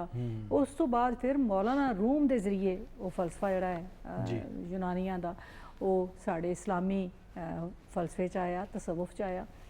तो फिर गल तो बाजवा साहब जो तुसीं करने ना गल एक ही है। हज़रत आदम अलैहिस्सलाम तो इको ही गल शुरू हुई, एक रब दी, एक रब नाल मुहब्बत करन दी, एकता दी गल। तुसीं सुकरात नूं जदों पढ़दे हो तो सुकरात फजीलत की गल करदा है। आदा इलम फजीलत है तो फजीलत इलम है। Knowledge is virtue and virtue is knowledge. ठीक है। और ये सारे लोग जोड़े ने ये करते हैं। अच्छा हुण असीं क्योंकि सीरत दे नाल अज गल करनी है तो सीरत नूं मुख रखदे हां नबी पाक सल्लल्लाहु अलैहि वसल्लम दी हयाती नूं। साडे जितने भी सूफी ने तुसीं देखो बाबा फरीद, तुसीं पंजाब दी क्योंकि गल कर रहे हैं तो बाबा फरीद तो लैके तुसीं शुरू करो तो तसव्वुफ दे मुख्तलिफ दर्जे होंदे ने। जिस तरह फना फी ज़ात, पहले अपनी ज़ात विच फना होना है। तुसीं फना होने का नहीं कि मर मुक जाना है। तुसीं ये मतलब कि अपने गुस्से ते काबू पाना है, अपनी अना ते काबू पाना है और सारियां चीज़ां नूं एक किस्म दा जिहड़ियां कि जबर नाल जिहड़ा तुहाडा रवैया है, मुतशद्दद रवैया है, काबू करना, कंट्रोल करना, कुछ चीज़ां अगे सरेंडर करना और फिर अपनी ज़ात तो बाद फिर महबूब अगे सरेंडर करना। और ये जिहड़ी मजाजी मुहब्बत नूं इसलिए सूफी बड़ी अहमियत देंदे ने क्योंकि एक बाकायदा एक ज़ाबता है। जिस तरह एक ड्रामा तुसीं करदे हो तो सारा फिल्मा रहे होंदे हो ना चीज़ां नूं ते तुहानूं बड़ा रटना पैंदा और बाज़ इंसान ड्रामा करदा है उस ड्रामे दे किरदार वर्गा हो जाता है क्योंकि उन्हें इतना उन्होंने अपने उपर तारी किया होंदा है। ऐसे तरह ही जदों फना फिल मुर्शद नूं असीं कहने जिहड़ा महबूब है जिहदे नाल इंसान मुहब्बत करदा है, वो औरत है या मर्द है, तो उहदी रज़ा नूं अपने उपर तारी कर लैंदा है। जिस तरह तू चाहे हो चंगा, ਜਿਸ ਤਰ੍ਹਾਂ ਤੂੰ ਆਖੇ ਉਹ ਚੰਗਾ, ਅੱਖਾਂ ਬੰਦ ਕਰਕੇ ਪਿੱਛੇ ਟੁਰਨ ਵਾਲੀ ਗੱਲ ਹੈ ਨਾ। ਔਰ ਇਹ ਕਿਉਂਕਿ ਰੱਬ ਤਿਆਰ ਕਰਾ ਰਿਹਾ ਹੁੰਦਾ ਇਨਸਾਨ ਨੂੰ, ਔਰ ਉਸ ਤੋਂ ਬਾਅਦ ਜਦੋਂ ਤੱਕ ਫਨਾ ਫਿਰ ਰਸੂਲ ਦੀ ਮੰਜ਼ਿਲ ਨਹੀਂ ਆਂਦੀ ਔਰ ਉਹ ਬੰਦਾ ਤੈਅ ਨਹੀਂ ਕਰ ਸਕਦਾ, ਬੰਦਾ ਰੱਬ ਤੀਕਰ ਨਹੀਂ ਪੜ ਸਕਦਾ, ਕਿਉਂਕਿ ਬੰਦੇ ਦੀ ਮੰਜ਼ਿਲ ਤੇ ਰੱਬ ਤੀਕਰ ਅਪੜ ਹੈ। ਬੰਦੇ ਦੀ ਰੂਹ ਦੀ ਰੱਬ ਦੀ ਰੂਹ ਵਿੱਚ ਸ਼ਾਮਲ ਹੋ ਕੇ ਤੇ ਇੱਕ ਲਾਫਾਨੀ ਦੁਨੀਆ ਦਾ ਹਿੱਸਾ ਬਣਨਾ। ਲੇਕਿਨ ਉਹਦੇ ਲਈ ਪੁੱਲ ਜਿਹੜਾ ਹੈ, ਉਹਦੇ ਲਈ ਜਿਹੜਾ ਸਾਰਾ ਇੱਕ ਵਾਸਤਾ ਹੈ, ਰਾਬਤਾ ਹੈ, ਉਹ ਹੈ ਕਿ ਨਬੀ ਪਾਕ ਸੱਲੱਲਾਹੁ अलैहि वसल्लम ਦੀ ਰਾਹ ਤੇ ਟੁਰਨਾ ਔਰ ਫਨਾ ਕਰਨਾ। ਮੀਆਂ ਮੁਹੰਮਦ ਬਖਸ਼ ਰਹਿਮਤੁल्लाह अलैह ਦੀ ਤੁਸੀਂ ਸੁਣੋ ਤੇ ਉਹਨਾਂ ਦਾ ਜਿਸ ਤਰ੍ਹਾਂ ਉਹਨਾਂ ਨੇ ਸੈਫ ਮਲੂਕ ਦੇ ਸ਼ੁਰੂ 'ਚ ਵੀ ਔਰ ਬਾਕੀ ਕਿਤਾਬਾਂ 'ਚ ਵੀ ਉਹਨਾਂ ਨੇ ਕਿਹਾ ਕਿ ਇਨਸਾਨ ਕਦੇ ਵੀ ਆਪਣੇ ਨਫਸ ਤੇ ਕਾਬੂ ਨਹੀਂ ਪਾ ਸਕਦਾ। ਇਨਸਾਨ ਦੀ ਇਹ ਹਸੀਅਤ ਹੀ ਨਹੀਂ ਕਿ ਉਹ ਹੁਣ ਅਸੀਂ ਕਹੀਏ ਕਿ ਜੀ ਤੁਸੀਂ ਤੁਹਾਨੂੰ ਮੈਂ ਇਹ ਗੱਲ ਕਹਿ ਰਹੀ ਇੰਜ ਕਰ ਲਓ, ਤੁਹਾਨੂੰ ਇੰਜ ਗੱਲ ਨਹੀਂ, ਕੋਈ ਇਸ ਤਰ੍ਹਾਂ ਹੁੰਦਾ ਨਾ ਕੱਪ ਚੁੱਕ ਕੇ ਤੁਸੀਂ ਇੱਥੇ ਰੱਖ ਦਿੱਤਾ। ਨਫਸ ਬੜਾ ਤਾਕਤਵਰ ਹੈ, ਤਾਕਤ ਦਾ ਨਾਂ ਹੈ ਨਾ, ਤੁਹਾਡੇ ਅੰਦਰ ਮੌਜੂਦ ਹੈ, ਤੇ ਉਹਨੂੰ ਢਾਲਣਾ ਇੱਕ ਨਵੇਂ ਰੰਗ 'ਚ ਕੋਈ ਸੌਖਾ ਨਹੀਂ ਕਿ ਤੁਸੀਂ ਇਹ ਕੱਪ ਚੁੱਕ ਕੇ ਇੱਥੇ ਰੱਖਤਾ ਇੱਥੇ ਰੱਖਤਾ। ਉਹ ਕਹਿੰਦੇ ਨੇ ਨਬੀ ਪਾਕ ਸੱਲੱਲਾਹੁ अलैहि वसल्लम ਦੀ ਸ਼ਫਾਅਤ, ਉਹਨਾਂ ਦੀ ਨਜ਼ਰੇ ਕਰਮ ਤੋਂ ਬਗੈਰ ਇਨਸਾਨ ਨਫਸ ਦੇ ਬਹਿਕਾਵੇ 'ਚੋਂ ਨਿਕਲ ਹੀ ਨਹੀਂ ਸਕਦਾ। ਤੇ ਜਦੋਂ ਫਿਰ ਬੰਦਾ ਉਹਨਾਂ ਦੀ ਰਾਹ ਤੇ ਉਹਨਾਂ ਨੂੰ ਹਰ ਵੇਲੇ ਆਪਣੇ ਦਿਲ ਤੇ ਬਸਾ ਲੈਂਦਾ ਦਿਲ ਵਿੱਚ, ਔਰ ਇਸ਼ਕ 'ਚ ਮੁਬਤਲਾ ਜਦੋਂ ਤੱਕ ਨਹੀਂ ਹੁੰਦਾ, ਇਸ਼ਕ ਕਿਸ ਤਰ੍ਹਾਂ ਕਰਨਾ ਹੈ ਕਿ ਫਿਰ ਹਰ ਵੇਲੇ ਤੁਸੀਂ ਉਹਨਾਂ ਦੇ ਬਾਰੇ ਸੋਚਣਾ ਹੈ, ਉਹਨਾਂ ਦੇ ਅਮਾਲ ਦੇ ਬਾਰੇ ਸੋਚਣਾ ਹੈ, ਉਹਨਾਂ ਦੀਆਂ ਗੱਲਾਂ ਦੇ ਬਾਰੇ ਸੋਚਣਾ ਹੈ, ਫਿਰ ਤੁਸੀਂ ਰੱਬ ਤੀਕਰ ਪੜ ਸਕਦੇ ਹੋ, ਰੱਬ ਵੱਲ ਜਾ ਸਕਦੇ ਹੋ। ਤੇ ਇਸੇ ਤਰ੍ਹਾਂ ਤੁਸੀਂ ਦੇਖੋ ਕਿ ਜਿਤਨੇ ਵੀ ਸਾਡੇ ਸੂਫੀ ਨੇ ਉਹਨਾਂ ਦੀ ਬੁੱਲੇ ਸ਼ਾਹ ਦੇਖੋ ਨਾ, ਕਿੱਡਾ ਵੱਡਾ ਫਲਸਫੀ ਹੈ ਤੇ ਐਨ ਗੱਲ ਕਰਦੇ ਨੇ। ਔਰ ਫਿਰ ਆਹਦ ਅਹਿਮਦ ਉਹ ਨੁਕਤੇ ਦੀ ਗੱਲ ਕਰਦੇ ਨੇ ਕਿ ਫਰਕ ਨੁਕਤੇ ਦੇ ਵਿੱਚ। ਇਸੇ ਤਰ੍ਹਾਂ ਕੋਈ ਵੀ ਤੁਹਾਨੂੰ ਸੂਫੀ ਐਸਾ ਨਹੀਂ ਮਿਲੇਗਾ, ਬਾਬਾ ਫਰੀਦ ਤੋਂ ਲੈ ਕੇ ਖਾਜਾ ਫਰੀਦ ਤੱਕ, ਕਿ ਜਿਨ੍ਹਾਂ ਹਜ਼ਰਤ ਮੁਹੰਮਦ ਸੱਲੱਲਾਹੁ अलैहि वसल्लम ਦੀ ਬੜਾਈ ਔਰ ਉਹਨਾਂ ਨਾਲ ਆਪਣੇ ਇਸ਼ਕ ਦੀ ਗੱਲ ਨਾ ਕੀਤੀ ਬਲਕਿ ਇਸ ਪੱਖੋਂ ਅੱਗੇ ਡਾਕਟਰ ਸਾਹਿਬਾ ਵੇਖੀਏ, ਜਿਵੇਂ ਤੁਸੀਂ ਕਿਹਾ ਕਿ ਸੂਫੀਜ਼ਮ ਨੂੰ ਕਿਸੇ ਇੱਕ ਮਜ਼ਹਬ ਨਾਲ ਜੋੜਿਆ ਨਹੀਂ ਜਾ ਸਕਦਾ, ਇਸੇ ਤਰ੍ਹਾਂ ਜਦੋਂ ਅਸੀਂ ਨਬੀ ਪਾਕ ਸੱਲੱਲਾਹੁ अलैहि वसल्लम ਨੂੰ ਵੇਖਨੇ ਆ ਤੇ ਉਹਨਾਂ ਲਈ ਕਿਹਾ ਜਾਂਦਾ ਰਹਿਮਤ ਲਿਲ ਆਲਮੀਨ, ਤੇ ਉਹ ਸਾਰੇ ਆਲਮ ਵਾਸਤੇ ਰਹਿਮਤ ਬਣਾ ਕੇ ਭੇਜੇ ਗਏ, ਕਿਸੇ ਇੱਕ ਮਜ਼ਹਬ ਵਾਸਤੇ ਜਾਂ ਇੱਕ ਮਜ਼ਹਬ ਦੇ ਲੋਕਾਂ ਵਾਸਤੇ नहीं बना के भेजेगी, बल्कि सब मखलूकात वास्ते, परिंद भी, जिन भी और पौधे दरख्त सारिया चीज़ां ਉਹਦੇ ਵਿੱਚ ਸ਼ਾਮਲ ਹੁੰਦੀਆਂ ਨੇ। ਉੱਥੇ ਹੀ ਕਿਤੇ ਨਾ ਕਿਤੇ ਜੁੜਤ ਮੈਨੂੰ ਲੱਗਦੀ ਹੈ ਕਿ ਤਸਵੁਫ ਦਾ ਵੀ ਇਹੀ ਸਿਲਸਿਲਾ, ਆਲਮਗੀਰੀਅਤ ਜਿਹੜੀ ਸਾਡੀ ਜੀ ਉਹ ਕਿਤੇ ਨਾ ਕਿਤੇ ਸਾਨੂੰ ਨਜ਼ਰ ਆਉਂਦੀ ਹੈ। ਔਰ ਸੂਫੀ ਵੀ ਇਸੇ ਤਰ੍ਹਾਂ, ਜਿਵੇਂ ਅਸੀਂ ਅਕਸਰ ਜ਼ਿਕਰ ਕਰਦੇ ਰਹਿੰਦੇ ਹਾਂ ਕਿ ਕੋਈ ਵੀ ਉਹਨਾਂ ਦੇ ਡੇਰੇ ਤੇ ਹੁੰਦਾ ਸੀ, ਦਰਬਾਰ ਤੇ ਹੁੰਦਾ ਸੀ, ਕਿਸੇ ਜਗ੍ਹਾ ਤੇ ਹੁੰਦਾ ਸੀ ਤੇ ਪੁੱਛਿਆ ਨਹੀਂ ਸੀ ਜਾਂਦਾ ਕਿ ਭਾਈ ਤੇਰਾ ਨਾਂ ਕੀ ਹੈ, ਤੇਰਾ ਮਜ਼ਹਬ ਕੀ ਹੈ, ਬਿਲਕੁਲ ਬਹਿ ਜਾ ਪਾਣੀ ਪੀ ਲੈ ਖਾਣਾ ਖਾ ਲੈ। ਬਿਲਕੁਲ ਬਾਜਵਾ ਸਾਹਿਬ, ਸੂਫੀ ਸੋਨੀਆ ਉਹ ਹਸਤੀ ਹੈ, ਯਾਨੀ ਤੁਸੀਂ ਜਿਹੜਾ ਇੱਕ ਸੱਚਾ ਔਰ ਪੱਕਾ, ਅਸੀਂ ਗੱਲ ਪਹਿਲੇ ਕਰ ਚੁੱਕੇ ਹਾਂ ਕਈ ਪ੍ਰੋਗਰਾਮਾਂ 'ਚ ਕਿ ਹਰ ਬੰਦੇ ਨੂੰ ਪੀਰ ਨੂੰ ਔਰ ਬਨਾਵਟੀ ਬੰਦੇ ਨੂੰ ਤੁਸੀਂ ਸੂਫੀ ਨਹੀਂ ਕਹਿ ਸਕਦੇ, ਔਰ ਨਾ ਹੀ ਤਸਵੁਫ ਨੂੰ ਛੋਟਾ ਕਰ ਸਕਦੇ ਹੋ, ਕਿਉਂਕਿ ਸੂਫੀ ਤੋਂ ਹੈ ਜਿਹਨੇ ਆਪਣੇ ਮਨ ਨੂੰ ਮਾਰਿਆ ਹੁੰਦਾ ਹੈ ਔਰ ਫਨਾ ਕਰ ਚੁੱਕਿਆ ਹੁੰਦਾ ਆਪਣੀ ਨਬੀ ਪਾਕ ਦੀ ਜ਼ਾਤ ਵਿੱਚ, ਖੁਦਾ ਦੀ ਜ਼ਾਤ 'ਚ। ਤੇ ਉਹਦੇ ਤੁਸੀਂ ਜਿਹੜੀ ਗੱਲ ਕੀਤੀ ਕਿ ਨਬੀ ਪਾਕ ਸੱਲੱਲਾਹੁ अलैहि वसल्लम ਦੀ ਰਹਿਮਤੁਲ ਲਿਲ ਆਲਮੀਨ ਦੇ ਹਵਾਲੇ ਨਾਲ ਜਿਹੜੀ ਜੁੜਤ ਹੈ ਪੂਰੀ ਦੁਨੀਆ ਦੇ ਨਾਲ, ਇਸਲਾਮੀ ਤਸਵੁਫ ਨੇ ਪੂਰੀ ਦੁਨੀਆ ਨੂੰ ਦਾ ਵੇੜਾ ਮੋਕਲਾ ਕੀਤਾ ਤਸਵੁਫ ਨਾਲ, ਕਿਉਂਕਿ ਸੂਫੀ ਉਹ ਹਸਤੀ ਹੈ ਜਿਹਨੇ ਪ੍ਰੈਕਟਿਸ ਕਰਕੇ ਦੱਸਿਆ ਇਸਲਾਮ। ਸਹੀ, ਯਾਨੀ ਅਸੀਂ ਜਿਹੜੀਆਂ ਗੱਲਾਂ ਕਰਨੇ ਆ ਕਿ ਇਸਲਾਮ ਮੁਸਾਵਾਤ ਦਾ ਦਰਸ ਦਿੰਦਾ ਹੈ, ਭਾਈਚਾਰੇ ਦਾ ਦਰਸ ਦਿੰਦਾ ਹੈ, ਔਰ ਕਿਸੇ ਨੂੰ ਨਿੱਕਾ ਤੇ ਵੱਡਾ ਨਹੀਂ ਸਮਝਦਾ, ਅਰਬੀ ਨੂੰ ਅਜਮੀ ਤੇ ਕੋਈ ਫੌਕੀਅਤ ਹਾਸਿਲ ਨਹੀਂ ਹੈ। ਐਸੇ ਤਰੀ ਬਾਕੀ ਸਾਰੀਆਂ ਜਿਹੜੀਆਂ ਅਸੀਂ ਗੱਲਾਂ, ਇਸੇ ਤਰ੍ਹਾਂ ਸਾਡਾ ਹੱਜ ਜਿਹੜਾ ਹੈ, ਸਾਡੀ ਜ਼ਕਾਤ ਜਿਹੜੀ ਹੈ, ਸਾਡੇ ਰੋਜ਼ੇ ਜਿਹੜੇ ਨੇ, ਇਹ ਸਾਰੇ ਕੀ ਨੇ, ਲੋਕਾਂ ਦੇ ਨਾਲ ਜੁੜਤੇ ਹੈ ਨਾ, ਕਿ ਲੋਕਾਂ ਨਾਲ ਮਿਲਣਾ ਹੈ, ਲੋਕਾਂ ਦੇ ਮਸਲੇ, ਲੋਕਾਂ ਦੇ ਦੁੱਖ ਸੁੱਖ। ਤੇ ਨਬੀ ਸੱਲੱਲਾਹੁ अलैहि वसल्लम ਦੀ ਜਿਹੜੀ ਜ਼ਾਤ ਹੈ, ਉਹਨਾਂ ਦੀ ਜ਼ਾਤ ਵੀ ਤੁਸੀਂ ਆਪ ਹੀ ਗੱਲ ਕਹੀ ਕਿ ਉਹਨਾਂ ਨੇ ਮਸਜਿਦ ਵਿੱਚ ਵੀ ਦੂਜੇ ਮਜ਼ਹਬਾਂ ਦੇ ਲੋਕਾਂ ਨੂੰ ਇਬਾਦਤ ਕਰਨ ਦੀ ਤੇ ਠਹਿਰਨ ਦੀ ਇਜਾਜ਼ਤ ਦੇ ਦਿੱਤੀ। ਲਾ ਇਕਰਾਹ ਫਿੱਦੀਨ, ਕਿ ਕੋਈ ਜਬਰ ਨਹੀਂ ਹੈ, ਸਭ ਰੱਬ ਦੇ ਬੰਦੇ ਨੇ, ਰੱਬ ਨੂੰ ਪੁਕਾਰੋ, ਤੁਸੀਂ ਕਿਸੇ ਹੋਰ ਨਾਂ ਨਾਲ ਪੁਕਾਰਿਓ, ਅਸੀਂ ਹੋਰ ਨਾਂ ਨਾਲ ਪੁਕਾਰਿਆ, ਲੇਕਿਨ ਇਹ ਕਿ ਆਪਸ 'ਚ ਬੈਰ ਨਾ ਰੱਖੋ। ਫਿਰ ਤੁਸੀਂ ਦੇਖੋ ਸੁਲ੍ਹਾ ਹਦੀਬੀਆ ਦੇ ਮੌਕੇ ਤੇ ਇੱਕ ਦੁਨੀਆ 'ਚ ਅਮਨ ਕਾਇਮ ਰੱਖਣ ਲਈ ਖਾਨਾ ਕਾਬਾ ਦਾ ਤਵਾਫ ਕੀਤਿਆਂ ਬਗੈਰ ਵਾਪਸ ਟੁਰ ਜਾਂਦੇ ਨੇ। ਤਾਕਤ ਹੈ ਕੋਲ, ਇੱਕ ਤਾਕਤ ਹੈ ਕੋਲ, ਦੁਨੀਆ ਨਾਲ ਹੈ, ਲੇਕਿਨ ਉਹ ਕਹਿੰਦੇ ਨੇ ਨਹੀਂ ਕਿ ਮੈਂ ਇਸ ਮੁਆਹਦੇ ਦੀ ਰੂਹ ਨਾਲ ਇਸ ਵਾਰੀ ਵਾਪਸ ਜਾਣਾ ਹੈ। ਅਗਰ ਉਹ ਚਾਹੁੰਦੇ ਤੇ ਕਿਉਂ ਨਹੀਂ ਹੋ ਸਕਦਾ। ਬਹੁਤ ਸਾਰੇ ਐਸੇ ਮੌਕੇ ਸਨ ਫਿਰ ਫਤਹ ਮੱਕਾ ਤੇ ਆਮ ਮਾਫੀ ਦਾ ਐਲਾਨ ਕਿ ਜਿਨ੍ਹਾਂ ਨੇ ਆਪ ਦੇ ਇਤਨੇ ਲੋਕਾਂ ਨੂੰ ਮਾਰਿਆ, ਸ਼ਹੀਦ ਕੀਤਾ, ਉਹਨਾਂ ਨੂੰ ਮਾਫੀ ਦੇ ਦਿੱਤੀ। ਇਹ ਸਾਰੀਆਂ ਚੀਜ਼ਾਂ ਸੂਫੀ ਨੇ ਉੱਥੋਂ ਸਿੱਖੀਆਂ ਨੇ, ਸਬਰ, ਤਹਮਲ, ਬਰਦਾਸ਼ਤ ਔਰ ਇਸਾਰ, ਇਹ ਸਾਰੀਆਂ ਚੀਜ਼ਾਂ ਨੂੰ ਪ੍ਰੈਕਟਿਸ ਕੀਤਾ। ਫਿਰ ਹੁਣ ਅਸੀਂ ਉਹਨਾਂ ਦੀ ਜ਼ਾਤ ਵੱਲ ਜਦੋਂ ਤੱਕਨੇ ਹਾਂ ਤੇ ਅਮਲੀ ਹਵਾਲੇ ਨਾਲ ਉਹਨਾਂ ਦਾ तो गारे इरादा इस्तगराक देखो ना, क्योंकि तसव्वुफ दा आगाज इस्तगराक है कि तुसी गर्क हो जाना है अपने आप च। पहले अपने अंदर झाती मारनी, अपनी जी कोठड़ी है ना मन की, उत्थे अखां बंद करके बह जाना, अपने आप को लभना है। तो हुण गारे इरादा इस्तगराक तो आगाज़ करो कि उत्थे नबी पाक सल्लल्लाहु अलैहि वसल्लम अपने रब नाल हम कलाम ने पूरी दुनिया नूं एक पासे रख के। ऐसे तरह तुसीं देखो कि हर सूफी ने अपनी हयाती विच एक चिल्ला जरूर कटिया है। बहुत सारे चिल्ले भी कटे ने, लेकिन एक चिल्ला जरूर कटिया जिहदे चों अपने आप नूं लभदे ने। और फिर नफली इबादत जिहड़ियां ने, क्योंकि एक तो असी कहने कि 2.5% ज़कात है और 2.5% ज़कात भी दईए तो मेरे ख्याल है कि अक्की सच्ची ज़कात दईए तो दुनिया बड़ी घट भुख रह जाए, क्योंकि मुसलमान मुल्कों के बारे मैं गल करनी है।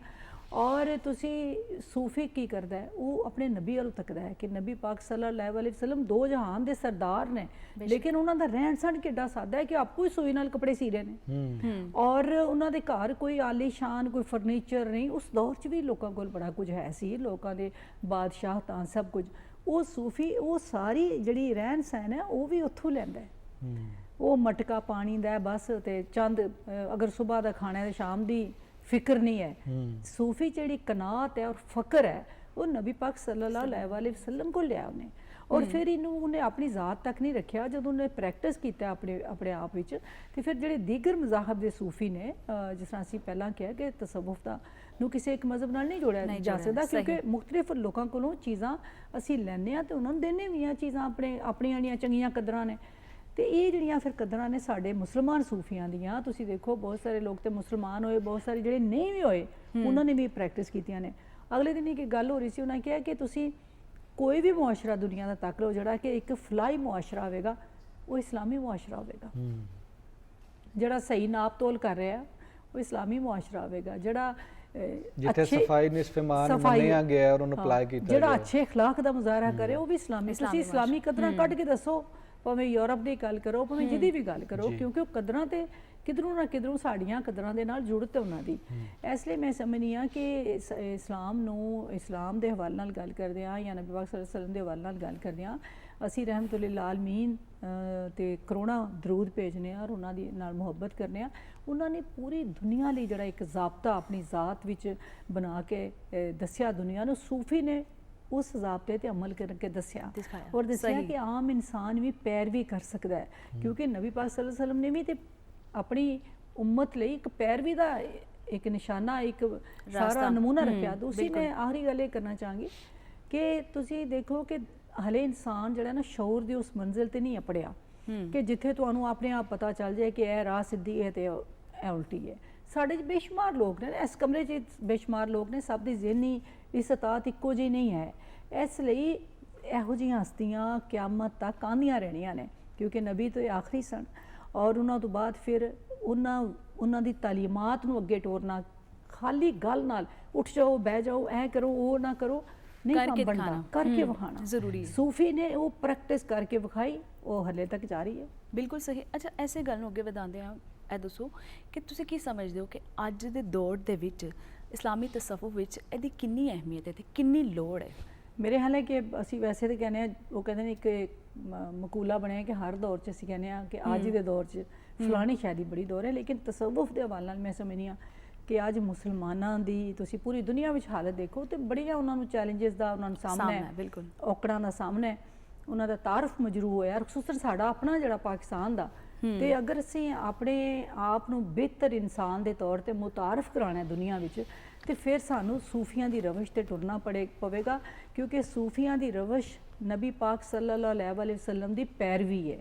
ठीक है ना, कि किसी नूं मंदा नहीं आखना, किसी नूं हीणा नहीं आखना, किसी नूं रद्द नहीं करना, किसी नूं गाली नहीं देनी, किसी नूं वो कहते हैं मुस्कुराहट भी सदका है, हस के मिलना भी सदका है। और जिस मज़हब विच जमालियात खुशबू तारीफ की जाए नमाज नूं जमाल नूं औरत नूं ਤੇ ਉਹ ਮਜ਼ਹਬ ਕਿਤਨਾ ਖੂਬਸੂਰਤੀ ਦੀ ਜੁਮੇ ਦੇ ਰੋਜ਼ ਸੁਣੀਏ ਜਿਵੇਂ ਕਿਹਾ ਜਾਂਦਾ ਕਿ ਤੁਸੀਂ ਨਾਕ ਧੋ ਕੇ ਸਾਦਾ ਸਾਫ਼ ਕੱਪੜੇ ਪਾ ਕੇ ਖੁਸ਼ਬੂ ਲਗਾ ਕੇ ਮਸਜਿਦ ਜਾਓ ਤੇ ਜਮਾਲੀਅਤ ਹੋਰ ਕੀ ਜਮਾਲੀਅਤ ਇਤਨੀ ਪਾਕੀਜ਼ਗੀ। ਤੇ ਮੈਂ ਸਮਝਦੀ ਹਾਂ ਕਿ ਅੱਜ ਦੇ ਦੌਰ 'ਚ ਅਸੀਂ ਜਦੋਂ ਹੁਣੇ ਬਾਹਰ ਜਾਂਦੇ ਹਾਂ ਮੁਲਕਾਂ 'ਚ ਤਾਂ ਲੋਕ ਸਾਡੇ ਬਾਰੇ ਜਿਹੜੀਆਂ ਅਜੀਬੋ ਗਰੀਬ ਗੱਲਾਂ ਕਰਦੇ ਨੇ ਉਹ ਅਸੀਂ ਹੈ ਨਹੀਂ ਆ, ਕਿਉਂਕਿ ਚੰਦ ਫੀਸਦ ਲੋਕਾਂ ਦੇ ਵਿੱਚ ਜਦੋਂ ਇੱਕ ਗੱਲ ਬਣ ਗਈ ਸਾਨੂੰ ਅੱਜ ਅਸੀਂ ਆਪਣੇ ਆਪ ਨੂੰ ਬਿਹਤਰ ਕਰਾਂਗੇ ਤੇ ਅਸੀਂ ਆਪਣੇ ਦੀਨ ਦੀ ਵੀ ਖਿਦਮਤ ਕਰ ਸਕਾਂਗੇ। ਕਿਉਂਕਿ ਸਾਨੂੰ, ਮੈਂ ਹਮੇਸ਼ਾ ਇੱਕ ਗੱਲ ਕਰਨੀ ਹੈ ਕਿ ਸਾਨੂੰ ਤਾਰਫ ਨਹੀਂ ਕਰਵਾਉਣਾ ਚਾਹੀਦਾ ਕਿ ਅਸੀਂ ਨਬੀ ਪਾਕ ਸੱਲੱਲਾਹੁ अलैहि वसल्लम ਦੇ ਉਮਤੀ ਹਾਂ। ਸਾਡਾ ਅਮਲ ਦੱਸਣਾ ਚਾਹੀਦਾ, ਇਖਲਾਕ ਕਿ ਲੋਕ ਸਾਡੇ ਤੋਂ ਇਤਨੇ ਮੁਤਾਸਰ ਹੋਣ ਕਿ ਇਹਨਾਂ ਕੋਲ 2 ਕਰੋੜ ਰੁਪਏ ਅਸੀਂ ਰੱਖ ਚੱਲਿਆ, ਇਹਨੂੰ ਕੁਝ ਨਹੀਂ ਹੁੰਦਾ, ਖਿਆਨਤ ਨਹੀਂ ਹੋਏਗੀ, ਅਮਾਨਤ ਖਿਆਨਤ ਨਹੀਂ ਹੋਏਗੀ, ਇਹ ਝੂਠ ਨਹੀਂ ਬੋਲਣਗੇ, ਇਹ ਮੈਂ ਸੋਚ ਲਿਆ ਮੇਰਾ ਸਾਮਾਨ ਇੱਥੇ ਪਿਆ ਹੈ, ਇਹ ਚੁੱਕ ਕੇ ਨਹੀਂ ਲੈ ਜਾਣਗੇ। ਯਾਨੀ ਸਾਡੀ ਅਮਲੀ ਹਵਾਲੇ ਨਾਲ ਉਹ ਸ਼ਕਲ ਹੋਣੀ ਚਾਹੀਦੀ ਹੈ ਕਿ ਜਿਹੜੀ ਸਾਡੇ ਨਬੀ ਨੂੰ ਦਿਆਨਤ, ਅਮਾਨਤ, ਕਿਉਂਕਿ ਜਦੋਂ ਦੇਖੋ ਉਹਨਾਂ ਤੇ ਵਹੀ ਉਤਰੀ ਤੇ ਉਹਨਾਂ ਨੇ ਕਹੀ ਕਿ ਮੈਂ ਅਗਰ ਕਹਾਂ ਕਿ ਪਹਾੜ ਦੇ ਪਿੱਛੇ ਹੈ ਤਾਂ ਉਹਨਾਂ ਨੇ ਕਿਹਾ ਕਿ ਅਸੀਂ ਯਕੀਨ ਕਰ ਲਾਂਗੇ, ਕਿਉਂਕਿ ਤੁਸੀਂ ਅੱਜ ਤੱਕ ਝੂਠ ਨਹੀਂ ਬੋਲਿਆ, ਖਿਆਨਤ ਨਹੀਂ ਕੀਤੀ, ਬਦਦਿਆਨਤੀ ਦੇ ਵੱਲ ਨਾਲ ਕੋਈ ਮਿਸਾਲ ਨਹੀਂ, ਕਿਉਂਕਿ ਉਹਦੇ ਦਿਆਨਤ ਦਾ ਅੱਲਾ ਮਿਆਰ ਨੇ, ਸੱਚਾਈ ਦਾ ਮਿਆਰ ਨੇ। ਇਸ ਲਈ ਮੈਂ ਸਮਝਨੀ ਆ ਕਿ ਜਿਹੜੀਆਂ ਸਾਡੀਆਂ ਜ਼ਾਤ ਦੀਆਂ ਖੂਬੀਆਂ ਹੁੰਦੀਆਂ ਨੇ, ਇਖਲਾਕ ਨਾਲ ਜੁੜੀਆਂ ਹੋਈਆਂ ਨੇ। ਤੁਹਾਨੂੰ ਜੋ ਕੁਝ ਰੱਬ ਦੀ ਤਕਸੀਮ ਹੈ, ਉਹਨੇ ਹਰ ਬੰਦੇ ਦਾ ਰਿਜ਼ਕ ਲਿਖਿਆ ਹੋਇਆ ਹੈ। ਤੁਹਾਨੂੰ ਜੋ ਮਿਲਣਾ ਤੁਹਾਨੂੰ ਮਿਲਣਾ, ਮੈਨੂੰ ਜੋ ਮਿਲਣਾ ਉਹ ਮੈਨੂੰ ਮਿਲਣਾ, ਲੇਕਿਨ ਅੱਛਾ ਇਖਲਾਕ ਤੇ ਸਾਡੇ ਇਖਤਿਆਰ 'ਚ ਰੱਖਿਆ ਨਾ, ਕਿ ਅਸੀਂ ਚੰਗੀ ਤਰ੍ਹਾਂ ਗੱਲ ਕਰੀਏ ਔਰ ਸਾਡੇ ਕੋਲ ਜ਼ਾਬਤਾ ਮੌਜੂਦ ਹੈ ਤੇ ਅਸੀਂ ਉਹਦੇ ਤੇ ਅਗਰ ਅਮਲ ਕਰੀਏ ਤੇ ਅਸੀਂ ਅੱਛੇ ਇਨਸਾਨ ਬਣ ਕੇ ਆਪਣੇ ਮੁਲਕ ਦੀ ਵੀ ਖਿਦਮਤ ਕਰ ਸਕਦੇ ਹਾਂ ਔਰ ਇੱਕ ਆਪਣੀ ਐਸੀ ਹੱਤੀ ਨੂੰ ਵੀ ਚੰਗਾ ਕਰ ਸਕਦੇ ਹਾਂ। ਔਰ ਜਿਸ ਤਰ੍ਹਾਂ ਕਿਹਾ ਕੱਤਨ ਵੱਲ ਧਿਆਨ ਕੁੜੇ, ਤੇ ਉਹ ਇਹ ਕੁੜੀ ਨੇ ਅਗਲੇ ਜਹਾਨ ਵੀ ਜਾਣਾ ਹੈ, ਸਸੁਰਾਲ ਜਿੱਥੇ, ਉੱਥੇ ਵੀ ਪੁੱਛ ਹੋਣੀ ਹੈ ਤੇ ਉਸ ਜਹਾਨ ਵੀ ਸੀ ਸੁਖੀ ਰਹਿ ਸਕਦੇ। ਅੱਜ ਕੱਲ ਜਿਹੜੀ ਹੈ ਅਮਨ ਦਾ ਜ਼ਿਆਦਾ ਜ਼ਿਕਰ ਸਾਨੂੰ ਕਰਨ ਦੀ ਲੋੜ ਵੀ ਹੈ ਮੌਜੂਦਾ ਹਾਲਾਤ ਨੂੰ ਵੇਖਦੇ ਹੋਏ, ਔਰ ਤੁਸੀਂ ਸੁਲਹ ਹudaybiya ਦਾ ਜ਼ਿਕਰ ਕੀਤਾ ਔਰ ਦੱਸਿਆ ਕਿ ਅਮਨ ਵਾਸਤੇ ਇੱਕ ਚੀਜ਼ ਨੂੰ ਤਰਕ ਕਰ ਦਿੱਤਾ ਗਿਆ ਜਾਂ ਕੁਝ ਚੀਜ਼ਾਂ ਨੂੰ ਅਪਣਾਇਆ ਵੀ ਗਿਆ। ਅੱਜ ਦੇ ਦੌਰ ਦੇ ਵਿੱਚ ਦਾ ਮਸਲਾ ਨਹੀਂ ਬਣਾਇਆ, ਅਨਾ ਦਾ ਮਸਲਾ ਨਹੀਂ ਬਣਾ ਲਿਆ। ਵੇਖਿਆ ਕਿ ਇਜਤਿਹਾਦ ਦਾ ਲਫ਼ਜ਼ ਇਸਤੇਮਾਲ ਹੁੰਦਾ ਹੈ ਇਸਲਾਮ ਦੇ ਵਿੱਚ, ਔਰ ਤੁਸੀਂ ਸਰਕਮਸਟੈਂਸਸ ਵੇਖਣੇ ਹੁੰਦੇ ਨੇ ਕਿ ਇੱਥੇ ਚੁੱਪ ਕਰਨਾ ਹੈ ਜਾਂ ਬੋਲਣਾ ਹੈ। ਇਹ ਵੀ ਨਹੀਂ ਕਿ ਹਰ ਥਾਂ ਚੁੱਪ ਕਰ ਜਾਣਾ। ਜਿਹੜੇ ਜ਼ੁਲਮ ਦੇ ਖਿਲਾਫ ਤੁਸੀਂ ਬੋਲਦੇ ਨਹੀਂ ਹੋ, ਇਸਲਾਮ ਤੇ ਤੁਹਾਨੂੰ ਇਹ ਸਿਖਾਉਂਦਾ ਹੈ ਨਾ ਕਿ ਚਲੋ ਹੱਥ ਨਾਲ ਨਹੀਂ ਤੇ ਮੂੰਹ ਨਾਲ ਹੀ ਬੁਰਾ ਕਹਿ ਦਿਓ, ਮੂੰਹ ਨਾਲ ਨਹੀਂ ਤੇ ਦਿਲੋਂ ਬੁਰਾ ਜਾਣ ਲਓ, ਔਰ ਉਹਨੂੰ ਕਮਜ਼ੋਰ ਤਰੀਨ ਉਹਨੂੰ ਆਖਿਆ ਗਿਆ। ਯਾਨੀ ਕਿ ਤੁਸੀਂ ਹੱਥ ਨਾਲ ਜ਼ੁਲਮ ਦੇ ਖਿਲਾਫ ਖਲੋਣਾ, ਜ਼ਾਲਮ ਦੇ ਖਿਲਾਫ ਖਲੋਣਾ ਔਰ ਮਜ਼ਲੂਮ ਦਾ ਤੁਸੀਂ ਦੇਣਾ ਸਾਥ। ਇਹ ਨਹੀਂ ਕਿ ਚੁੱਪ ਕਰਕੇ ਬਹਿ ਗਏ ਹੋ ਕਿ ਉਹ ਵਿਚਾਰਾ ਕਿਤੇ ਤੁਹਾਡੀਆਂ ਅੱਖਾਂ ਦੇ ਸਾਹਮਣੇ। ਤੁਸੀਂ ਦੇਖੋ ਨਬੀ ਪਾਕ ਸੱਲੱਲਾਹੁ ਅਲੈਹਿ ਵਸੱਲਮ ਦੇ ਹਵਾਲੇ ਨਾਲ ਜਿਹੜੀ ਗੱਲ ਕਰਨੀ, ਉਹਨਾਂ ਨੇ ਤੇ ਪੂਰੀ ਦੁਨੀਆ ਦੇ ਇਨਸਾਨਾਂ ਦਾ ਇਸਤਿਸਾਲ ਰੋਕਣ ਦਾ ਹੀ ਜ਼ਾਬਤਾ ਦਿੱਤਾ ਹੈ ਨਾ, ਕਿ ਕਿਸੇ ਨੂੰ ਸਭ ਤੋਂ ਵੱਡਾ ਇਸਤਿਸਾਲ ਕੀ ਹੈ? ਤਕਸੀਮ ਔਰ ਤਫਰੀਕ, ਕਿ ਤੁਸੀਂ ਕਿਸੇ ਨੂੰ ਵੱਡਾ ਸਮਝੋ, ਕਿਸੇ ਨੂੰ ਨਿੱਕਾ ਸਮਝੋ। ਇਨਸਾਨਾਂ ਵੀ ਤਫਰੀਕ ਕਰਨਾ ਮਾਲੋ ਦੌਲਤ ਦੇ ਵੱਲ ਨਾਲ, ਰੁਤਬੇ ਦੇ ਵੱਲ ਨਾਲ, ਕੋਈ ਵੀ ਉਹਨਾਂ ਨੇ ਕਿਹਾ ਕਿ ਕੋਈ ਵੀ ਤੁਹਾਡੀ ਤਫਰੀਕ ਨਹੀਂ ਹੈ। ਬਲਕਿ ਇਹਦੇ ਵਿੱਚ ਵੀ ਡਾਕਟਰ ਸਾਹਿਬ ਸ਼ਾਮਿਲ ਕਰ ਦੇਣਾ, ਤੁਸੀਂ ਜਮਾਲੀਅਤ ਦਾ ਜ਼ਿਕਰ ਕੀਤਾ ਔਰ ਅਸੀਂ ਜੁਮੇ ਦੇ ਹਵਾਲੇ ਨਾਲ ਇੱਕ ਗੱਲ ਕੀਤੀ ਹੈ ਕਿ ਦਫ ਵਜਾਈ ਜਾਂਦੀ ਹੈ ਅਰਬ ਦੇ ਵਿੱਚ, ਔਰ ਉਸ ਜ਼ਮਾਨੇ 'ਚ ਵੀ ਵਜਾਏਗੀ। ਤਲਾਲ ਬਦਰੂ ਅਲੈਨਾ ਬੱਚੀਆਂ ਨੇ ਪੜ੍ਹਿਆ ਜਦੋਂ ਉਹਨਾਂ ਦੀ ਆਮਦ ਹੁੰਦੀ ਹੈ। ਸੋ ਜਮਾਲੀਅਤ ਜਿੱਥੇ ਪਹਿਰਾਵਾ ਹੈ, ਜਿੱਥੇ ਖਾਣ ਪੀਣ ਹੈ, ਉੱਥੇ ਬਾਕੀ ਚੀਜ਼ਾਂ ਜਿਹੜੀਆਂ ਕਿ ਲੋਕੀ ਕਹਿੰਦੇ ਨੇ ਤਰਕ ਕਰ ਦੋ, ਸੂਫੀ ਨੇ ਨਹੀਂ ਕੀਤੀਆਂ। ਉਹਨੇ ਕਵਾਲੀ, ਮਹਿਫਿਲ ਸਮਾ, ਕਾਫੀ ਚੀਜ਼ਾਂ ਉਹਨੇ ਜਿਹੜੀਆਂ ਨੇ ਇਸ ਧਰਤੀ ਦੇ ਵਿੱਚ ਲਿਆ ਕੇ। ਤੁਸੀਂ ਜਿਹੜੀ ਗੱਲ ਕੀਤੀ ਨਹੀਂ ਤਾਂ ਮੈਂ ਇੱਕ ਨਿੱਕਾ ਜਵਾਬ ਜ਼ਰੂਰ ਦੇਵਾਂਗੀ ਕਿ ਸੂਫੀ ਸਾਡਾ ਜਿਹੜਾ ਨਾ ਉਹ ਅੰਧਾ ਮੁਤਕਿਦ ਨਹੀਂ ਹੈ। ਉਹ ਕੋਈ ਇਹ ਨਹੀਂ ਕਿ ਉਹ ਅੱਖਾਂ ਬੰਦ ਕਰਕੇ ਤੇ ਟੁਰ ਪਿਆ ਤੇ ਬਸ ਉਹਨੇ ਨਮਾਜ਼ਾਂ ਪੜ੍ਹੀਆਂ ਤੇ ਮੰਨ ਲਿਆ। ਉਹ ਇਸ਼ਕ ਦੀ ਮੰਜ਼ਿਲ ਤੇ ਪਹੁੰਚੇ, ਔਰ ਇਸ਼ਕ ਦੀ ਮੰਜ਼ਿਲ ਤੇ ਤਾਂ ਤੁਸੀਂ ਪਹੁੰਚਦੇ ਹੋ ਜਦੋਂ ਤੁਸੀਂ ਪੂਰੀ ਤਰ੍ਹਾਂ ਜਾਣ ਲੈਂਦੇ ਹੋ ਕਿ ਤਾਂ ਇਲਮ ਹਾਸਿਲ ਕਰਦੇ ਹੋ, ਮਾਲੂਮਾਤ ਹਾਸਿਲ ਕਰਦੇ ਹੋ। ਜਿਉਂ ਤੁਸੀਂ ਉਸ ਹਸਤੀ ਦੇ ਬਾਰੇ ਜਾਣਦੇ ਹੋ ਕਿ ਇਸ ਹਸਤੀ 'ਚ ਇਹ ਵੀ ਖੂਬੀ ਹੈ, ਇਹ ਵੀ ਖੂਬੀ ਹੈ, ਤੁਹਾਨੂੰ ਹੋਰ ਪਿਆਰ ਹੁੰਦਾ ਜਾਂਦਾ ਉਸ ਹਸਤੀ ਨਾਲ। ਤੇ ਸੂਫੀਆਂ ਨੇ ਆਪਣਾ ਇਲਮ ਜਿਹੜਾ ਉਹਨਾਂ ਦਾ ਇਲਮ ਦਾ ਖਿਲਾਰ, ਉਹ ਸੂਫੀ ਸਾਡਾ ਫਲਸਫੀ ਵੀ ਹੈ, ਨਫਸਿਆਤ ਦਾਨ ਵੀ ਹੈ। ਉਹ ਪੂਰੀ ਕਾਇਨਾਤ ਦੀ ਨਬਜ਼ ਉਹਨੇ ਆਪਣੀ ਨਬਜ਼ ਨਾਲ ਬਣੀ ਹੋਈ ਹੈ। ਇਸ ਲਈ ਸੂਫੀ ਜਿਹੜੇ ਜਦੋਂ ਗੱਲ ਕਰਦਾ ਹੈ ਸਮਾਹ ਦੀ ਔਰ ਸਾਰੀ, ਤੁਸੀਂ ਇਸ ਹਵਾਲੇ ਨਾਲ ਤੁਸੀਂ ਵੀ ਪੜ੍ਹਿਆ, ਮੈਂ ਵੀ ਪੜ੍ਹਿਆ, ਮੇਰਾ ਖਿਆਲ ਹੈ ਕਿ ਸਾਨੂੰ ਮੁਸਲਮਾਨਾਂ ਨੂੰ ਥੋੜੀ ਜਿਹੀ ਇਜਤਿਹਾਦ ਦੀ ਤੁਸੀਂ ਗੱਲ ਕੀਤੀ, ਇਜਤਿਹਾਦ ਵੱਲ ਵੀ ਟੁਰਨਾ ਪਏਗਾ ਕਿਉਂਕਿ ਸਾਇੰਸ ਦਾ ਦੌਰ ਹੈ, ਹਰ ਆਉਣ ਵਾਲੇ ਲੰਮੇ ਕੁਝ ਨਾ ਕੁਝ ਹੋ ਰਿਹਾ ਹੈ। ਲੇਕਿਨ ਜਿੱਥੇ ਮੌਸੀਕੀ ਦੀ ਗੱਲ ਹੁੰਦੀ ਹੈ, ਮੁਖਤਲਿਫ ਲੋਕ ਮੁਖਤਲਿਫ ਨਜ਼ਰੀਆਤ ਇਹਦੇ ਵੱਲ ਨਾਲ ਪੇਸ਼ ਕਰਦੇ ਨੇ ਔਰ ਸ਼ਾਇਰੀ ਦੇ ਵੱਲ ਨਾਲ। ਲੇਕਿਨ ਮੈਂ ਬੜੀਆਂ ਅਥੈਂਟਿਕ ਕਿਤਾਬਾਂ ਪੜ੍ਹੀਆਂ ਜਦੋਂ ਮੈਂ PhD ਕਰੀ, ਕਿ ਜਿਹਦੇ 'ਚ ਨਬੀ ਪਾਕ ਸੱਲੱਲਾਹੁ ਅਲੈਹਿ ਵਸੱਲਮ ਨੇ ਸ਼ਾਇਰੀ ਦੇ ਬਾਰੇ 'ਚ ਗੱਲ ਕੀਤੀ ਤੇ ਉਹਨਾਂ ਨੇ ਕਿਹਾ ਕਿ ਉਹਨਾਂ ਦੇ ਸਹਾਬਾ ਨੇ ਕਿਹਾ ਕਿ ਤੁਹਾਡੇ ਤੇ ਤੁਸੀਂ ਐਸੀ ਹਸਤੀ ਹੋ ਕਿ ਤੁਹਾਡੇ ਤੇ ਸ਼ਾਇਰੀ ਕੀਤੀ ਜਾਏ ਤੁਹਾਡੇ ਬਾਰੇ 'ਚ। ਅੱਜ ਤੁਸੀਂ ਦੇਖੋ ਕਿ ਜਿਤਨੀ ਨਾਤ ਨਬੀ ਪਾਕ ਸੱਲੱਲਾਹੁ ਅਲੈਹਿ ਵਸੱਲਮ ਤੇ ਲਿਖੀ ਜਾਂਦੀ ਹੈ, ਪੂਰੀ ਦੁਨੀਆ 'ਚ ਕੋਈ ਦੂਸਰੀ ਹਸਤੀ ਹੈ ਕੋਈ ਔਰ ਰੱਬ ਦਰੂਦ ਪੜਦਾ ਜਿਤਨਾ ਉਹਨਾਂ ਤੇ। ਇਸ ਲਈ ਮੌਸੀਕੀ ਦੇ ਹਵਾਲੇ ਨਾਲ ਵੀ ਉਹਨਾਂ ਨੇ ਕਿਹਾ ਕਿ ਜਦੋਂ ਕੋਈ ਕਿਧਰੇ ਸ਼ਾਦੀ ਸੀ ਕਿਧਰੇ, ਉਹਨਾਂ ਨੇ ਕਿਹਾ ਕਿ ਕੋਈ ਆਵਾਜ਼ ਨਹੀਂ ਆ ਰਹੀ, ਦਫ ਸ਼ਫ ਦੀ ਆਵਾਜ਼ ਨਹੀਂ ਆ ਰਹੀ, ਯਾਨੀ ਰੌਣਕ ਨਹੀਂ ਕੁਝ ਲੱਗੀ, ਕੀ ਹੋ ਰਿਹਾ। ਤੇ ਇਸ ਤਰ੍ਹਾਂ ਮੇਰੇ ਹਾਲੇ ਬਹੁਤ ਸਾਰੀਆਂ ਮਿਸਾਲਾਂ ਜਿੱਥੇ ਮਨਾ ਉਹਨਾਂ ਨੇ ਕੀਤਾ। ਮਨਾ ਕਿਸ ਤਰ੍ਹਾਂ ਕੀਤਾ ਕਿ ਇੱਕ ਵਾਰੀ ਇੱਕ ਬੰਦੇ ਨੇ ਹਿਜਬ ਲਿਖੀ ਬਹੁਤ ਹੀ ਗਲਤ ਕਿਸਮ ਦੀ, ਉਸ ਦੇ ਬਾਰੇ 'ਚ ਉਹਨਾਂ ਨੇ ਇਰਸ਼ਾਦ ਫਰਮਾਇਆ ਔਰ ਉਹ ਇੱਕ ਵੱਖਰੀ ਗੱਲ ਹੈ ਕਿ ਇਸ ਬੰਦੇ ਨੂੰ ਸਜ਼ਾ ਦਿੱਤੀ ਜਾਏ ਔਰ ਕਿਉਂਕਿ ਜਿਹਦੇ 'ਚ ਇਖਲਾਕੀ ਪਹਿਲੂ ਨਿਕਲ ਰਹੇ ਸੀ, ਮਸਾਇਲ ਸੀ, ਉਹਨੂੰ ਉਹਨਾਂ ਨਾਪਸੰਦ ਕੀਤਾ। ਬਾਕੀ ਸ਼ਾਇਰੀ ਜਾਂ ਮੌਸੀਕੀ ਜਿਹੜੀ ਹੈ ਉਹ ਇੱਕ ਬਹਿਸ ਲੰਬੀ ਹੁੰਦੀ ਹੈ, ਕਦੀ ਅਸੀਂ ਗੱਲ ਕਰਾਂਗੇ ਇਸ ਹਵਾਲੇ ਨਾਲ, ਲੇਕਿਨ ਇਹ ਕਿ ਜਿਹੜੀ ਵੀ ਚੀਜ਼ ਤੁਹਾਡੀ ਰੂਹ ਨੂੰ ਰੱਬ ਦੇ ਨੇੜੇ ਕਰੇ ਉਹ ਚੰਗੀ ਹੈ। ਬਿਲਕੁਲ ਇਨਸ਼ਾਅੱਲਾ ਇਸੇ ਇਸੇ ਤਰ੍ਹਾਂ ਲੈ ਕੇ ਜਾਏ ਉਹ ਭੈੜੀ ਹੈ। ਬਿਲਕੁਲ ਬਹੁਤ ਮਿਹਰਬਾਨੀ, ਬਹੁਤ ਸ਼ੁਕਰੀਆ ਡਾਕਟਰ ਸਾਹਿਬਾ। ਔਰ ਸਾਨੂੰ ਇਸ ਪੱਖੋਂ ਵੀ ਚੀਜ਼ਾਂ ਨੂੰ ਵੇਖਣ ਦੀ ਬਥੇਰੀ ਲੋੜ ਹੈ ਔਰ ਉਹਨੂੰ ਆਪਣੀਆਂ ਜ਼ਿੰਦਗੀਆਂ 'ਚ ਲਿਆਉਣ ਦੀ ਬਥੇਰੀ ਲੋੜ ਹੈ। ਬਹੁਤ ਸ਼ੁਕਰੀਆ, ਬਹੁਤ ਮਿਹਰਬਾਨੀ ਤੁਸੀਂ ਆਏ। ਅਗਲੇ ਪ੍ਰੋਗਰਾਮ ਵਿੱਚ ਅਸੀਂ ਫਿਰ ਕੁਝ ਮਜ਼ੀਦ ਜਾਣਨ ਦੀ ਕੋਸ਼ਿਸ਼ ਕਰਾਂਗੇ। ਜੀ ਨਾਜ਼ਰੀਨ, ਥੱਲੇ ਪੱਟੀ ਚੱਲ ਰਹੀ ਹੋਏਗੀ, ਪੋਸਟਲ ਐਡਰੈਸ ਵੀ ਹੋਏਗਾ, ਈਮੇਲ ਐਡਰੈਸ ਵੀ ਹੋਏਗਾ, फ़ोन ਨੰਬਰ ਵੀ ਹੋਏਗਾ। ज़रूर दस्या करो कि प्रोग्राम कैसा लगा और मज़ीद बेहतर सैगमेंट्स तुसी इहदे च किहड़े वेखना चाहते हो। अली उस्मान बाजवा, सोनिया शेख नूं दिओ इजाज़त और जांदी रही हमेशा की तरह असीं कहांगे, अज ज़रूर कहांगे कि लैओ यार हवाले रब दे ते मेले 4 दिनां दे। उस दिन ईद मुबारक होसी जिस दिन फिर मिलांगे ते क्रिकेट दे जश्न मनांदे रहो ते खुश रहा करो। रब राखा।